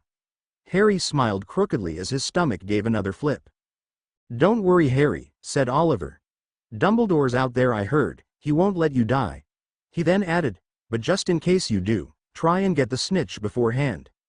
Harry nodded, not trusting himself to speak as the starting whistle was blown.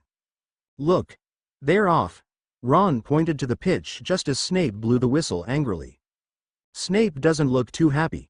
Neville remarked next to them, by the way Ron, Malfoy's about to poke you. Neville warned while focusing his binoculars on the air above the field. Wah, ouch. Just as Neville had warned, Malfoy poked Ron in the back of his head.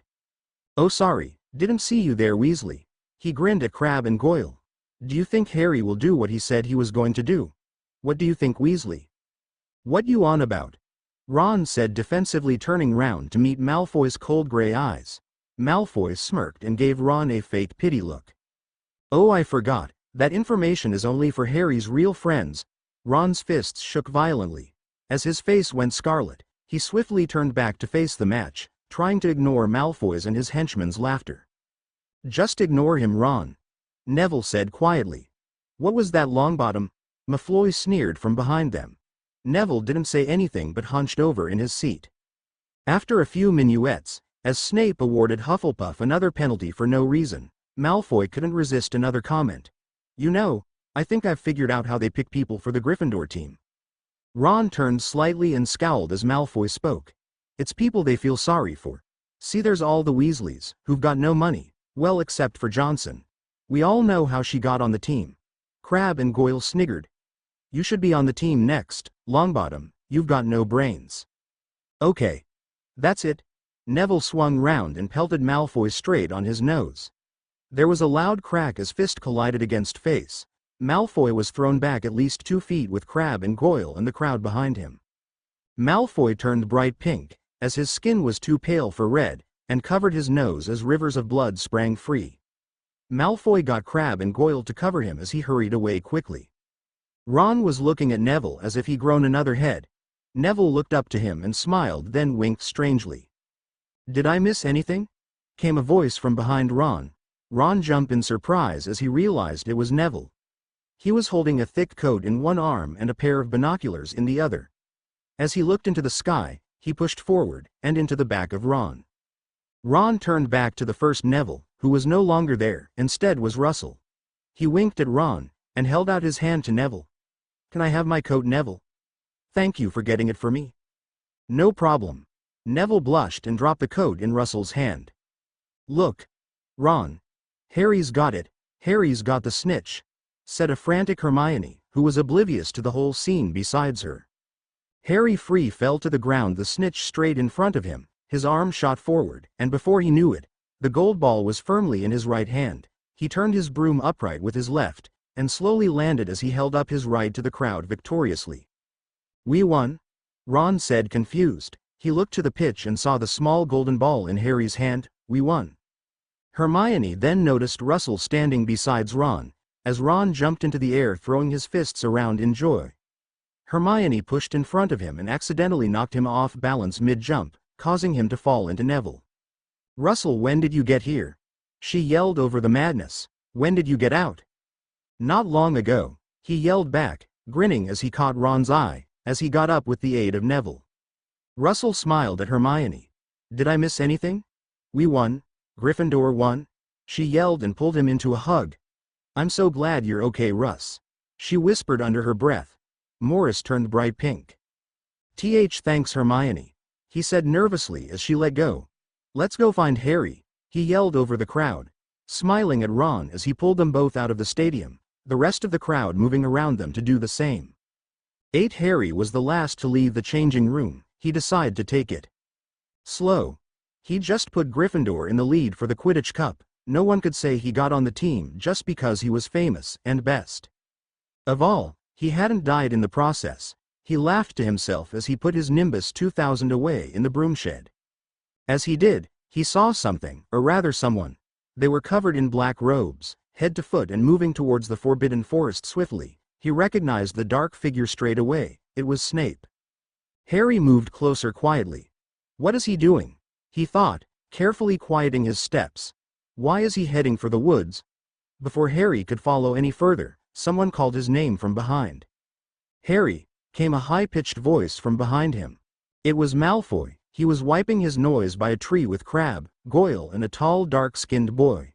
Blaise or something was standing next to a small group of girls Harry couldn't remember the names of. Harry, Draco called again.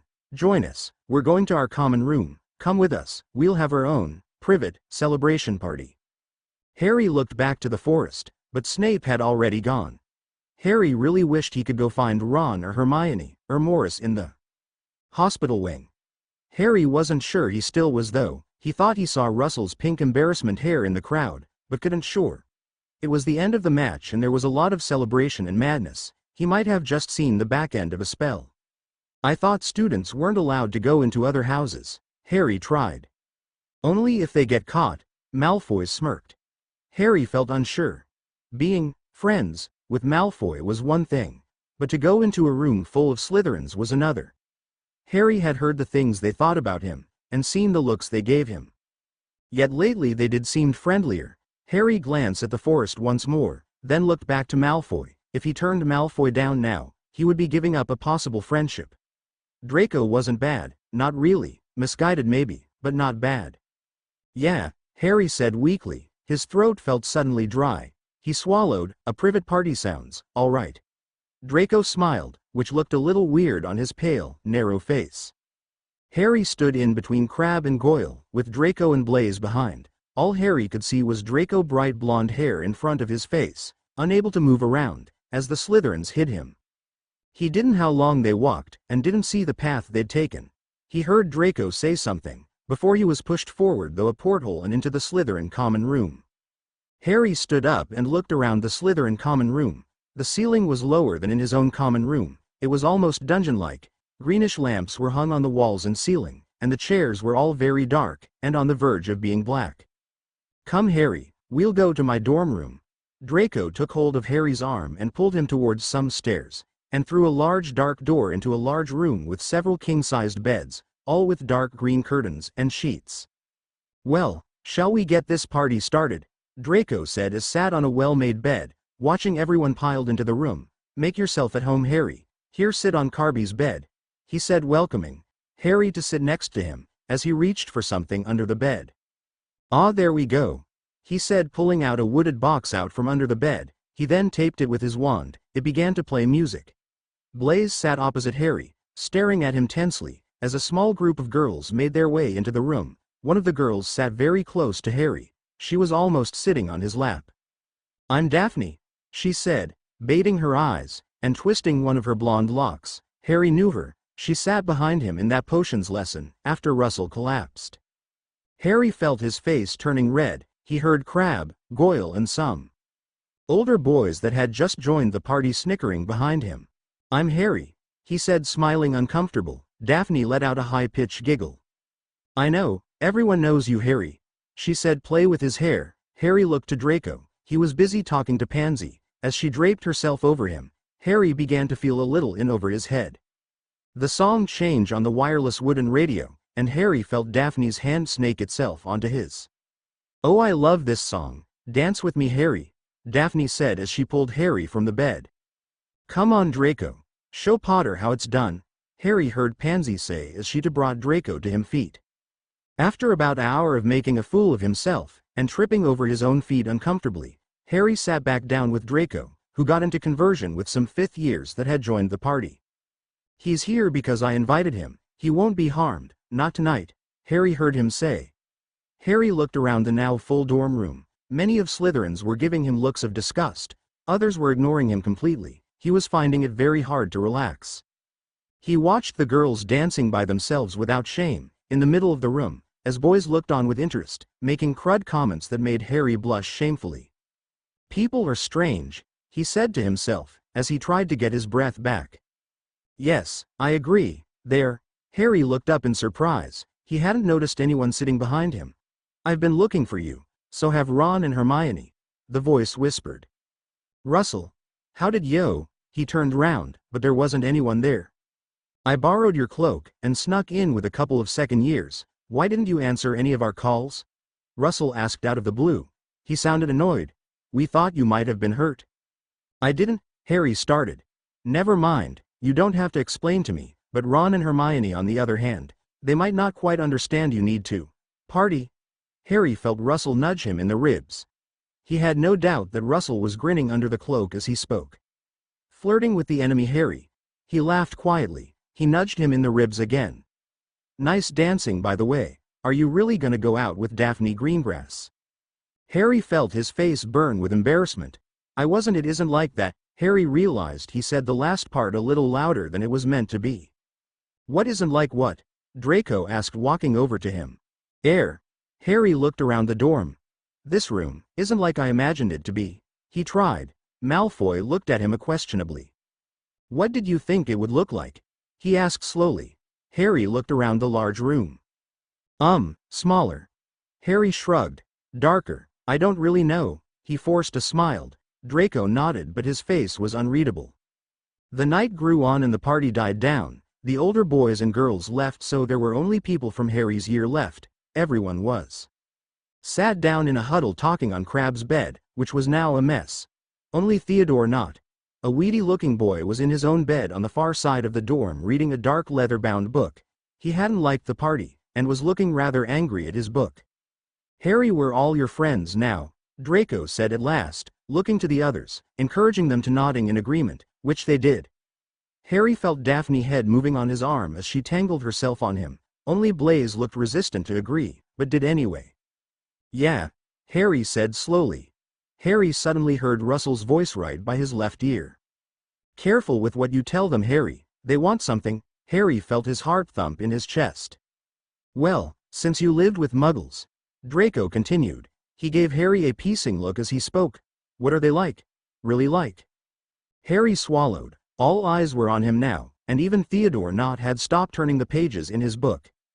Harry still wasn't used to this much attention. He was nervous. He felt his stomach tighten. He licked his lips. "They aren't all bad, I guess. I don't really know many." He could feel his heart beating a little faster. "I only knew my aunt and uncle, and they are horrible," he added. Suddenly his head began beating. His blood felt hot in his veins. Angry heat gripped his throat. Words suddenly erupted from his mouth.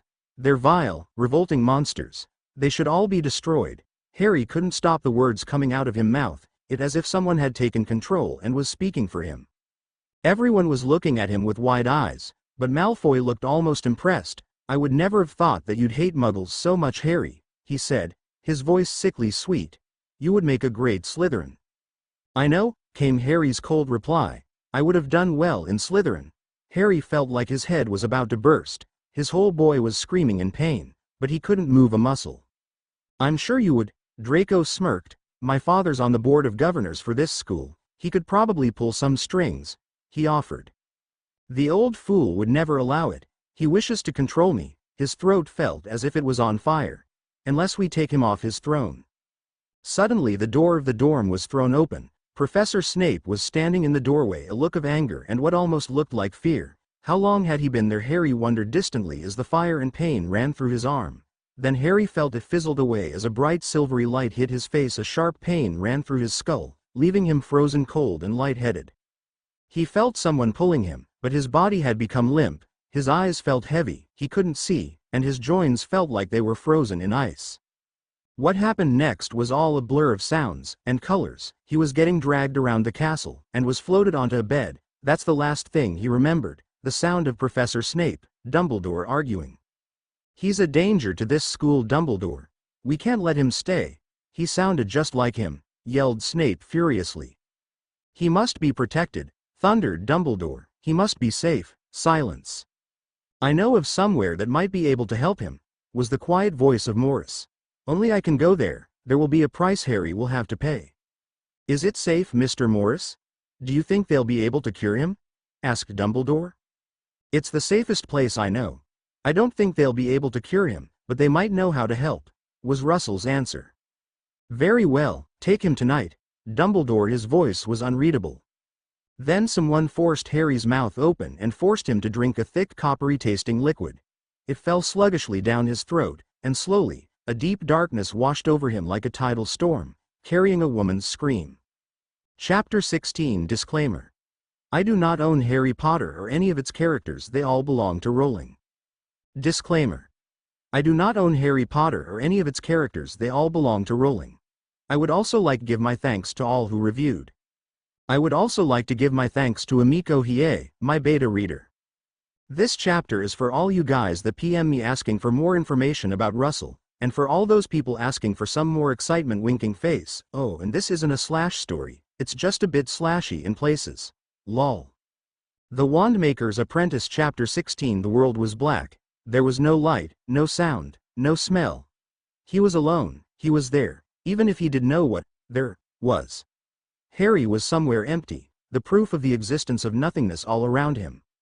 Then, gradually there was light. It was green, small, but infinitely big in the darkness. It echoed in waves towards him. Unstoppable. He tried to move, tried to run. It was far faster than he.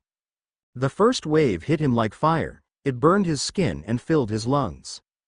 The second wave brought ice, and it forced its way through his body, like steel through stone. The third wave came, just when he thought nothing could hurt more. It wasn't fire or ice, no, this was much worse. This brought a scream. A high-pitched, primal cry in the darkness.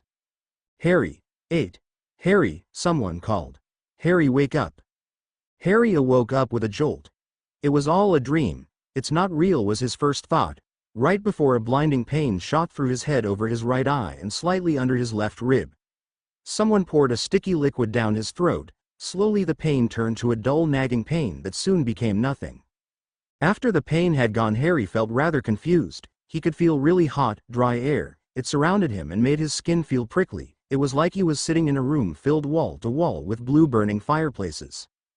"Harry, it's me, Russell." Harry felt someone move something wet onto his face. It was cold and refreshing. It was then that he realized something was wrong. He couldn't see, and he couldn't even open his right eye. "Why can't I see?" He tried to sit up, but was pushed back onto the soft rocky surface he was laying on. He couldn't move. "What's going on?" he panicked. "Harry, let me just put this potion on you. Then I'll get you some clothes you can put on. Then we'll have a walk round, to make sure you're okay. And then I'll explain everything, okay?" It was then that Harry felt a very strange sensation. A slight water-like breeze wafted over his body, the whole of his body. Harry was now very aware that he was butt naked, and strapped to what felt like a table. He felt someone stick something on top of his lower rib on his left side, someone who wasn't Russell. "Russell!" Harry screamed in fear. "What's going on?" Harry tried harder to move, thrashing violently as cold panic settled in. But whatever held him to the table gripped tighter. "Harry, I need you to calm down so I can put your clothes on," Russell said softly, his voice calm. "Calm down? Calm down?" Harry screamed. "Get off me. Let me do it myself." "Fine," Russell said calmly. He then said something strange that Harry couldn't understand. Harry gritted his teeth. "Tell me what's going on," he yelled, but there wasn't a reply. He felt someone cover his private parts with some sort of cloth. He then sensed, rather than felt, a large hand passed over his body, and whatever held him to the bed released its grip. He sat up at once. The wet cloth fell from his face. He could see, but only with his left eye. His right still had something covering it. He reached for it, but someone swiftly took hold of his forearm and drew it away from his face. "You not ready?" came a deep male voice from above him, as a large hand pushed Harry's glasses on his face. "You not ready there too?" Harry felt the large hand touch his left side. "No touching, make ill." Harry looked at the large dark-skinned hand. It was touching what looked like a surgical dressing over his ribs. Harry very slowly began to look up. A very tall dark-skinned man was standing in front of him, was almost as big as Hagrid but had a lot more muscles and was a lot thinner. He was wearing a light, brightly colored tunic from his shoulders to his knees made from dyed animal skins and furs. Harry's heart sank like a stone. He knew this man. This was the man in his dream, the one he had after he found out about Nicholas Flamel, the dream where Russell was dressed as surgeon. This was same man who had put his hand into Harry's chest in that dream. Panic filled Harry again. He jumped back from where he was sitting, and fell backwards off the table like bed, that Harry could now see was made of some sort of clay. Harry stared wide-eyed at the tall African man. The man smiled and then laughed at him, showing bright white teeth that looked almost luminous against his dark skin. Harry turned red with humiliation as he realized the cloth-like thing covering his privets had stayed on the bed. The man bent over Harry with a large smile, and lifted something up from behind Harry off another table-like bed. "These you wear now you stay here," he said, handing Harry a brightly colored bundled tunic. Harry reached for it like it was a snitch and pulled it close to his body. As soon as he did, the African man smiled again, and touched his own chest, at the lowest of his tunic's large V-neck. "My name Thilivali," he said. Harry recognized the name but he couldn't place from where. "Thilivali help you big Harry Potter many times so close together." Harry stared again at the man in confusion. Thilivali laughed. "My English not very good." His laugh was deep and friendly. "Russell teach me some, so do others on same big journey, but still much for Thilivali to learn," he said friendly. "I get Russell. Russell take you walk round city. Russell explain to you Harry Potter of many things that happen when you sleep." Thilivali stood up, and walked out the room. As soon as he did, Harry jumped into the tunic. He found that it was in two pieces, with no underwear. He had an open shirt that folded over his ribs and stomach. Harry was careful not to touch the dressing on his left side as he did so. The second part of the tunic was made up of a long skirt-like thing that ends just below his knee. Harry wouldn't admit it to anyone, but it was nice to have a light draft in between his legs in this heat. Harry felt like he might now know one of the reasons why the Scots wear kilts. After finally getting his new kit on, Harry looked around the strange alien room. The room was entirely circular, with 3 openings. 2 small squares for windows, and a very large opening of a door. There was a shadow standing in the door. "Very nice. Who would have thought you'd look good in a sarong?"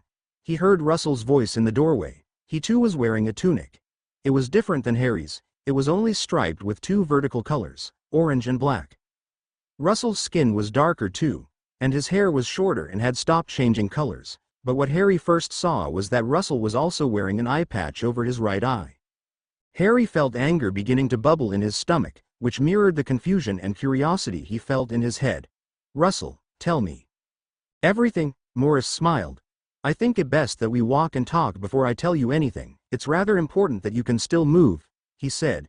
Turning to the outside sun, he waited till Harry was standing next to him. "Welcome, Harry, to the hidden city of Great Stad Bay Toanar." Harry stood in the doorway in awe. "You're luckily Harry." Russell stepping into the light. "This place is said to be one of the birthplaces of magic. Normally only wand makers are allowed behind its great walls." He smiled and looked down to the city. "You chose a great day to wake up, Harry. It's a trade day.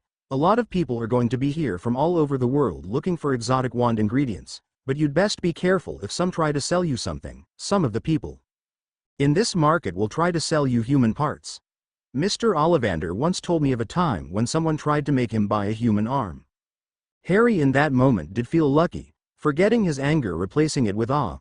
He felt like he was seeing Diagon Alley for the first time all over again, but the city beneath him was massive compared to Diagon Alley. There were thousands upon thousands of people, some dressed in robes, some in jeans, all moving about through circular buildings. Russell smiled lopsided at Harry and pulled his sleeve and brought him into the city. Harry noted that all the buildings were made from the same gravel-like clay that the hut was. Some of the buildings had thatched roofs, some only small plain oval enclosures, made alive by different amazing sights. Flashes, small explosions, slabs of meat the size of which Harry had never seen, and smells were just as powerful. Everything in the city seemed to hold some sort of wonder that Harry could never have imagined. Most of the people were wearing brightly colored tunics, some only wearing the shirts. Some of the women even walked around with bare chests, making Harry blush terribly. When Russell saw this, he rolled his left eye and laughed at Harry, nudging him in the arm. "Grow up," he said happily, pulling Harry through the crowds. They walked down beautifully made streets barefoot. Russell got them some strange-looking food as they walked around for somewhere to sit. Harry saw young children playing near a small stream and to his further amazement watched them as they magically lifted the water from the stream with one hand, and by making a fist with the other pulled out all the impurities, then lower it into their thirsty mouths. One or two would blow the water up by accident when lifting it, but then would try again. They were all very persistent. "Are they using magic?" Harry asked, point to the children playing. Morris just gave him a, "Don't be stupid, how else would they be doing it, look." So he rephrased the question. "I mean, are they all wizards? I thought magic was really rare. There are too many people, and they can't all be magical?" "They can, and they are," Morris said happily, slowing down to a stop under a large conical-shaped rock tower, looking back at the kids with his one eye.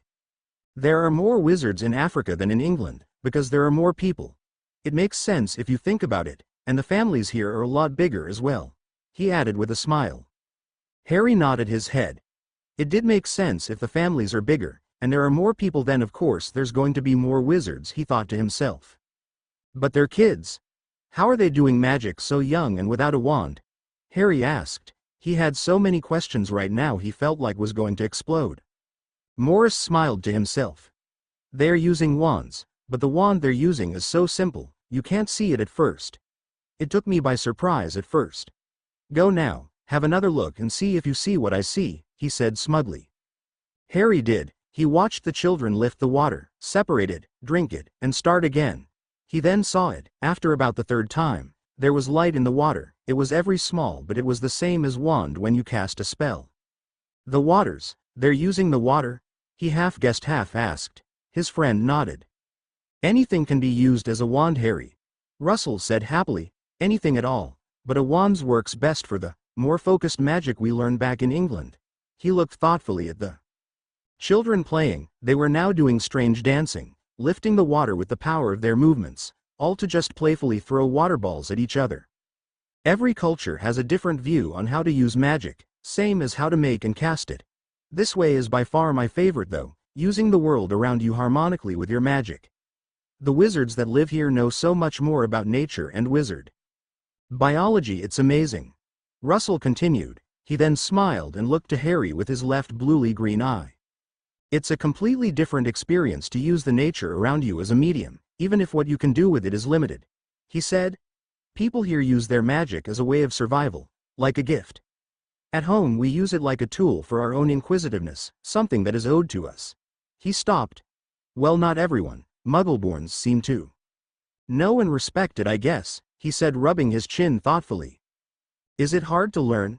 Harry asked curiously. It looked like fun. The way the kids were mutilating the water to play with each other, it didn't look too difficult. "Extremely," was Russell's reply. Harry's heart dropped a little. "But only at first, I'm told. I've been trying to do it for ages without much progress. I've heard there might be some teachers willing to teach us." "You mean we'll be learning how?" Harry asked gingerly. Russell nodded. "You won't be able to do anything as powerful as these people can, something to do with being open or something, I don't really know," he said, smiling as he shrugged his shoulders. "We might not even be able to grasp it in the time we're here. Dumbledore's only giving us a week and a half. These people have been doing it for years. But I promise I'll find us a teacher." Then his smile dropped as he, looking to the skies, he turned away, as it realizing he was late for a meeting. "Let's go back, there's something important you need to be told." "Is it about how?" Harry asked. He reached up to the patch, but didn't touch it.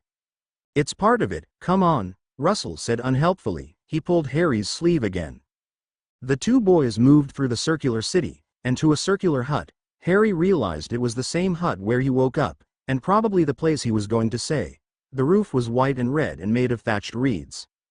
Thilivali stood outside the hut carving something into a large straight stick when they arrived. He lowered it to the ground. He smiled at them and followed them into the hut. Harry decided that he'd better look around the hut in more detail.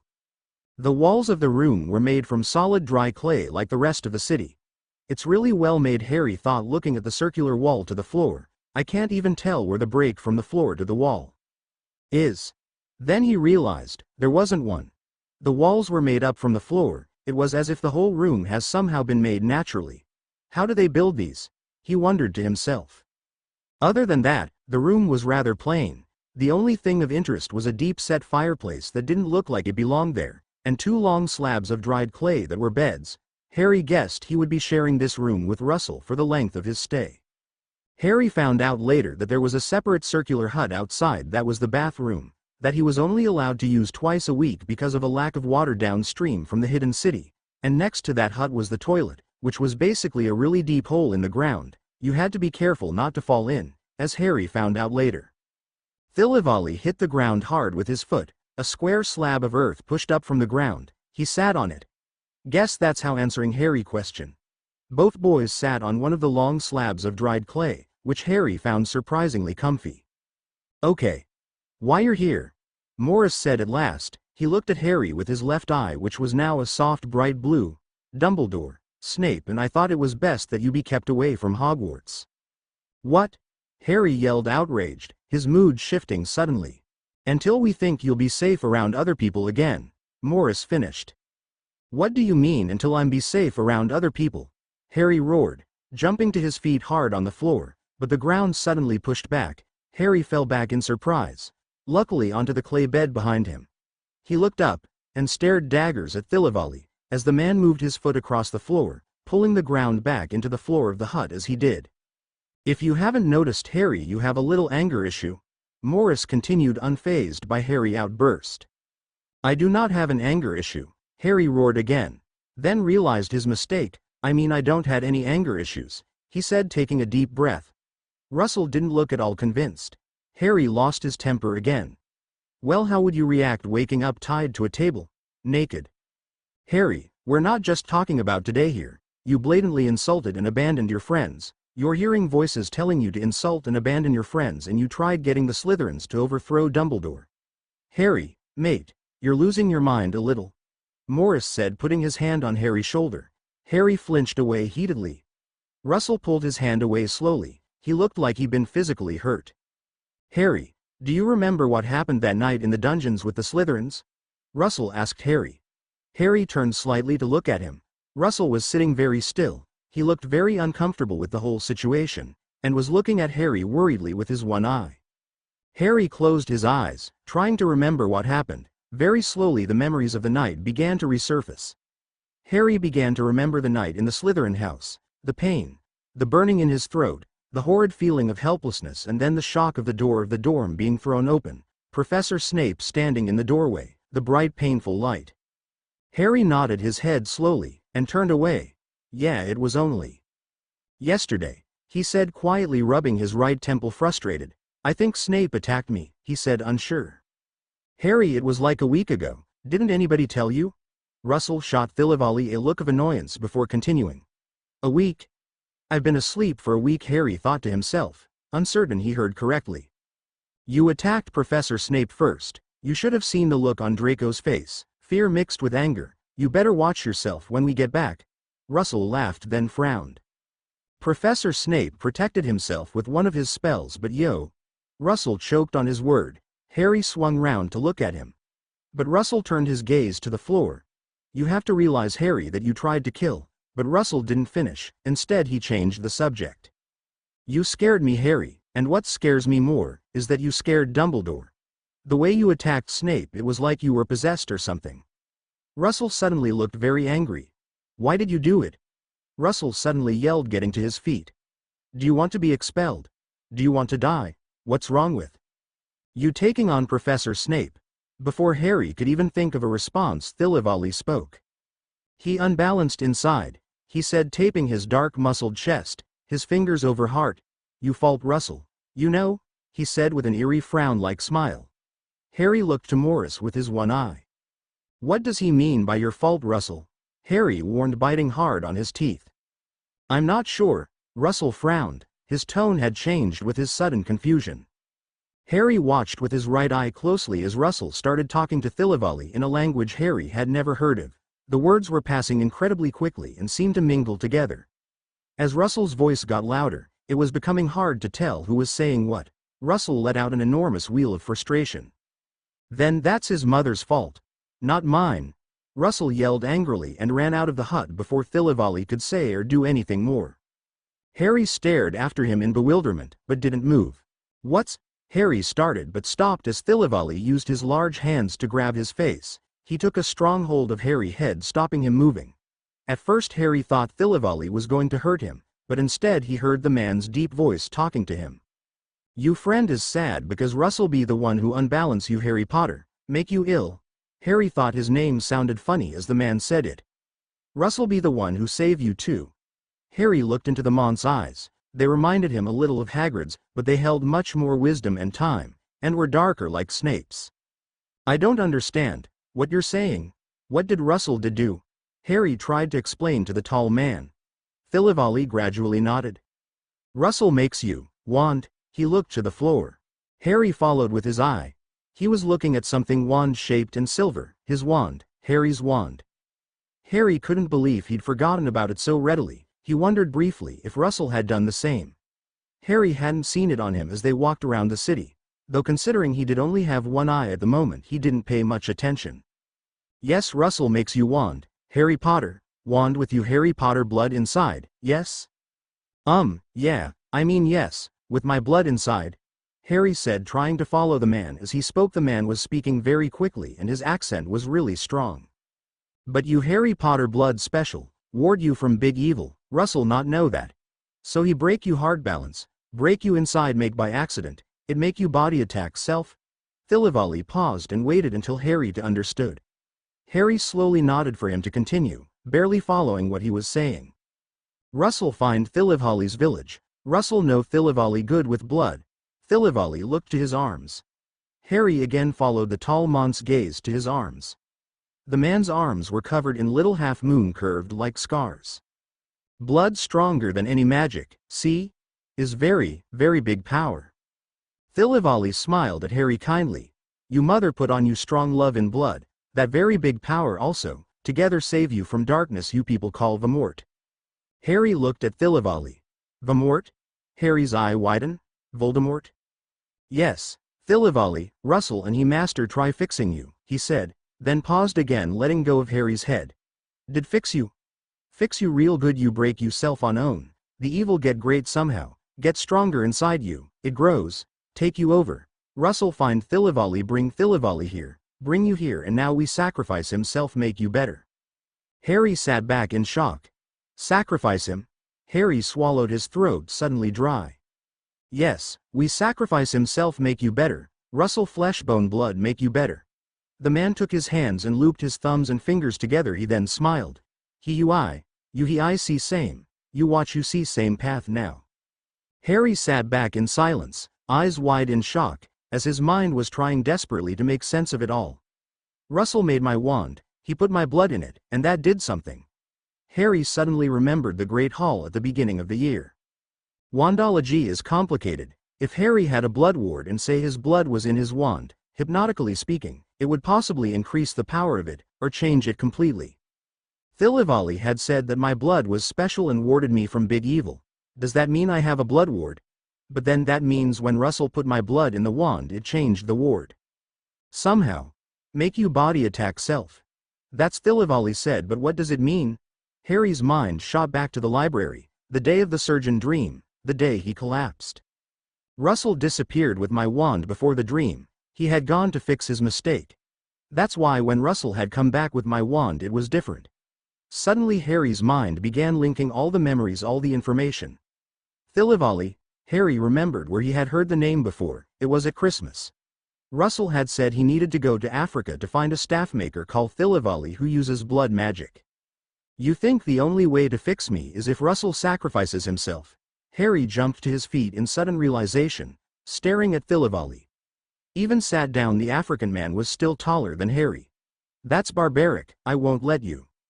Thilivali looked Harry in the eye, smiled and nodded. "Till later," he makes sacrifice himself now. Now! Harry exclaimed in horror. He turned to the door of the hut, where Russell had gone.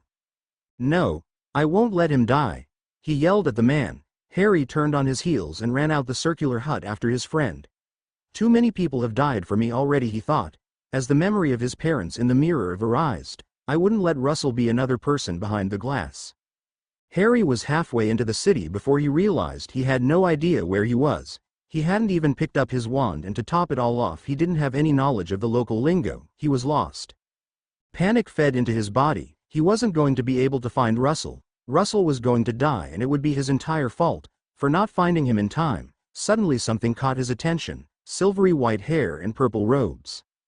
Dumbledore, he whispered under his breath, his heart beating loudly in his ears. He began running. He began running harder than he'd ever run before. He was running so fast he couldn't stop. He tripped forward and fell into the man.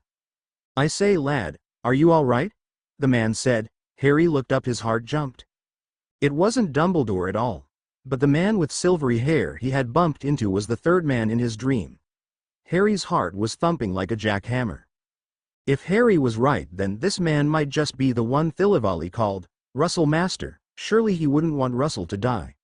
No time for him to think things, though. He grabbed the man's purple robes. Please, Harry yelled frantically. Please, we've got to find him. They're gonna kill him. Slow down, lad. Who's going to kill who? The man was trying to look into Harry's eyes but seemed to have some trouble with Harry's eye patch. Russell, Harry bellowed, angry at the man's stupidity. They're going to kill Russell Morris. Harry shook the man by his robes. There isn't time. The man went very pale. He took a firm grip of Harry's shoulder as he pulled something silvery gray out from his pocket. It looked to Harry like a cigarette lighter. Harry was just about ready to hit the man for even thinking about having a smoke at a time like this, but before he could, the man snapped the end lighter and said in a clear, peculiar voice, Russell Morris. A strange light exited the lighter. The man took hold of it instantly. As soon as he did, Harry and the man were surrounded by a warm white light, before being spun around like they were on the inside a blender. The next thing Harry knew, he found himself hitting hard dry ground. He got up, but it was too fast. He fell onto his knees, his stomach pushed up. He retched. He retched again, this time emptying whatever was inside his stomach out onto the ground in front of him. Harry, what are you doing here? He heard Russell's surprised voice. He looked up in surprise. He was no longer in the market of the city. He was kneeling on the edge of a large dry cliff face, with the silvery hair man standing beside him. And what are you doing here, Ollivander? Russell looked from face to face. Is something wrong? He asked worriedly. Russell, don't kill yourself. Harry sputtered. Russell looked dumbfounded at Harry's question and disgusted at the sick as it fell from Harry's mouth. Why would I want to kill myself? What's going on? He said, rather perplexed and dazed. 8. I'm so sorry, sir, Morris said again for the 5th time in a row. No need for apologies, my dear boy. Mr. Ollivander laughed hearty. At least I finally got a chance to use my deluminator, he said, snapping the silver cigarette lighter. I'll see you during the summer, dear boy, he said with a smile as he grabbed the light from the cigarette lighter and disappeared. Russell let out a large sigh as he put his head in his hands. This is so going to come up and bite me, I can tell, he said, walking over to sit next to Harry. As he sat with his back against the side of the small cliff, he spread out legs out in front of him. There was a long silence between the two boys. Professor Snape blinded you in your right eye when you attacked him, Russell blurted out finally, unable to stand the silence any longer. He used some spell he invented. It cut right through your eye. He did it by reflex, I think. I don't think he meant to blind you. Harry didn't say anything. He didn't even react. Russell continued cautiously. I suppose it doesn't matter. Anyway, after we brought you to the hospital wing, we decided to bring you here. Well, I did. Dumbledore agreed. Russell was talking like water out a broken tap. I found Thilivali in his village. I told him what happened. We came here, then he looked at your soul with these weird bone staff thingies. Russell's face was turning blue, and he told me of a way to restore your inner balance. You see, when I made your blood wand, the strength of your wards was increased, and for some stupid reason they started attacking you. Thankfully Thilivali fixed that. Russell took a deep breath. But we fixed it too well. It almost stopped working, and for another stupid reason it made you go a bit insane. That's when I got you here. Thilivali said for the amount of magic we would need there would need to be a sacrifice, Harry said, not looking away from the circular city beneath them. He heard Russell swallow. That's what they call it. It was more like a transplant, Russell said, he too now staring at the city. He then took a massively deep breath, as he began explaining. The ritual is old, extremely old, he said slowly, and powerful. Definitely not something you come across every day. Russell sniffed the air and rubbed his nose. It involved an exchange of flesh, blood and bone. It's completely forbidden in our hemisphere. It's a powerful form of magic. It's seen as dark because it involves blood. Definitely something Ministry would never have allowed, not even for you, Harry, and you're their savior. Russell paused, waiting for Harry to say something, but Harry said nothing. He only looked at the city as large rain clouds moved towards it. Thilivali and some other people from the city put us both to sleep. They then removed a rib from both of us and my eye and yours. Normally they would take a muscle, but I thought you might like to be able to see again. Russell paused again, as if he wanted to say something. He shook his head slightly, and continued. They then sewed them into the other and stitched us up. He said, crossing his arm out in front of him, an example. An eye for an eye, I guess. He tried to joke. That's not funny, Harry said simply, finally speaking. This is too much to take in, Russ. Why didn't you tell me before? Harry didn't know how to finish the sentence. He had so many questions rolling through his head. He thought he might be going on overload. There was too much information for him to take in for one day, and so many more questions that need to be asked. I know I should have asked you before. If you'd have woken up in time, trust me, I would have, but I couldn't let you just lay there. Russell said seriously. His voice sounded unusually sad coming from an 11-year-old body, as if he was older and younger than he appeared. I'm sorry about what I said about your mum, Harry. It's not her fault. It was never her fault. It'll always be mine.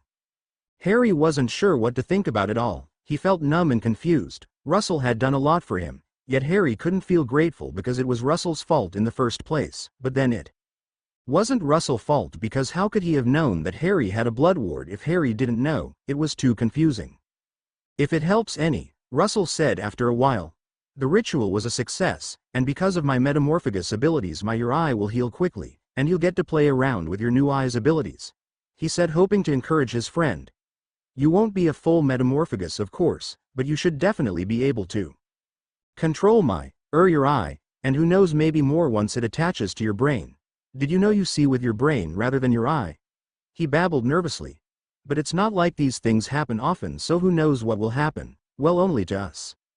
Stop, Russ, Harry demanded. Let's just go back to the hut. I need some time to think about all this, Harry said, getting up, patting some of the dry dirt off his tunic. Yeah, okay, Russell said uneasily. Follow me. He walked to the far side of the cliff, and stepped down a pathway, leading to the highest part of the city. Once they got back, Russell went out and bought a strong-smelling meat. They both ate their meals whole. Regardless of what happened today, they still managed to eat and sleep. Harry had a horrifying dream that night. He was small, there was no sound or color. It was like an old first-person film running in front of Harry's eyes. A woman was running, carrying him downstairs. A dragon made of fire was chasing them. She ran with him down the hallway, her body covered in flames, but oddly they didn't burn her. She kicked open a door and jumped inside with him in her arms. She was on fire. She took something off her neck and stuffed it into his hand. Her lips moved. Then his lips moved. There was no sound, but she was saying something, telling him something important. The wall behind her exploded. She fell away from him. The fire was now burning her. Her mouth was open. She was screaming silently as Harry watched, trapped under rubble, safe from the flames. He closed his eyes, but he could still hear the silent screaming of the woman as she burned. Harry barely had time to even think of what the dream meant. It looked like Russell and Harry were going to be busier than Harry had thought. Dumbledore had planned their whole week and a half to be filled with the schoolwork they were missing out on. They were both woken up at exactly 6 o'clock each morning. They'd have breakfast that seemed to appear out of thin air, much like the food they'd been having at Hogwarts. Russell and Harry would read book after book and filled in pages and pages of worksheets sent by the teachers of Hogwarts. They appeared in the doorway of the hut each morning. Apparently their time in Africa wasn't supposed to be a holiday. Some of the books were bewitched so that neither Harry or Russell could leave the hut until every book and worksheet had been read or filled in, which proved to be a big problem when they needed to go to toilet in the morning. Harry found it hard to stay mad at Russell, especially when he was the one trying to save him, and luckily, with the help of Russell the boys managed to get though most of the work together by 12 o'clock. This meant that they had the rest of the day to do whatever they wanted, or it would have done if not for Thilivali. The strange staff-making wizard would check that both boys were healing correctly. He would then make them drink several potions, one of which tasted eerily similar to blood and another that tasted like lead. "That's disgusting," Russell said, gagging down the last potion. It was Saturday. Harry was now allowed to take off the eye patch. His eye was deep red and swollen. Russell had to wait a couple more days before he could take off his patch. Apparently the spell Snape cast had caused more damage to the eye than first expected. It tastes like Ritalin and Sleekeazy's hair potion. Harry briefly wondered how Russell knew what Ritalin or Sleekeazy's hair potion tasted like, before swallowing his own potion. "Oh God, that is revolting," Harry managed to say after almost choking the potion back up again. The whole time this was going on, Thilivali was laughing happily. Harry was really beginning to dislike this man, even if he was there to help. When the rainstorms hit the city, that was the best part of Harry's days by far, if not a little humiliating. Russell had fulfilled his promise in finding a teacher, to help them to use magic the same way as the people of the city did. Panion and Cockra were their teachers, and they were identical twins. Harry thought that they were very beautiful and very powerful women. They tried teaching the boys the movements which Harry found very difficult. Russell seemed to be able to learn them quite quickly, but this was only because he had tried to learn before, and besides that Panion and Cockra didn't think he was very good at all. Because all he was doing was copy their movements without any soul of his own put into them. When it came to controlling their magic in a more raw and unfocused way, neither Harry or Russell had any grasping of it, making it near impossible to use any magic. At one point in the day they had managed to make a ripple in a puddle, but that was the highlight of their work so far. "You boys rubbish," laughed Panion and Cockra as they pulled them and spun them into difficult positions. It was the night of the largest storm. "You have no rhythm at all." They had laughed as Harry and Russell stumbled in following the two women's movements when they'd first begun. The boys had been practicing since sunrise and now the storms had come. They were nearing their thickest and strongest. Rain hammered down and thunder rolled in the distance, sometime even over the city. Many of the city dwellers had come to dance and to offer their magic to the heavens as well. It was a time-honored ritual in the hidden city of Great Stad Bay Toanar to dance in the storms, giving their energy to the earth. Russell had told Harry that it was the people's way of interacting with the world, which was why they would both be dancing with the people that night. As Russell and Harry tried to find their own right rhythms, some of the children had come to watch them. Some would laugh, and some would dance next to them, though Harry wasn't sure if they were doing it to help or to just show off. Lightning crackled overhead, signaling the beginning of the ritual. The rain thundered down on the people as they all began dancing. The dance normally lasted 20 hours. "I think my arms are going to fall off," Harry heard Russell yelling as he tried following Panion's instructions. The storms had begun to pick up as the hours went by like seconds, as the beat of people's feet had increased, forcing the boys to increase the speed of their own movements to keep up. It was nearing the end. Faster they moved. Harry too felt like his arms and legs were turning to jelly, but they powered through, both too stubborn to fall out first. The beat shifted again. Both followed the change by beating the upper part of their chests, trying to keep up with the other men. They very soon had to bend their left arm outwards while turning their head as far as they could to the right, while having their right hand turned to the ground and pushing upwards, while stamping their right foot, parallel to their left arm, then jump over it with their left, so they turned a 90-degree angle. Yes, very good, Harry," he heard Cockra yell from behind him. "Now again, this hard part, do freely."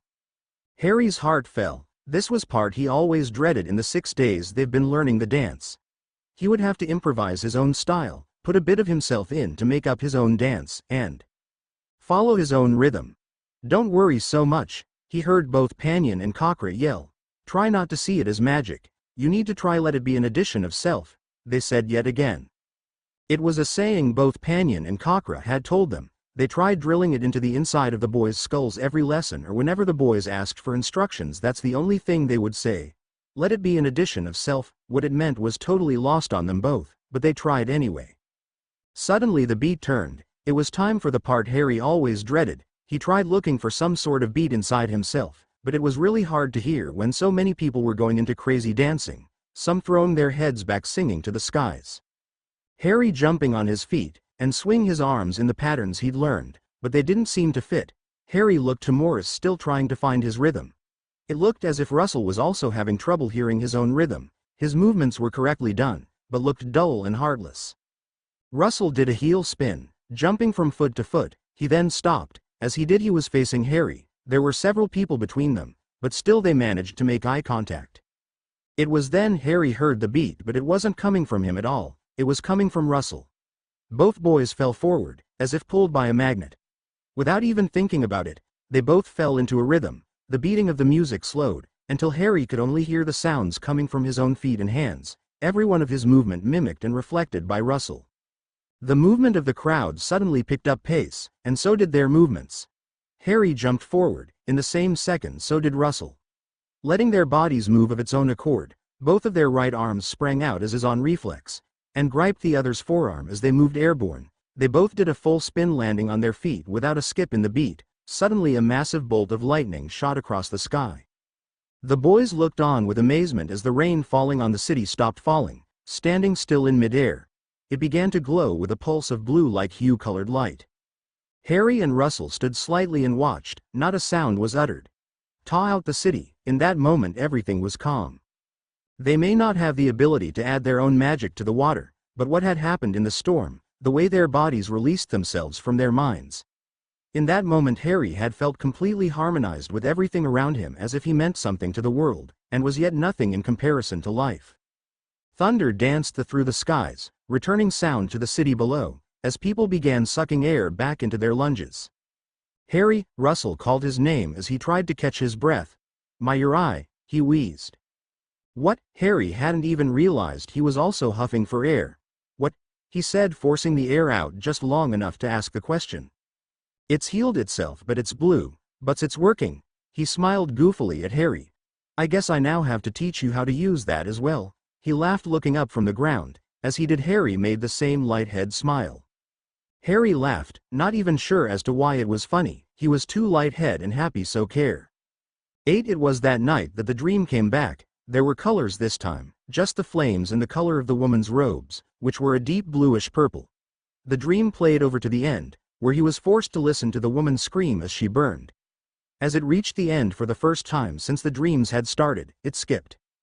There was color and sound now, but the sounds were heavily distorted, like his head was underwater. Harry couldn't make out hardly anything, and the colors shifted from blindingly bright to blurry and dull. He was holding a woman's hand. She looked like she was wearing a nurse's uniform of some kind. She was tall and her face was too blurry to make out. He could only see one thing clear.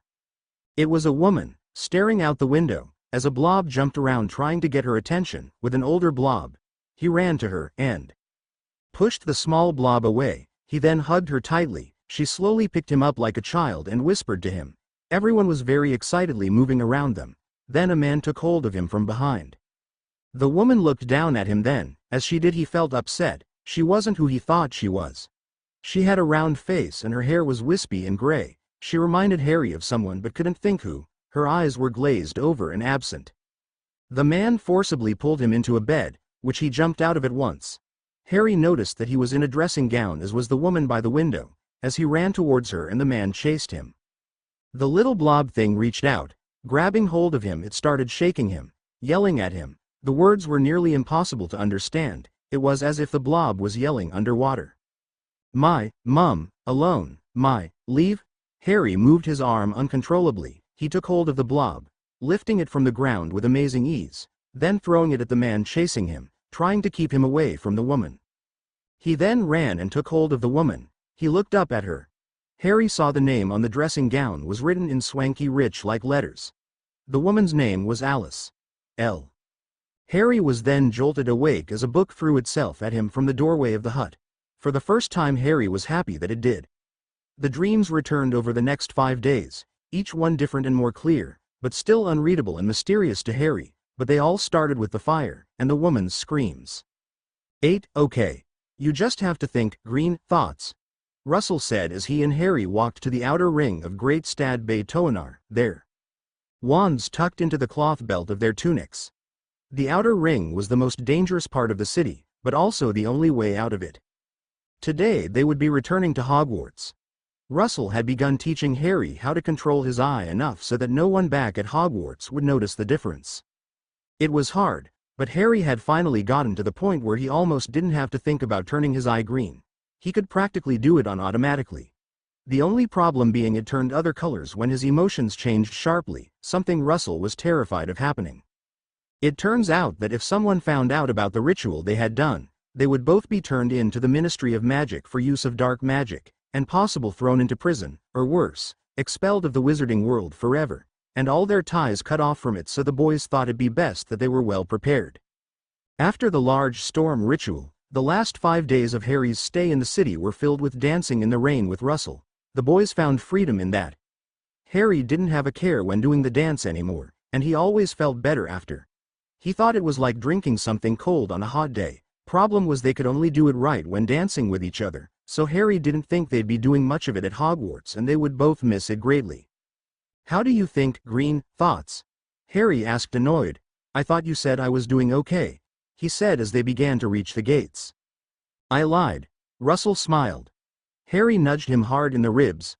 "Ouch, I was only kidding," he said, rubbing his side through his tunic. "Don't be such a wimp," Harry mocked playfully. "Don't be such a bully," Russell said, pulling a face. He leaned forward and grabbed Harry's wand from his belt. Harry went in to try and hit his ribs again, but Russell moved out the way, taking the wand with him. "Got to do better than that, Potter," he said, his voice like Malfoy's as he began running towards the gate. Harry chased after him as he disappeared behind the wall of the gate. As soon as Harry rounded the corner of the gate, Russell grabbed him and Harry felt a sudden pull behind his belly button. "Ah!" Harry screamed as the world around them spun out of view. The ground hit them both hard. "Ow! Ow!" Harry heard beneath him. "Ari jar of me." Harry heard Russell's rough voice beneath him. Harry quickly roll off him. "Bloody portkeys," he groaned. "And it's bloody freezing. We best find some robes. We can't be going to the castle dressed like this," he said, getting up. "Castle?" Harry whispered to himself, still confused as to what just happened. Morris must have heard because he pointed upward. Harry felt a sudden chill up his legs as a cold gust of wind came past. Hogwarts. The boys were standing only meters away from the school gates. "But how did we?" Harry looked to Russell, who smiled as he put a coin in his belt, handing back Harry's wand. "Welcome back to England, Harry." Russell laughed. "Where it's always bloody Arctic." Russell starched towards the sun. "Dumbledore said he'd send Hagrid to meet us." Chapter 17 Disclaimer. I do not own Harry Potter or any of its characters, they all belong to Rowling.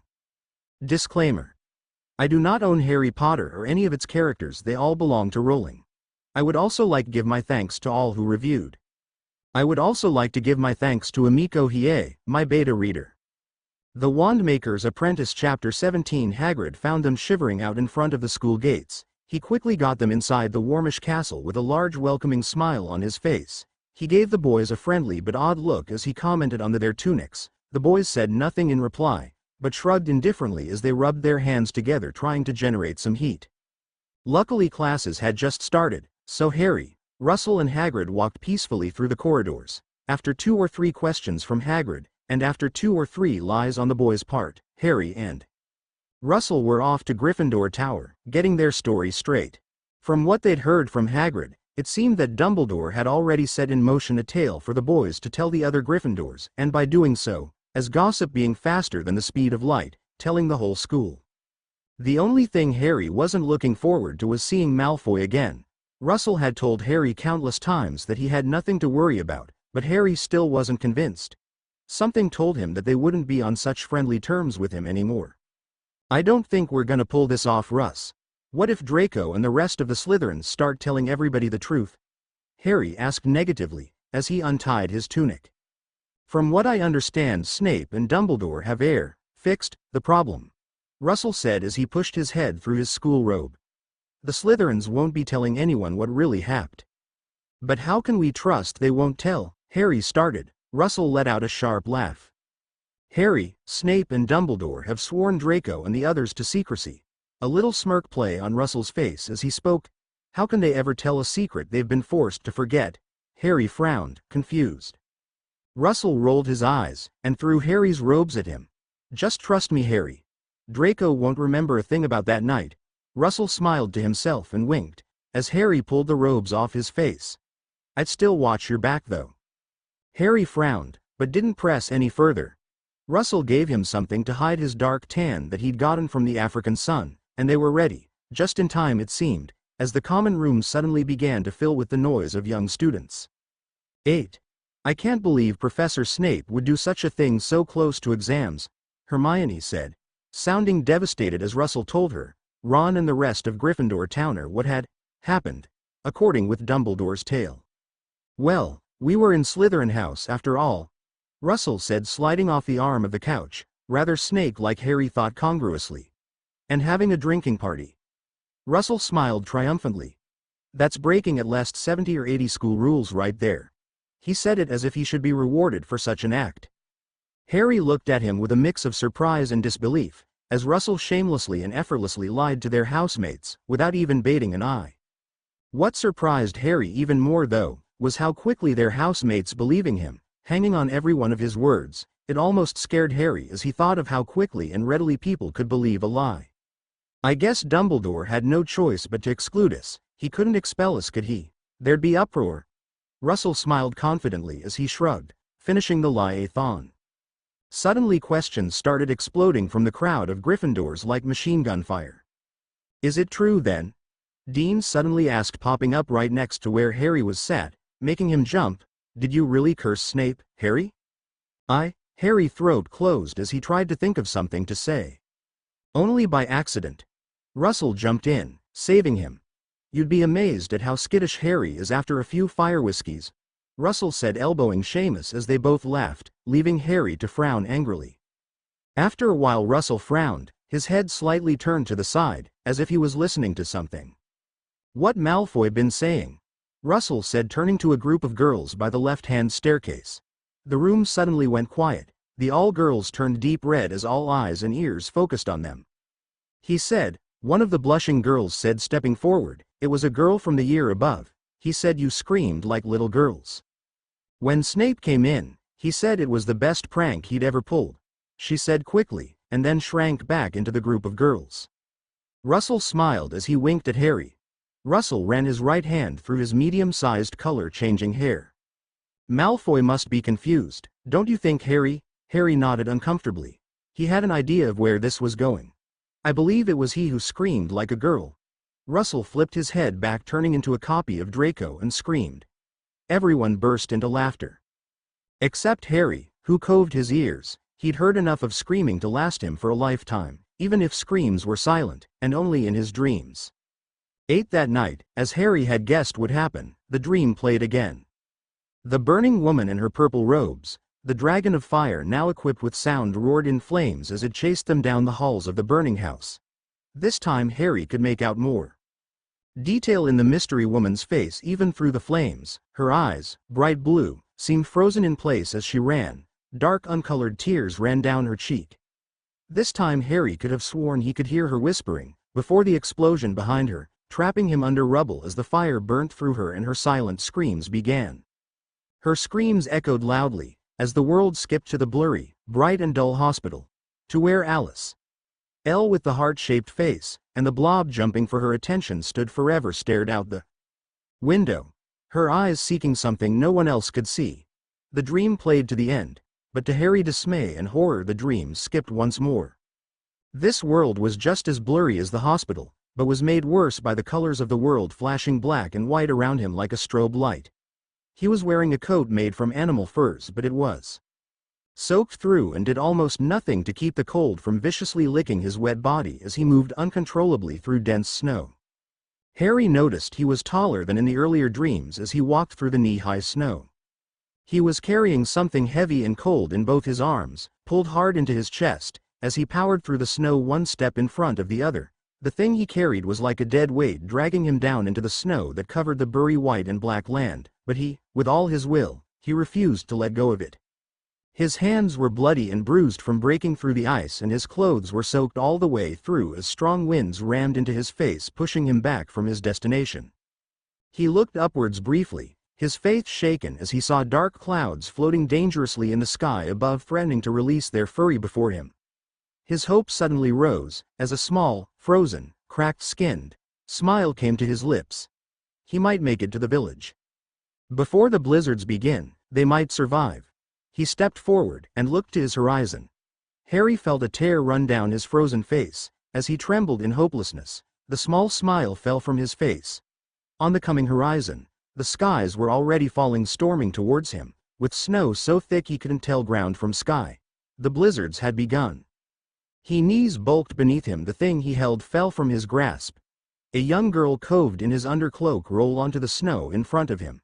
He'd seen her in the village when they'd arrived. She was no older than 5, just a mouth younger than himself in fact. He stared at the girl's face. It was cold as ice and white like fine marble. It was almost as if she was like some sort of china doll. He had seen the girl playing on the ice near from the woods, as boys came. He had watched them push her, he'd seen her slip, he had seen her fall through the ice, and he had seen the boys run away in fear. He unhesitatingly had broken through the ice with his own bare hands, which were thick with large purple bruised, and jumped in. He had pulled her all but lifeless body out of the deathly waters. He had to take her home. He stared into the blizzard before him. He'd failed. There was no way they were going to survive. They were both going to die. He felt the ice splinters on his face as the blizzard stormed toward him. A frozen roar vibrated under his feet as the white wall of ice and snow neared. Just before it hit them, he could have sworn he'd seen the face of a dragon. Harry woke up and jotted upright, his body trembling. He could still feel the ice shards on his face. His breathing was heavy and thick, like he was trying to breathe through a small tube after he'd just run the full London Marathon. The dorm room was still dark, and Harry could hear the deep, peaceful breathing of the other boys as he put his glasses on. He let his eyes adapt to the darkness as he looked around the room.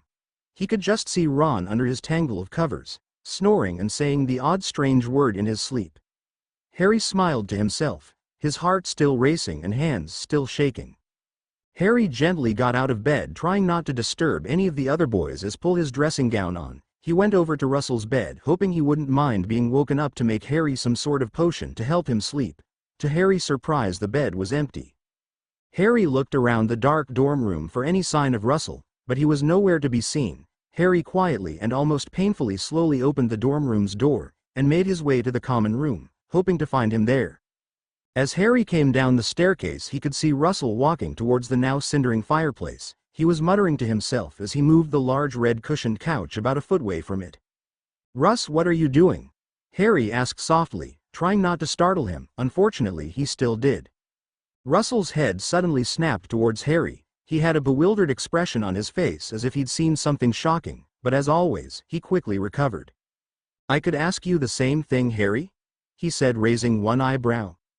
Harry moved over to the red couch Russell was standing next to.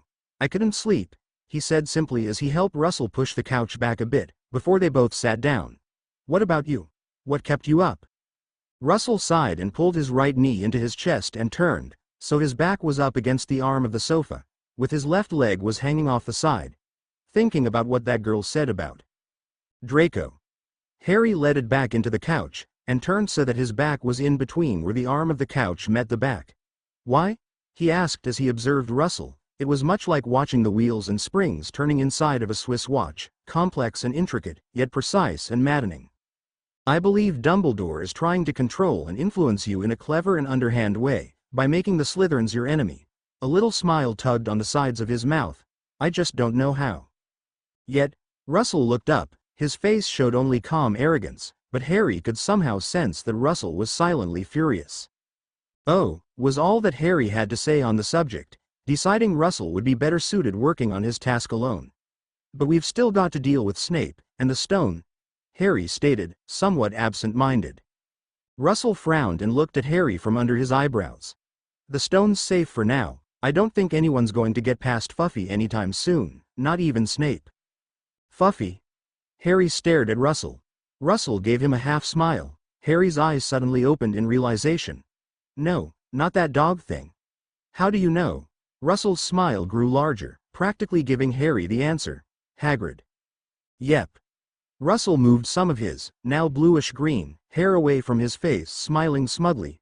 Hagrid's far too nice to keep secrets. He's even worse when he's emotionally attached. I learned a lot from him last term. He paused and looked towards the embers of the fire. Maybe too much? He asked himself so quietly that Harry had to strain his ears.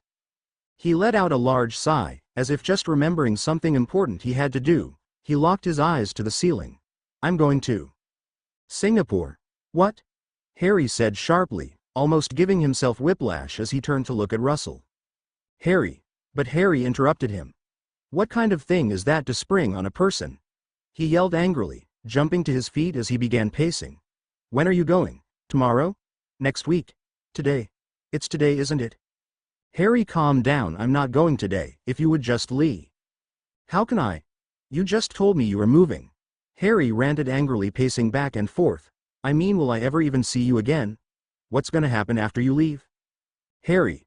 Russell said, jumping up from the couch and grabbing Harry by the shoulders and shook him. Listen. He laughed. Russell let out a shaky breath. I'm going to Singapore for the summer. Do you want to come with me? Harry took a step back. You what? Harry began to feel his face begin to turn red. You're inviting me on a holiday? Russell shrugged. It's not gonna be a holiday for me. There are meetings and such I have to attend to in summer. It's when most of Wandsmaker's summits are held, and they get a bit lonely when some of the older wizards shun you. It would be nice to have someone to go with this year, that is if you want to go. His voice sounded a little croaky as he asked the question. Are you serious? Harry asked in disbelief. No, what? Yes, you thicket, of course I'm serious. Do you want to come? Russell laughed cheerfully, but his voice still a bit croaky. Harry felt the smile growing on his face. Are you insane? Said Harry, his voice easily as croaky as Russell's.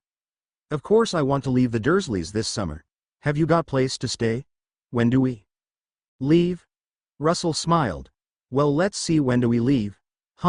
Well, it's a summer holiday, so summer perhaps. Russell laughed. I don't half worry about you sometimes, Harry. Sure up you. Harry pointed at Russell's chest, his face turning red, before bursting into laughter. Russell put his finger over his lips, his face turning pink. Shush, Hermione's coming. Harry frowned. It wasn't even daylight yet. Sure enough though, Hermione came bobbing happily down the stairs only a few seconds later. Harry? Russell? A smile appeared on her face. I knew it. I knew that I couldn't be the only one waking up early to studying. I thought I was going mad. She laughed. Harry gave Russell a look and whispered so that Hermione couldn't hear. How did you know that it would be Hermione? Russell turned a deeper shade of pink, but Harry never got the answer. The week finally ended, and so did the gossip about where and why Harry and Russell had gone. It was old news now, so no one really seemed to care. If anything, Harry was beginning to think it never happened. He'd pass Snape in the hall, and the potions professor won't give him a second look. Dumbledore carried on being Dumbledore regardless of everything. If it wasn't for Russell and the dreams, he would never have thought anything really had happened. The dreams were no worse, but they weren't any better. Some nights he'd have them, some nights not, though he did find it strange that he always woke up at the same time every night, 4:57, and it was getting pretty creepy. He'd told Ron about it, but he just told him that he was mental. Hermione was in full examination mode. She had started drawing revision timetables with Russell, and it wouldn't be so bad if they weren't pushing Ron and Harry to do the same. It's ages away, Ron said over dinner, fighting over the last profiteer role with Russell. 10 weeks, that not ages, that's like a second to Nicholas Flamel. Hermione snapped. 3,467.5 actually, Harry and Russell said at the same time, something they'd been doing all day to annoy Ron with help from the amulets. Stop doing that, Ron yelled irritably. You sound like Fred and George when you do that. While he was distracted, Russell managed to steal the profiteer roll. Damn it, Russ, that with mine. Mim mo, Russell said, his mouth full. He swallowed. Mine now, he laughed. How can you be joking at a time like this? 10 weeks, I should have been revising mouths ago. I don't know what's got into me. Yes, I do, Hermione said, slapping Russell's hand as he tried reaching for the ice cream in front of her. It was you and Harry going to the bloody hospital wing every 5 minutes. Sorry. Next time, Harry, well, try not to be attacked by a mind slave on a broom. While I'll try and not get poisoned and fall into a coma. He joked, rubbing the hand Hermione had hit. He suddenly paused and looked to the teacher's table, his eyes turning mistily yellow. We never did find out who did that, did we? He asked himself. It was Snape, wasn't it? I thought we decided. Ron said, rubbing his thumb around the ice cream bowl, trying to get every last bit. Russell opened his mouth to counter. Well, it doesn't matter now, Harry said, getting up, cut off Russell before he could begin. Harry's right, what's important now is that we should be revising, Hermione agreed. Get up too. I didn't. Harry was about to say he didn't mean that he wanted to study, but he felt a suddenly jolt through his head. Ouch. You okay? Ron asked, sucking his thumb clean. Yeah, just a headache. Harry looked to the teacher's table. Professor Snape looked to be talking heatedly to Professor Quirrell. Harry frowned. In the weeks that they'd been away, Professor Quirrell had seemed to have gotten paler and thinner. Harry rubbed his scar, wondering if maybe Quirrell was sick and Snape was trying to make him resign so he could be the new Dada professor, but from the look of Snape, he wasn't doing much better. He was sweating profusely and was unusually pale. Harry shook his head. There must be some virus thing going around, he thought, as his brain seemed to throb. He'd been working a lot lately, so Harry guessed it was only time that he'd finally get a headache. Come on guys, let's go. AHHRRR. Russell yawed, getting up at last, pulling Harry and Hermione towards the door. Study. And they did study. They studied a lot. The teachers had begun to pile on the work in lessons, homework, and had even started surprise exams, making the Easter holidays more of a chore than a break. If they weren't practicing wand movements, something unsurprisingly Russell was instinctively natural at. He even managed to teach them a few tricks to improve spellcasting efficiency, when they weren't in the library cramming as much knowledge into their heads as physically possible. This is killing me, Ron said, stirring his cauldron, as Hermione did the incantation. Why are they making us do a potion we've not even learned yet? Ron complained quietly as Professor Quirrell trembled by. Who knows, Harry shrugged, as Russell added another item into their own cauldron. I'm just happy that Snape's not teaching. I don't think I could stand any of his questions today. I just don't believe Snape would pull a sickie for no reason. He's either really ill, or he's up to something. Dean said, from the table over. Yeah, Seamus said, adding several black snail shells to his cauldron. Probably planning some way to take more points from us. We're in the lead this year. Gryffindor might even win. Oh hurrah, the House Cup. Woo-hoo. Russell sarcastically rolled his purple and green eyes. It's not like it's that big a deal. Just one more thing they can use to segregate us. Hermione frowned. Why are you so negative today? She asked him, as she waved her wand over the potion twice. It's cause of the prophet, said Lavender Brown from behind Harry, who turned to look at her. They're doing another exposé on his life around the globe, she said excitedly. It's going to be another load of rubbish. Last time they said I lived in France for a year. Russell said angrily. I've only been to France 4 times, and stayed no long than a week for each. The prophet sucks big. Harry heard Lavender giggle and Parvati Patil, her potions partner, gasp as Russell swore. Russell. Hermione frowned at him.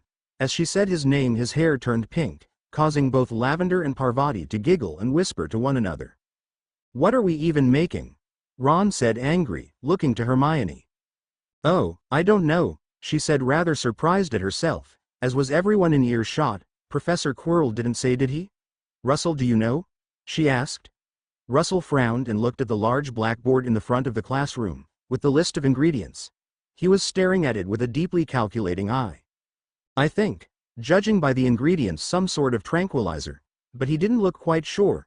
That or a truth serum, guessing by the jobberknoll feathers. You don't know, do you, Russell? Harry sniggered as he stirred the potion anti-clockwise. Everyone laughed quietly, so the Slytherins couldn't hear. What color do you think it's supposed to be? Seamus asked after a while as he looked over his potion. Ours is an ugly green. Lavender made a face as she spoke. So's ours. Hermione agreed, taking over the stirring cause Ron's arm was getting tired. That's weird, Harry said, looking over his potion, that began bubbling pink smoke. Ours is blue with pink smoke. Russell, are you sure you added the right stuff? Harry said, looking up. Russell's eye twitched. Of course I did, he snapped, looking over the list in his hands. His eyebrows raised a little. Hermione, can I have a look at your potions list? Yeah, it's just there, next to Ron's arm, Hermione said, swirling the potion with the tip of her wand. Ron looked to his left, and picked up the paper and handed it to Russell. "Thanks," Russell said, as he began looking from his list to Hermione's, then to the blackboard. "We followed the recipe exactly. Why is it blue?" Russell grew. Just enough so that he could see everyone else's potions? "Everyone else's are green. Well, except Neville's, but that's blackish," he said, confused. "Why the bloody hell is ours blue?" He tilted his head to the side, and watched Harry stir. "Harry?" Harry looked up, to see Russell frowning. "Yay," he said, unnerved a little by the color of Russell's eyes. They were green. Really, really green, so dark they almost looked black. "The end of your wand is in the potion," he stated. Hermione and Ron looked up from their potion. Hermione looked worried, as did Ron. They didn't know much about wands, but Russell's tone made it perfectly clear that something bad was going to happen. Harry looked down as the blue, pink smoked potion, the silver point of his wand, was indeed resting on the lip of the liquid. A darkish syrupy fluid dripping from the end of his wand and into the potion. "What is it?" he asked, pulling his wand, so that it was level to his eyes. "It would seem to be replicated snake venom," Russell said, tranquil, yet there was obvious fear behind his voice. "So," Russell said loudly to get everyone's attention, "it might be a good idea that everyone slowly and calmly exits this room before something bad happens. That might kill us all." He smiled nervously, unsure what expression he should be wearing. Just as Russell spoke, the cauldron began rocking violently, and large blue bubbles could be seen from outside the cauldron.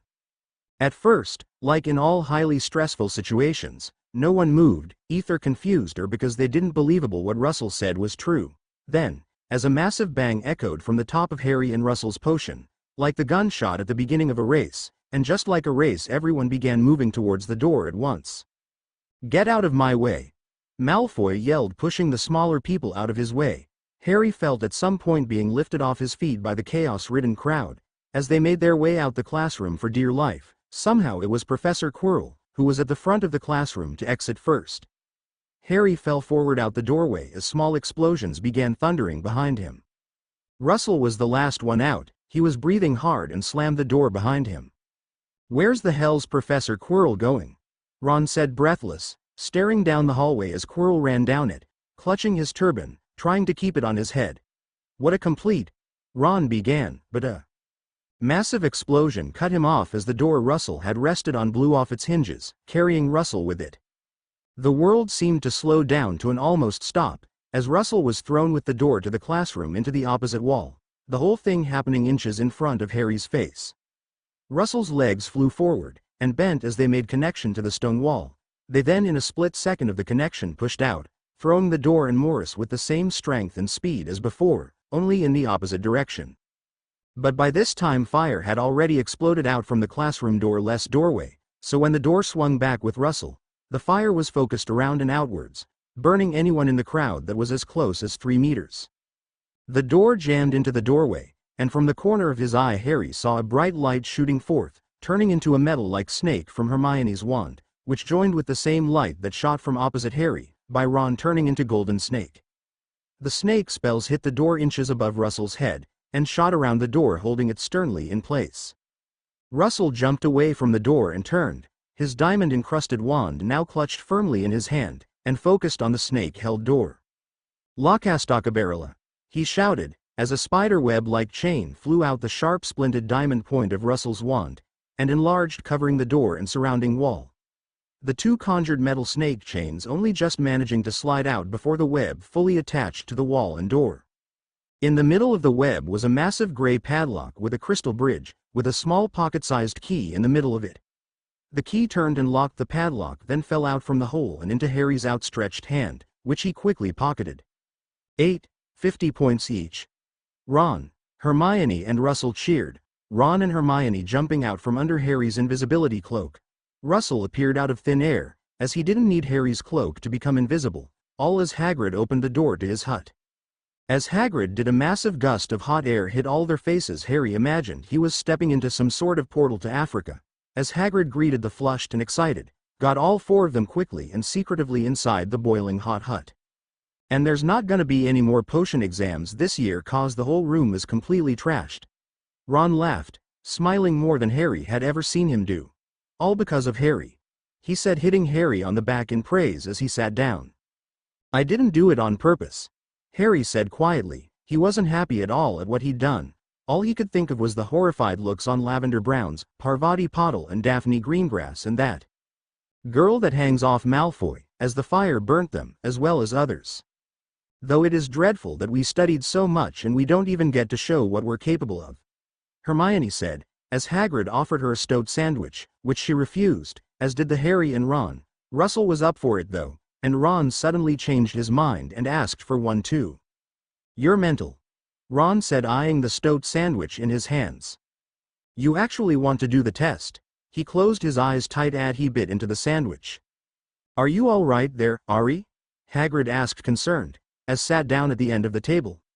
Yes, yeah, he had to say twice, because the first was too throaty. I'm fine, Hagrid, nothing to worry about, Harry said, forcing a smile. The truth was Harry wasn't fine. In fact, he was anything but fine, quite the opposite to fine completely. He'd felt only dysphoria since potions that morning, and no number of house points, or cancelled exams was going to change that. Are you sure, Harry? You look a bit out of it, Russell said worriedly. I just feel like I'm useless, he huffed. That's not true. Hermione gave him a sympathetic look.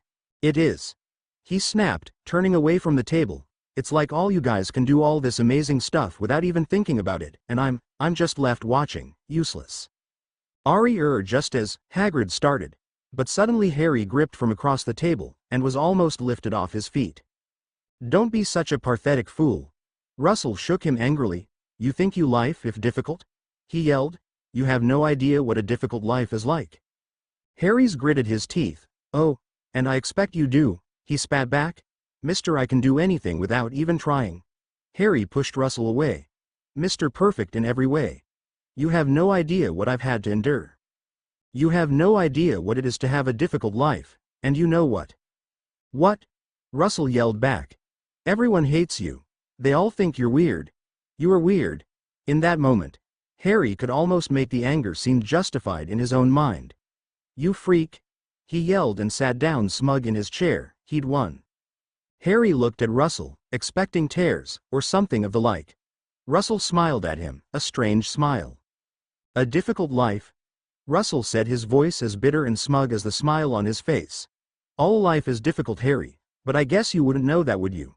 You don't even see past your own nose, let alone imagine anyone else's. He looked Harry dead in the eyes and said very quietly, forcing Harry to really listen. You're just like him, you know, in every way. With that said, Russell moved the chair from behind him and walked happily out of the hut. Harry got up from his seat in an uproar of anger. He ran to the door of the hut. Like WHO? He yelled as he opened the door, but there was one there. It was as if Russell had just disappeared. Harry ran from the hut, slamming the door behind him. Russell wasn't going to have the last word, not on this. Right? Hagrid said, uneasy. In the hut. Who's up for a cup of tea? Hagrid, is that an egg? Hermione suddenly asked, pointing to that fireplace. Chapter 18 Disclaimer. I do not own Harry Potter or any of its characters, they all belong to Rowling. Disclaimer. I do not own Harry Potter or any of its characters, they all belong to Rowling. I would also like to give my thanks to all who reviewed. I would also like to give my thanks to Amiko Hiei, my beta reader. The Wandmaker's Apprentice. Chapter 18. Harry was vaguely aware he was running into the forest and not towards the school, but anger clouded his ability to think, let alone use his navigation capability. In fact, Harry would have kept running into the forest, chasing nothing till morning, if not for a very crudely placed route. Harry found himself tumbling over, his head literally over heels. He landed shoulders first and crashed heavily on his lower back. Harry thought it would be comical if it didn't hurt so much. Are you okay? Came a shout from above him. Harry opened his eyes slowly and found himself looked up at Russell. Yeah, he wheezed. He was horribly winded, and his back hurt, and he had strange tingly numbness, up and down his buttocks, back, legs, and feet. I can't move, he said, panicking. Just say calm, Harry. Morris said, kneeled beside him, and waved his wand over him. Slipped disc. Harry could have sworn Russell didn't say any incantation when he waved his wand. Nothing. Serious. A wandmaker I met in the land down under who used to get them all the time by the people in his village. He wasn't well liked by the people in general, and they'd curse him all the time. He made me heal him after though, Probably why he agreed to teach me. He smiled, easy enough for me to heal now. It hurt though and you'll have to stay still. I'm just gonna get you out of your shirt, okay? Yeah. Thanks Russ. He swallowed relief, as Russell slowly unbuttoned Harry's shirt with his wand. Why the bloody hell were you running through the woods anyway, you weirdo? Russell asked, place his hand on Harry's stomach, looking annoyed. I was chasing you, Harry said through gritted teeth, as Russell began to push down with his hand. I was heading to the castle. Russell frowned, but didn't look up. Why on earth would you think I'd go into the forest? Harry could feel the area where Russell's hand was. It was starting to get very hot. It's lucky I saw you, Harry. God knows what would have happened if I hadn't decided to follow her. Herniated nucleus pulposus if I ever saw one. Russell said, looked at where his hand was, and in 12th. Thoracic vertebra. Okay. Russell let out a long breath. Get ready, Harry. 'Cause this is really gonna hurt. Harry swallowed nervously.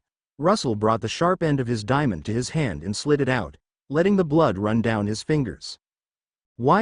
Harry began hysterically, but was cut before he could finish because Russell punctured his fist through Harry's lower stomach like a jackhammer. Redintegro. Herniated nucleus pulposus duodecim thoracic. Vertebra. He yelled as his hand came down. The blood on his hand turned bright crimson seconds before it passed through Harry's skin. It was as if lightning had struck him. Harry's body ached and violently convulsed out of his control. The pain was immense, and far worse than anything he'd felt before. His muscles contracted and his body shook, and he was so surprised by the suddenness of the attack that he'd lost all the breath he needed to scream. As abruptly as the pain came, it left. Russell pulled his hand from out of Harry and collapsed beside him. They were both breathing harshly, gasping for air, exhausted. Your hand, blood, inside me, Harry gasped, gulping for air. What was that? He crawled on his back, pushed himself upright against a tree. His muscles felt like jelly, and his hands shook as he tried to button up his shirt. A very powerful healing spell, Russell said, getting to his knees. It's the reason I hate blood magic. His breathing was shallow, but he was recovering quickly.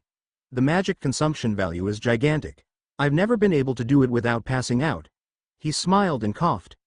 Guess that means my magic is getting better.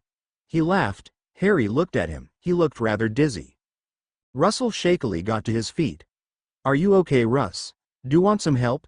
Harry said, finally catching his breath, while Russell still struggled to get his feet.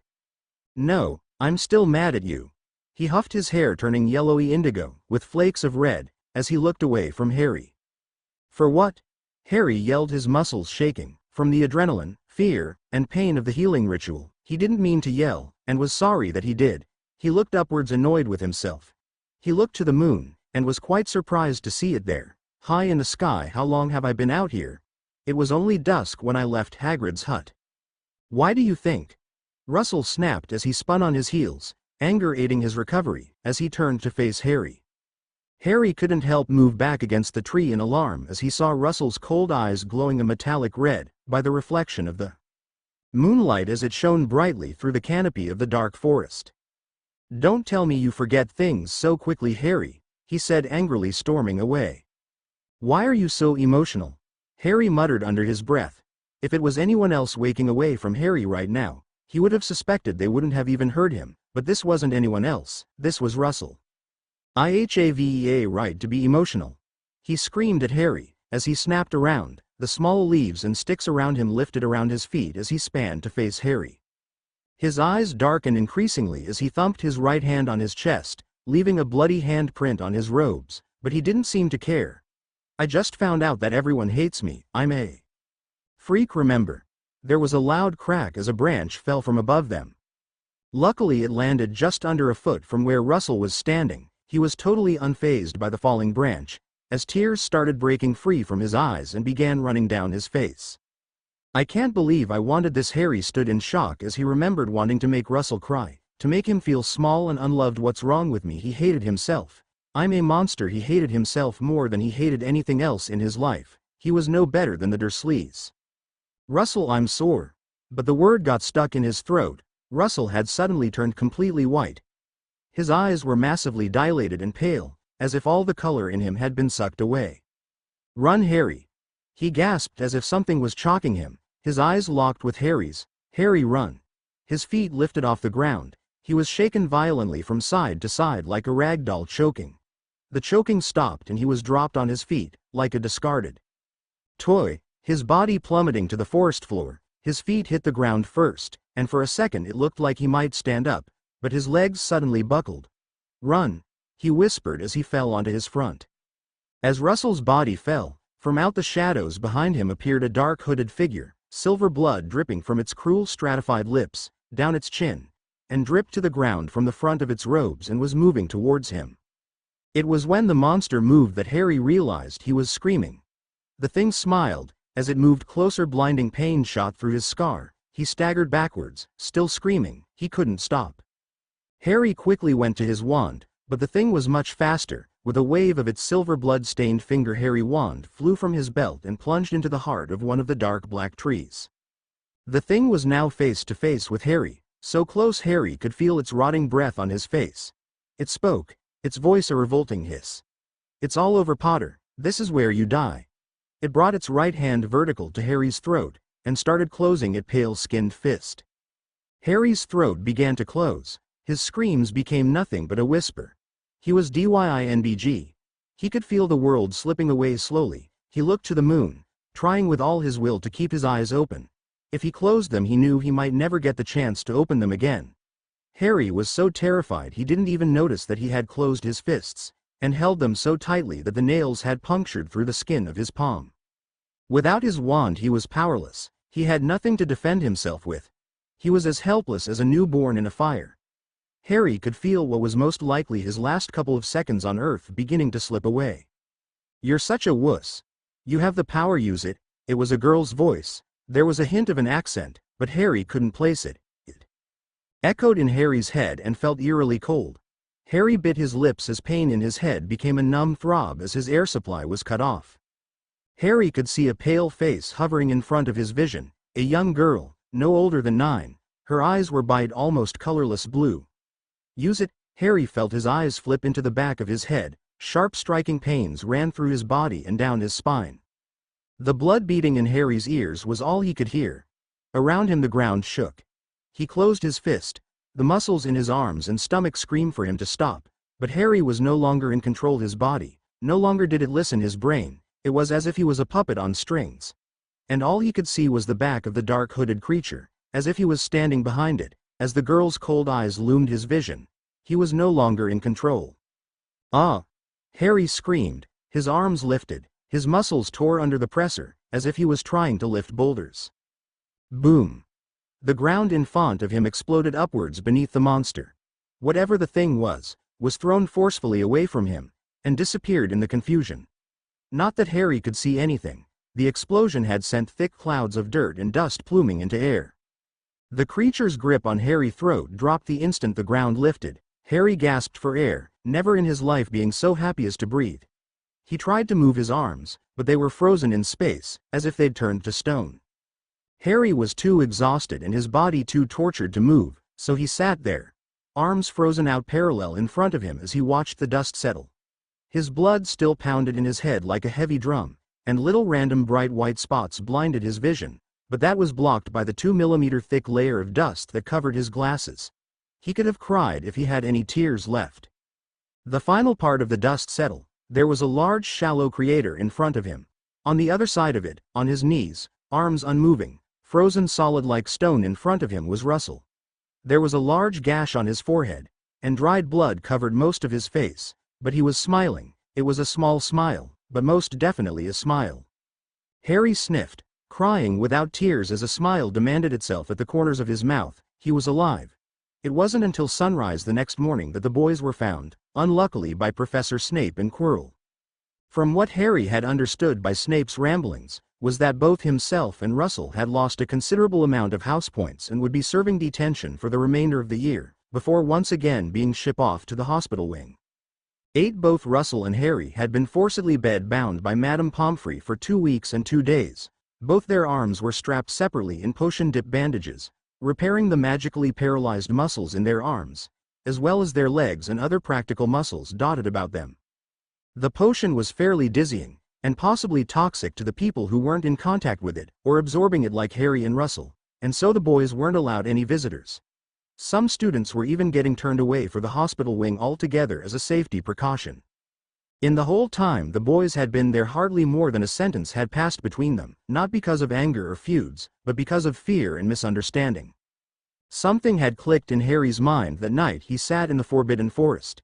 He'd been slowly put together pieces. He was seeing everything from Morris's perspective, and the back of the creature, and the girl, whoever she was, he had seen them all from Russell's perspective, from Russell's mind.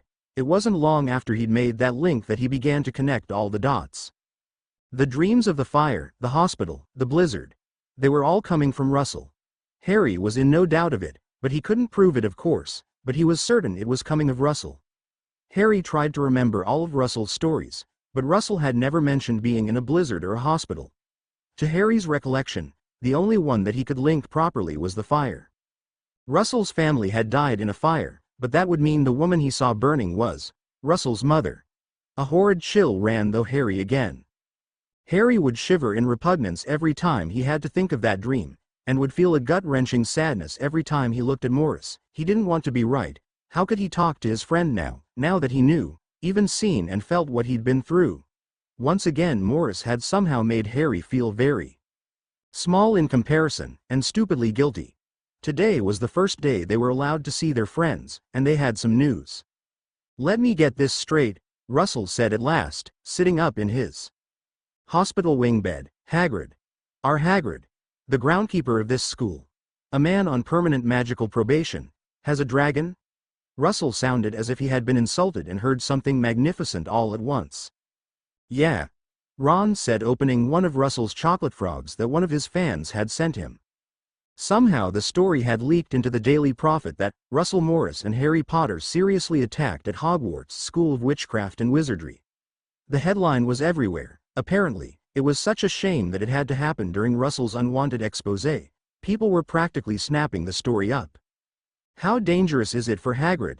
Harry asked Hermione from the bed beside Russell. His voice was still hoarse from the screaming 2 weeks before. "Very," Hermione said, sitting on the end of Harry's bed. "He lives in a wooden house, and not to mention how big it's gotten since it's hatched, and with all the press trying to get into the school, it's only a matter of time before he's found out." "What's he called it? Please tell me it's not called Scaly or something," Russell said as he then kicked Ron in the side as he was about to open the lid of the chocolate frog. "I didn't say you could have that. Put it back, you greedy ginger pig." "Ow, that hurt." Ron rubbed his side, putting the frog back where he found it, pretending to be unset, before smiling. "He call it Norbert." As Ron sat back down, and his smile suddenly fell, he then told them why. "Malfoy knows." "You said what?" Harry let out, surprised. "How does Malfoy know?" "Sheesh," Russell scolded, putting his finger over his lips. "Madame Pomfrey might hear." Russell gave a quick look round the wing. "Okay, go," he said, looking at Hermione. Hermione rolled her eyes at Morris's behavior as she began to explain. "It was the day of the hatching. Hagrid sent us a letter. Ron wanted to skip lessons to see it. Malfoy overheard us arguing about going to see a dragon hatching at the expense of missing lessons. Then later we caught him looking through Hagrid's curtains as Norbert hatched, but we couldn't stop him." Hermione frowned. "He runs very fast." "For a git," Ron added quickly. Hermione ignored him and carried on regardless. "But now we're stuck. If Malfoy tells, Hagrid will be in a lot of trouble." She then went quiet and looked at Ron, who looked away and rubbed the back of his neck. Hermione huffed and rolled her eyes. "We were hoping you guys might have an idea as to how to get out of this." The tension in the room had become thick. Russell wasn't talking to Harry because Harry wasn't talking to him, and Harry wasn't talking to Russell because he felt too guilty. Nevertheless, they both came to the same conclusion. "Charlie, your brother, we need to send Norbert to him." They all felt the strange weirdness pass between them, as Harry and Russell said the exact same thing at the exact same time. "That's just creepy," Ron blurted out. "What happened to you guys?" Harry looked to Russell. They caught each other's eye, and looked away without saying anything. Hermione added, smiling softly, "Not pushing. Or how you escaped. Magic," was all that Russell said. Hermione nodded silently. "Okay. Hermione looked a little sad that she didn't get an answer, and both boys were pleased that she didn't push any farther. So how are we going to pull this off? All three boys looked at her in amazement as she said it. She blushed. Russell then began telling them his plan. As neither he or Harry would be there to help them if things went wrong, he told them exactly what needed to be done. Hermione had written a short coded list so she wouldn't forget, luckily, before Madame Pomfrey pushed her and Ron out, leaving Harry and Russell to sit in unmoving, paralyzed silence, again. Harry was trying desperately not to look at Russell, but failing miserably. Every time he'd look at Morris, Harry got flashes of the burning woman, and he could swear he could hear her screaming, "Stop staring at me." So it didn't surprise Harry that Russell finally snapped. He would too if someone was constantly looking at him. And looking away. "I wasn't staring," Harry muttered to himself, turning his head. "No, of course you weren't." Russell did not sound happy. "You can't even look at me. Can you, Harry?" Harry didn't answer, leaving them both in silence. "Why?" Russell suddenly asked. "Why what?" Harry knew the answer. It was a stupid thing to ask. "Why can't you bring yourself to look at me?" Russell couldn't hide the hurt in his voice as he spoke. "Is it cause of the fight we had at Hagrid's?" He then added quickly, "If it is, I'm sorry." It suddenly dawned on Harry that Russell might not know about the dreams, or what happened. Russell thought Harry was mad at him and giving him the cold shoulder. It was this sudden realization that caused Harry to surprise himself into exclaiming out loud, "I'm an idiot." "No you're not," Russell said quickly. "It's my fault. I shouldn't have said those stupid things. I was just angry about the prophet. I know that's no excuse, but I'm sorry." Harry was now even more angry at himself than he was before. "It should be me apologizing. Russ was right. Russ's life is thousands of times worse than anything I've been through." Harry said, turning to look at his friend. He wanted so desperately to lie, but as he looked into Russell's watery silver blue eyes, he knew he couldn't. "An idiot," was again all Harry could manage to say. No other words wanted to come out of his mouth. Russell looked at Harry, completely confounded. "You called me an idiot." Any number of different things Morris could do to him for saying those stupid things ran through Harry's head, but none of them could compare with what he did. There was a massive smile growing on Russell's face. "You called me an idiot," Russell said again. He laughed. "Only one other person, in my whole life, has called me an idiot." He smiled. "And the other one was me." He burst into laughter, and though the joke wasn't particularly funny, so did Harry. Even as Harry laughed with his friend, the guilt stayed with him. He knew he should tell Russell that he was having visions of his past, so he decided he'll tell Russell tomorrow. After all, they'd just become friends again. He didn't want to break that friendship right after they'd remade it. Yes, he most definitely going to tell Russell tomorrow. Chapter 19 Disclaimer.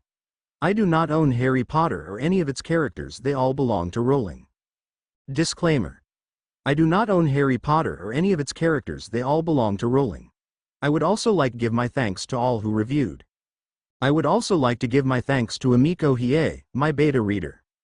The Wandmaker's Apprentice Chapter 19. Harry didn't tell Russell about the dreams. Not that he didn't want to, there just never seemed to be the right time. This was a downright lie, of course, and Harry knew it. There had been many times, in the last couple of days, which he could have told his friend, but Harry simply chose not to. Harry was having new dreams, and now he knew they came from Russell. It only made him feel even more guilty every time he caught Russell's eye. He felt like he was betraying his friend by not saying anything. Even so, Harry kept his mouth shut. These new dreams weren't as bad as before, they were more random and bizarre, but three things stayed the same. The dreams always started with the burning lady, who Harry was now completely certain was Russell's mother, the hospital, then followed and ended with the blizzard and the frozen girl. The new dreams would start right after the wall of the blizzard hit him. Nothing was as clear in these new dreams, or as terrifying as the fire or the blizzard ones. These new ones were more exciting. Climbing, fighting, strangely dressed men and women talking without sound, and traveling, lots and lots of traveling, over sand, dried earth and dense jungle. Harry could hardly remember much about these dreams, only that he had them and that they were thrilling. But there was one dream Harry couldn't get out of his mind. The dream captivated Harry, which was strange because the dream was of ballroom dancing. In the dream he was dancing with a young girl 9 or 10, wearing a mask of bright metallic peacock feathers.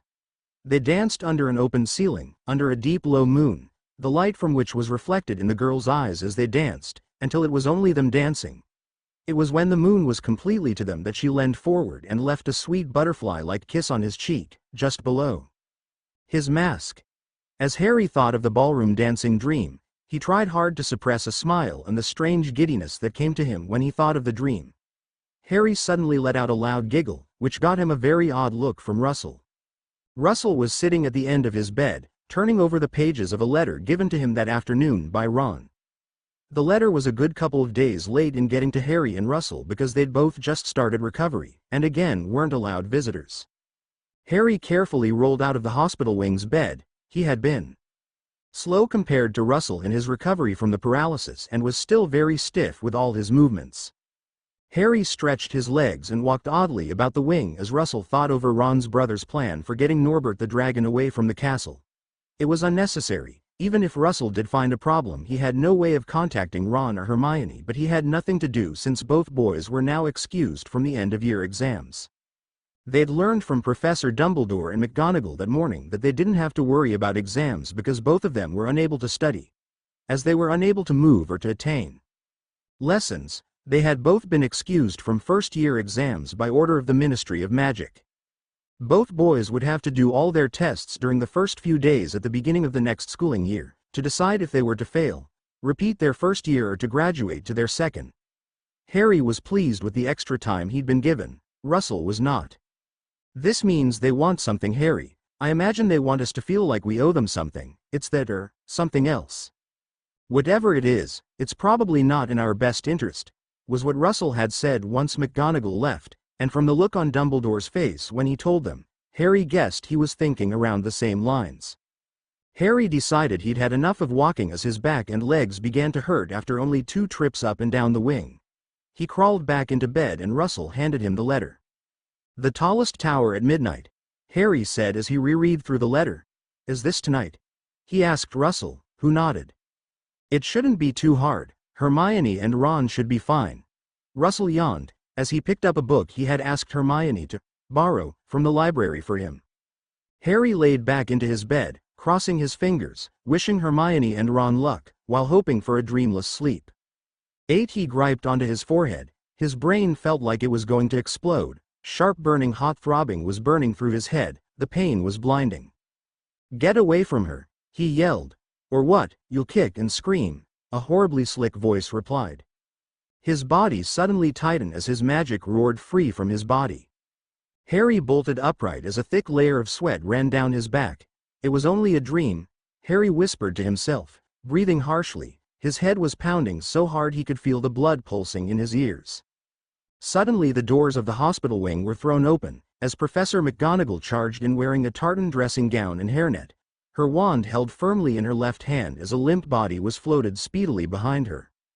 "Get Madame Pomfrey," Professor McGonagall yelled. She turned sharply. "Now Malfoy.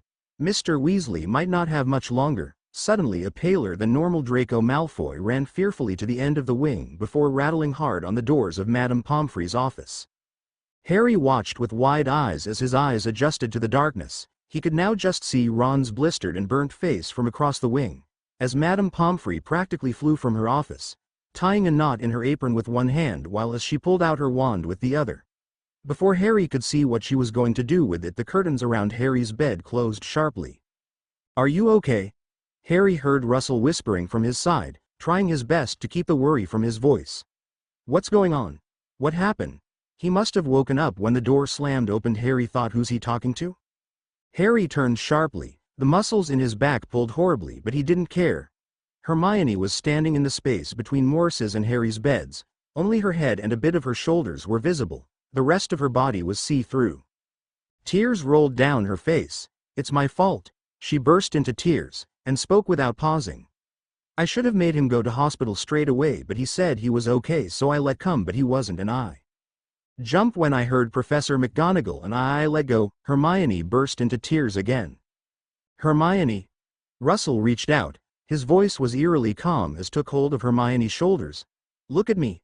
Harry shivered at the sound of Russell's voice. It was as if several people speaking different languages were talking all at once. Hermione stopped crying, and became strangely silent as she looked at Russell. "Show me what happened." As Morris spoke the words, other words echoed upon them. Exhibio mentis. Odd runes and symbols began to appear around the edges of Russell's eyes. His eyes themselves turned deep, but somehow managed to stay the same silvery blue, until Harry felt he was looking into some sort of vortex. Harry watched in wonder and horror as Hermione's own eyes turned sterling silver as a strange silver mist moved from her eyes in silver wisps between her and Morris, until the silvery mist was filled into Russell's own eyes. There was a sudden flash of light in Harry's right eye. He closed his eyes against the brightness, but it only made it worse. Slowly the brightness faded and Harry was stood watching Hagrid by a large crate. He's got all the rats and brandy he'll need fare the journey. Ooh.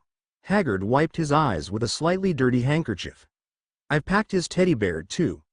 Hagrid sobbed. Bye-bye Norbert, Mummy will miss you.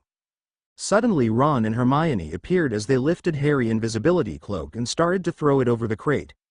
There was a loud rip from inside the crate, presumably the teddy bear Hagrid mentioned being ripped to pieces. Hey! Harry yelled to his friends running over. They didn't respond. It was like he wasn't even there. Harry jumped up and down, waved his hands and yelled. There was still no response. Harry briefly wondered if he was dead, before remembering that wizards can see ghosts. Ron, are you sure you don't want that checked out? Hermione asked worryingly, pointing at Ron's hand. As Ron lifted his arm, and Harry stepped back in repulsion, Ron's hand was swollen and looked terribly infected. It's fine. Ron snapped. I bet you wouldn't even ask if I was. Russell, he muttered under his breath as he leant down to lift the crate. Hermione said no more and lifted the other side of the crate. Harry followed them towards the castle by watching Ron's right heel, the only bit of him not fully covered by the cloak. As Harry concentrated on Ron's heel, he caught a glimpse of something purple following, just over his shoulder. He watched it as it trailed forward and disappeared. Harry followed them through the school. A sudden movement ahead startled Harry. It was Professor McGonagall. She was yelling at Malfoy as he tried explaining that Ron and Hermione were coming with a dragon. Suddenly Professor McGonagall came storming from around the corner, pulling Malfoy by his ear. As McGonagall came round the corner, there came a loud crashing sound from beside of Harry, followed by a gigantic tunnel of fire. It was easy for Harry to guess what happened. Hermione had jumped. The weight of the crate had shifted, pushing on Ron's sore hand. Ron couldn't handle it and dropped the crate, startling Norbert into breathing fire. The strength of the flames had thrown Ron out from under the invisibility cloak and into the Draco Malfoy. Ron's clothes had caught fire and Ron looked to be unconscious. Harry ran toward him as Professor McGonagall wiped out her wand, producing a large jet of water.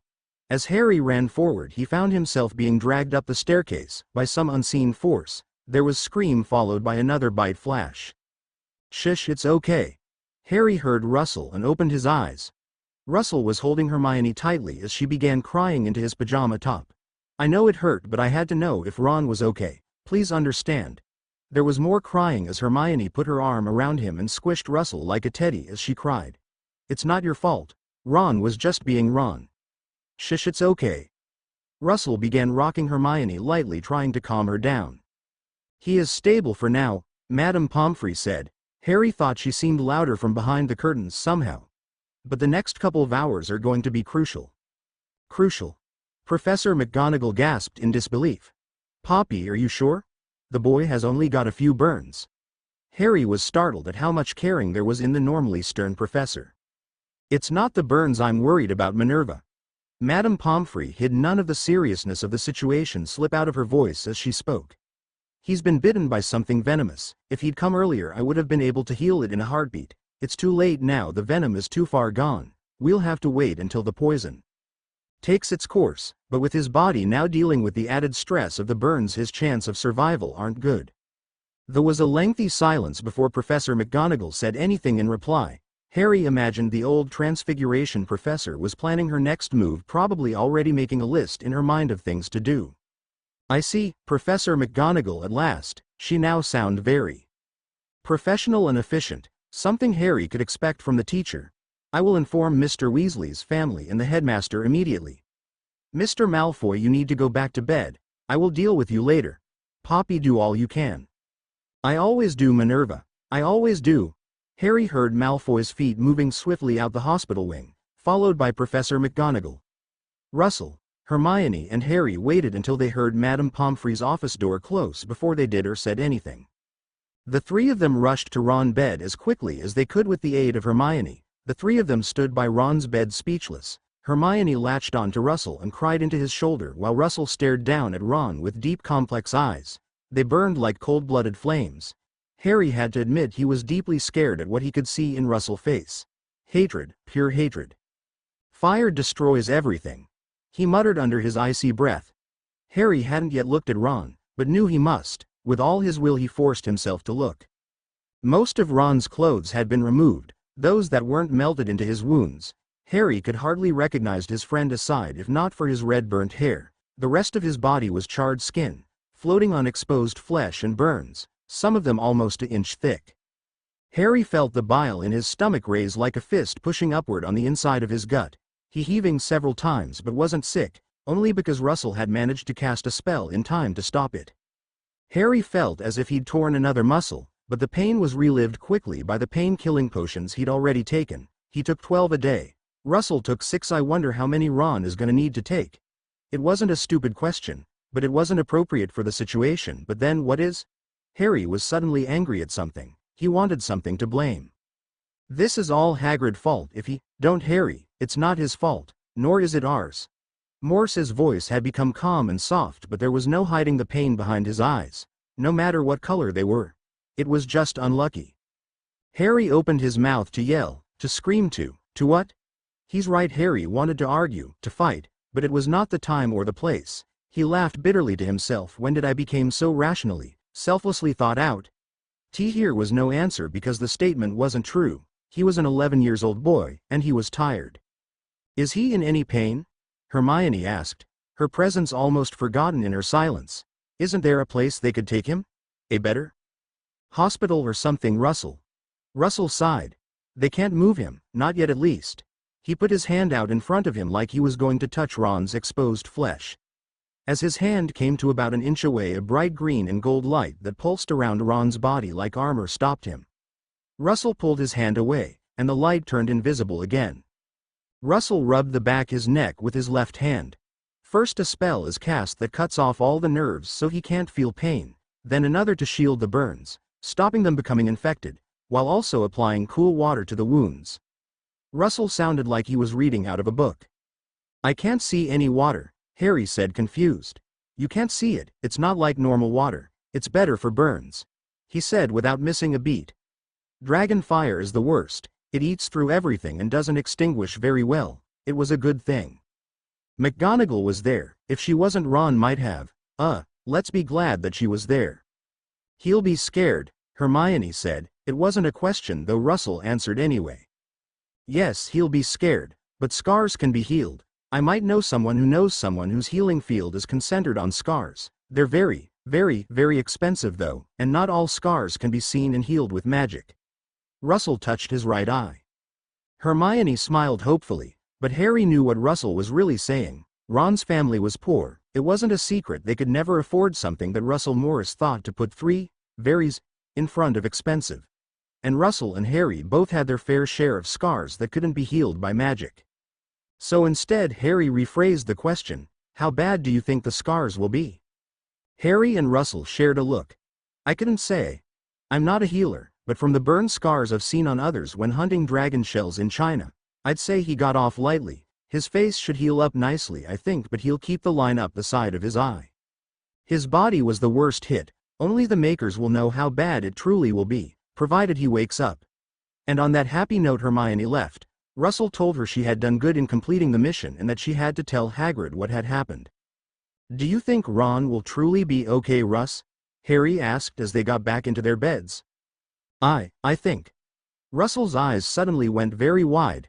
I think he's going into cardiac arrest.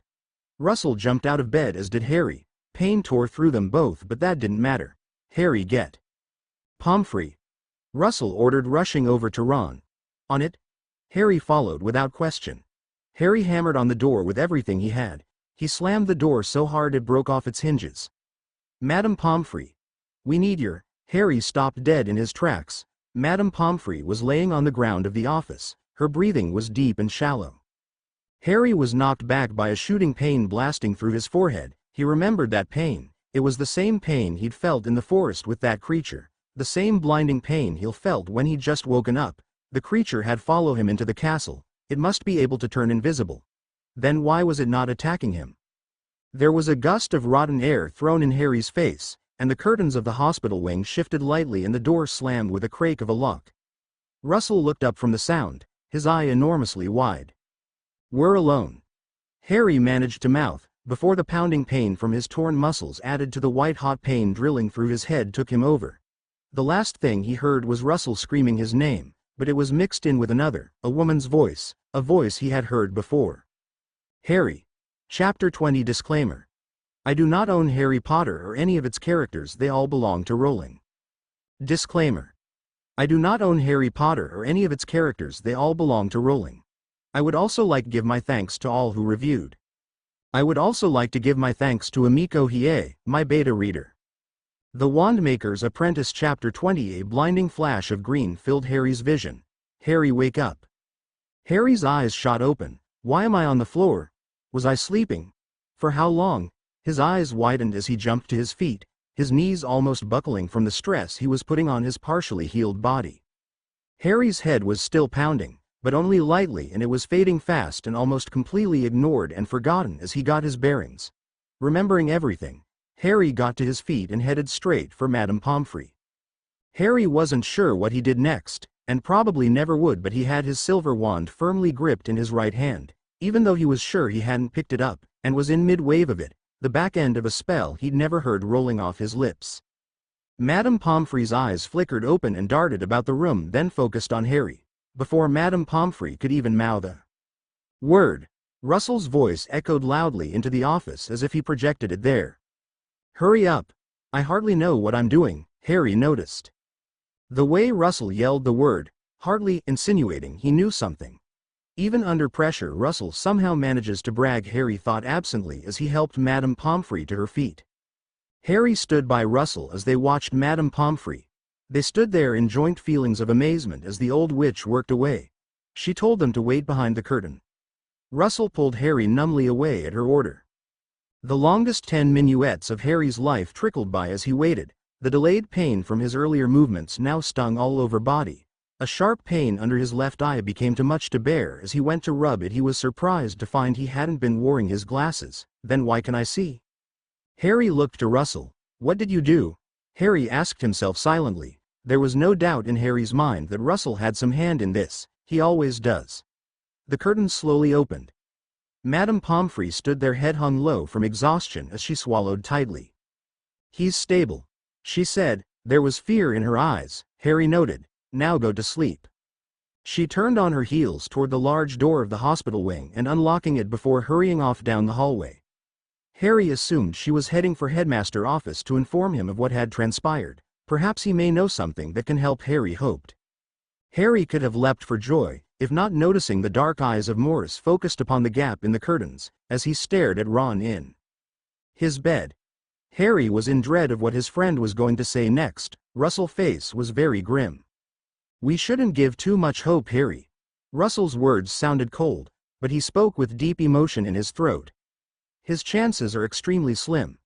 Now that the poison has reached his heart, there is only one place left for R.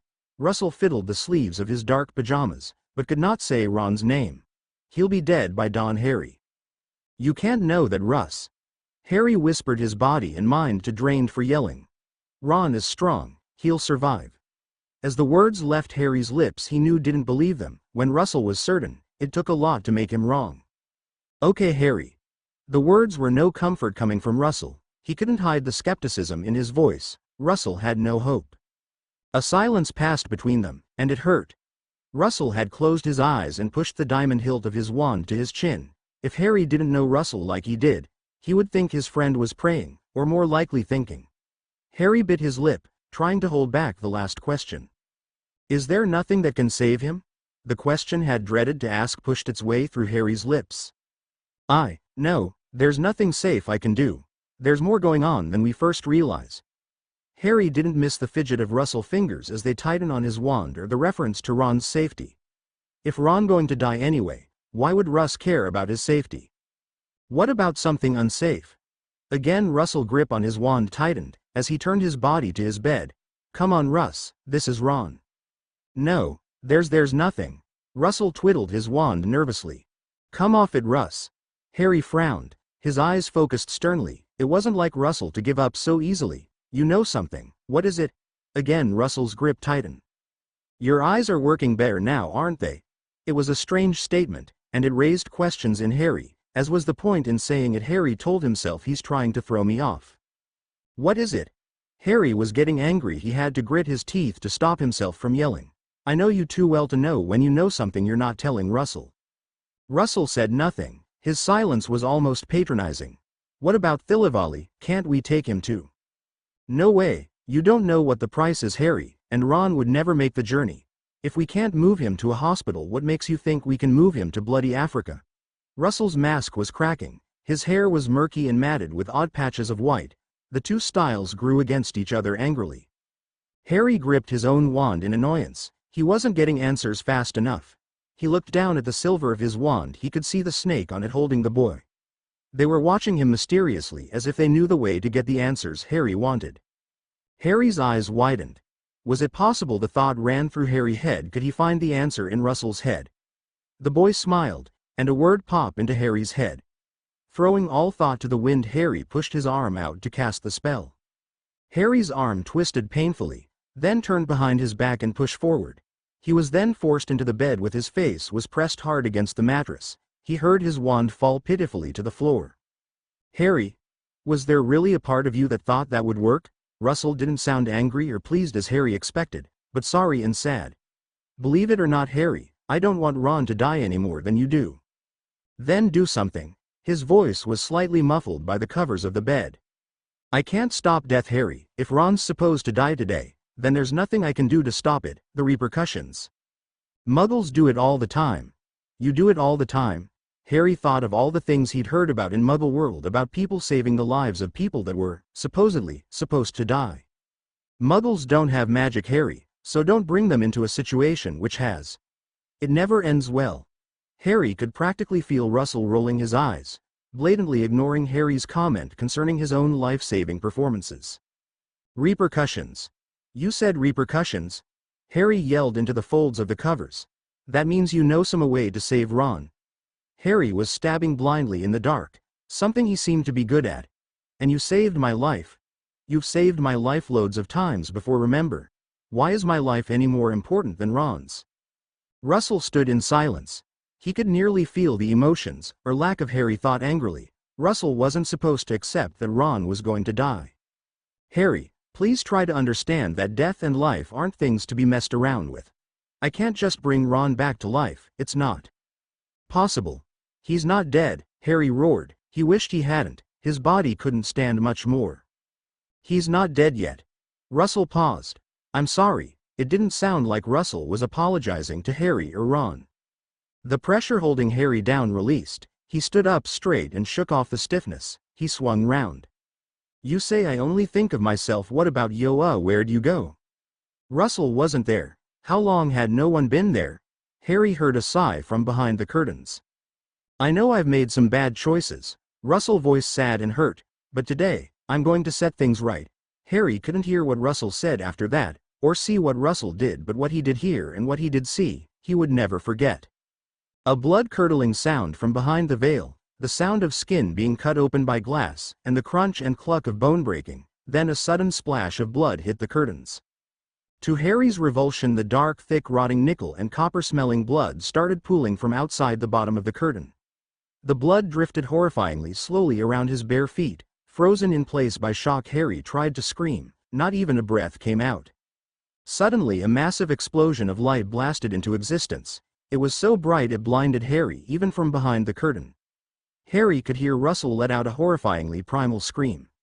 As he did, Harry's knees began to buckle and shake under his own weight. He could feel the light pulling something inside him, taking every sap of strength he had left, and it hurt.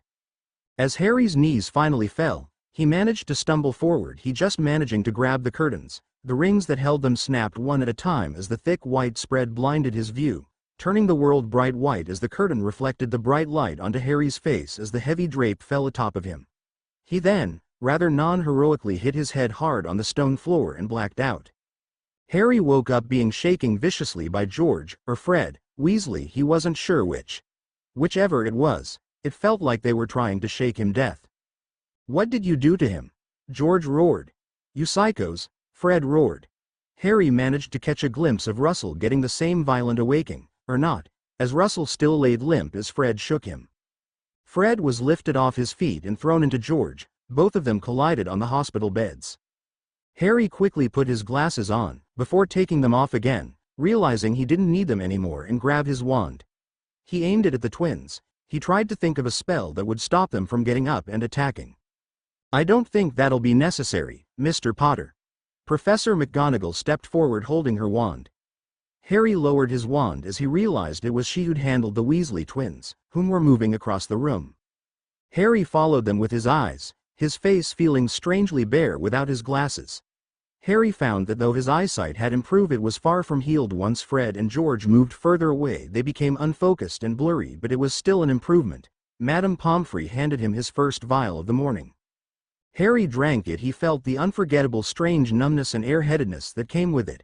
It made everything feel like a dream, not one his dreams. They hurt, but still things felt dreamlike.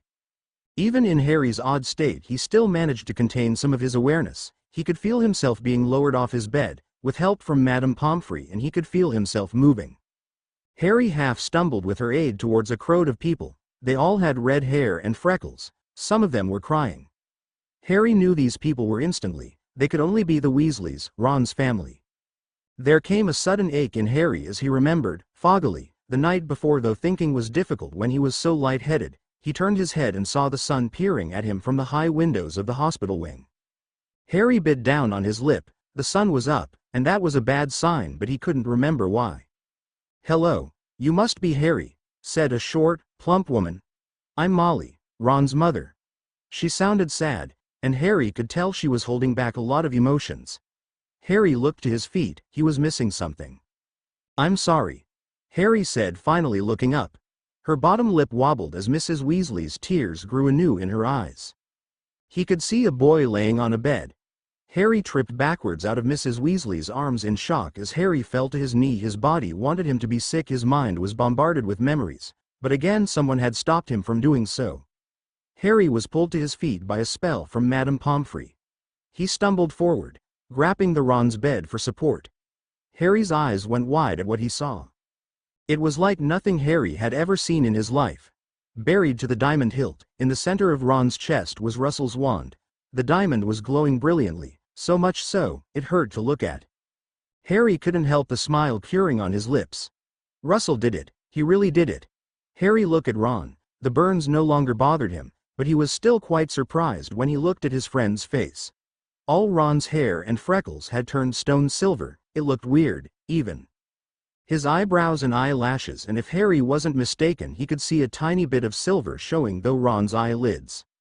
"I guess this is what Russell meant by repercussions," Harry thought to himself, reaching forward to touch the glowing stone, but his hand was stopped short by the shield barrier that was still cooling Ron's burns.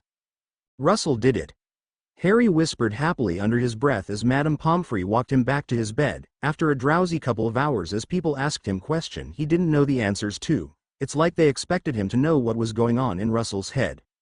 Harry wanted to thank Russell after the integration from the Weasley family and Professor McGonagall. He was quite surprised Dumbledore hadn't been there, but perhaps he knew what Russell had done and wasn't worried. Whatever Russell did had drained him massively, since he didn't wake up the whole day, or the day after that, or the day after that. It was nearing the end of the third day that Harry began to worry, but not because Russell didn't wake up, but because of what he overheard that night. It was approaching midnight when he began hearing the footsteps and hushed voices. Harry quickly cast the concealing spell Russell had taught him Ron and Hermione in the back of Magical History one morning. The spell allowed one of two things to happen. It either made you look asleep, or, as the reason Russell taught it to Ron during Magical History, make you look awake and interested. Harry now used it for the former. "It's such a shame, Albus." A sad voice echoed closely. Harry knew that voice. He'd heard it before. It was such a fine wand, and he was such a fine student. It was Ollivander, the wandmaker he met in Africa. "I'm sure. Will the wand's departure from Mr. Morris have any effect on the boy?" Anything we should worry about? Asked Dumbledore attentively. As I'm sure you've already guessed, Albus, there will be. Without the wand, I suspect Russell shall revert back to what he was, though I suppose this day would have had to come at some point. We couldn't hide his memories forever. I believe they were already beginning to peel away. From what I've heard, Mr. Morris has been suffering from nightmares. Perhaps he already knows it was he that caused that fire that killed his family. Harry felt as if someone had just thrown him into a frozen lake, his body stung with shock. For his sake, I hope he doesn't ever remember. It well may destroy him. It wasn't his fault, Albus. I wish you'd realize that. Dumbledore didn't say anything, but Harry could hear the men's footsteps as they walked away. Chapter 21 Disclaimer. I do not own Harry Potter or any of its characters. They all belong to Rowling. Disclaimer. I do not own Harry Potter or any of its characters. They all belong to Rowling. I would also like to give my thanks to all who reviewed. I would also like to give my thanks to Amiko Hiei, my beta reader. The Wandmaker's Apprentice Chapter 21. Harry hadn't any idea of what to do with himself. His mind was mixed up with confusion. Even his confusion was confused. Russell had started the fire that destroyed the Morris family, Russell's family, but that doesn't make sense. Harry closed his eyes, and for the first time tried to remember what happened in the dream. In Harry's dreams, Russell's memories, the fire was chasing them, or rather Russell and his mother down a hallway. Unless they were running away from the fire that Russell already started, and at the speed the flames were chasing Russell and his mother, they would never have been able to escape. They would already be dead. Mother is dead. Harry shook his head, angry from side to side like an agitated dog shaking off the water from its fur after a walk in the rain, throwing his head this way and that as if he could throw the thought directly out of his mind. Harry couldn't see how Russell could have started it. The fire couldn't have been started by Russell. His mum would have had to have been there with him when he started it. It's impossible. It can't be true. Russell would never do that. Harry tried to disprove this theory of Russell starting the fire. The house was already ablaze when we air. Russell and his mother. Harry had to remind himself that in his dreams he was Russell, which was easy to forget when he felt and saw everything like it was him seeing it. They were running from the flaming dragon chasing them down the hallway. Why would Russell call forth a dragon in the first place? And wait a second, Russell was only 3. How could he even do anything like what I saw? Harry could feel his mind imploding. He had to let out, he had to let it out, and he had to let his frustration out now. Nothing makes sense. Harry screamed, throwing his arms around ferociously. His voice echoed around in the almost empty wing, though it could be counted as empty. Russell and Ron didn't look like they'd be waking up anytime soon, as he felt his arms and fingers tingle just like when he casts a spell. Oh no, he whispered under his breath as he felt a freezing cold droplet land on the back of his neck. He had a feeling of what was about to happen. He'd seen it happen to one of the children in Africa after they'd had a tantrum. The air suddenly turned stone dry and the water in the water jug disappeared into vapor and floated over Harry before it liquefied. The water was cold, extremely cold, almost like the frozen steel cold that the lake had turned out during winter. Harry could even feel the minute-sharp shards of ice as the water dropped over him. Why does it work now and not when I bloody wanted to? Harry screamed in fury, the air being pulled out his lungs in the shock. Harry began yelling out all manner curses, everyone he knew, while getting out of bed. He couldn't even use his wand to dry himself as it had been confiscated by Professor McGonagall the day the Weasleys visited Ron. Professor McGonagall, finding Russell's wand deeply embedded in Ron's chest, worried her. That was obvious, and confiscating Harry's wand, even Ron's, was probably her way of making sure it didn't happen again anytime soon. Harry tried pointlessly to do the drying motions he'd learned from Panion and Cockra in Great Stad Bay Toanar. Though typical of his life, nothing happened. Harry felt as if the world was trying to spite him, as if it gave him magic just so it could make his life worse than it already was at the Dursleys. Harry shook and shivering in the cold of the castle as his arms began shake with painful spasms. Harry had suddenly decided his body didn't agree with him using the African magic. The spasms started at his fingertips and pulled down his arm. The pain was spreading, pulling horribly on his nerves, his spine and every one of his muscles burning coldly without reason, except for the pleasure of hurting him. Harry sobbed quietly as the painful spasms ripped into the back of his knee, forcing him to the stone floor. Harry shook from the cold, from the pain and from the emotional torment his mind was putting him, though. Slowly he managed to pull himself into a small ball as tears rolled shakily down his muscle-shuddering cheek. It was many hours later before Harry could move again, and only on his hands and knees in a pitiful crawl. Harry's night clothes were still soaking wet and coldly stuck to his body uncomfortably as he crawled painfully out the hospital wing, a sloshing echo following him down the corridors as he left ugly wet prints on the knee-bruising stones.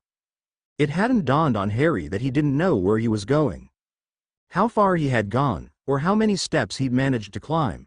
He only realized where he was as he heard the deep growling of Fluffy from behind the door he'd been about to open, so he didn't quite know why he tried to turn the handle. The door was locked tight and wouldn't open without the assistance of a wand. Harry gritted his teeth angrily. He hated being like this, so weak and helpless, and he hated not having his wand. As Harry hobbled, he thought himself lucky that the door was locked. If it wasn't, he would have stumbled in there like a fool, probably making himself a nice snack for the guarding three-headed dog. Also in the back of Harry's mind, he knew that it meant the stone was safe, and that gave him some reassurance that the world didn't completely hate him. Harry shivered as he pulled himself up on the wall, using it as an aid to help him walk onward. He had to get Hermione. She was the only one he could talk to about Russell. Hermione would know to do. She's like Russell in that aspect. Must be something to do with brains, he thought airily, stumbling on the staircase. I wonder where, before he could finish his question and got his answer. Well, we are in trouble. Harry's eyes locked onto a pair of pale ones as he took his next step. Filch the caretaker was standing at the top of the staircase with a grotesque smirk on his old grimly wrinkled face, staring down at him as he stroked Mrs. Norris. Harry stared back, but didn't say a word. He hung his head. Why is it always me? Harry thought as he was dragged along with the painful hand-gripped aid of the caretaker to Professor McGonagall's office. As if Filch had heard Harry's thoughts, he answered his question. Because you make this far too easy, Potter. Harry had finally been allowed to leave the hospital wing, after Filch had caught him wandering the halls soaking wet. The way the old bitter caretaker explained it to McGonagall made it sound like Harry had been sneaking off to the prefect's private bathroom every other night, since Filch said he'd had to clean wet footprints from the castle floor at least 12 times a month. The whole accusation was absurd. Harry didn't even know the prefects had a private bathroom, and in the timescale Filch had put the wet footprints in was the same time that Harry was completely paralyzed.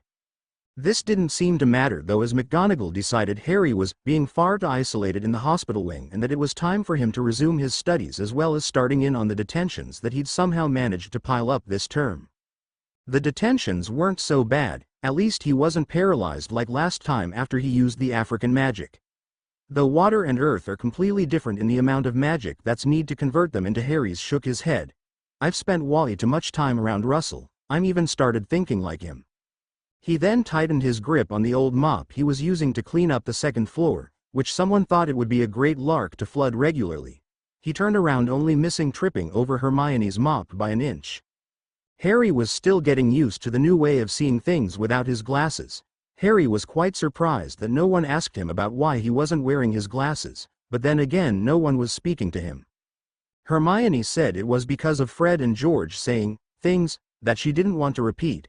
Harry suspected the twins were just worried and angry about their brother. As soon as Ron tells them he's okay, everything will be back to normal and they'll apologize, Harry would think to himself when the twins insulted him at dinner or in the common room. Not that Harry spent much time there anymore. Ironically, Harry spent most of his free time trying to get into the hospital wing. There was a rumor going around that Ron had woken up, but no one, not even his family, were allowed to see him. Harry had tried using his invisibility cloak to get in one night, but there was some sort of charm stopping him from entry. Other than that, the rest of Harry's time was spent with Hermione, in the library or in detention. Hermione had been serving detention since Ron had been admitted to the hospital wing. Hagrid had jumped into Dumbledore's office and spilt the beans about Hermione helping him to move Norbert to the top of the castle so he could be taken to Romania, not realizing McGonagall was standing in the room. Hermione, luckily, instead of being expelled, only had to serve detention for the rest of the year. She was very moody about it. Harry caught on very quickly, as did the others who'd heard the rumors about what happened. Learned not joke about it, at least not in hearing distance of her. Especially when Harry heard about what she did to Fred and George. They'd made a joke about how it would be a permanent tarnish on her school records forever. She fixed both of them atop the Gryffindor fireplace. No one told McGonagall, and Filch the caretaker found it too amusing to tell the head of house. The twins were stuck up there the whole weekend and looked a right state after Peeves found them. When Harry asked her about the incident, all she said was, "That Russell taught me how to deal with bullies." Harry smiled at that. "Harry, what are you smiling at?" Hermione asked, as she dipping the end of her mop into the washing up bucket. "Nothing," Harry said, shaking his head. "How'd the Transfiguration exam go? Heard you made something." "Harry," Hermione sighed. "You know the headmaster banned anyone from telling you what's on the exams. Anyone who tells you anything gets points taken off. Who told you about making a snuff box? That's like the most important part of the exam." "You did?" Harry smiled. "Just now." Harry had to duck as Hermione swung her mop at him, spraying him with the dirty water. They both slipped backwards on the wet stones and landed on their rears simultaneously, producing large splashes, getting them both very wet. They looked at each other and exploded into laughter. They were both laughing so hard they didn't hear Professor Snape coming until he started talking. "You're supposed." Both Harry and Hermione jumped and scrambled to their feet. "To be serving detention, not." But Snape never got to finish his sentence. At that very moment, Neville Longbottom came blotting round the corner, being chased by a small gang of Slytherins.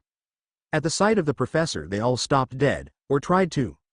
Neville somehow managed to get his feet stuck in both Harry's and Hermione's cleaning buckets and accelerated forward, followed by the sliding Slytherins. They all slipped on the still wet stone corridor and collided into Professor Snape, wiping him off his feet, while narrowly missing Harry and Hermione as they dived sideways, pushing their backs firmly against the wall of the corridor. Harry could hear Neville and the Slytherins being yelled at by Snape as he dragged them by the neck of their robes as they swiftly moved down towards his office. Harry looked at Hermione. She was wearing a strange look, and smiled at him.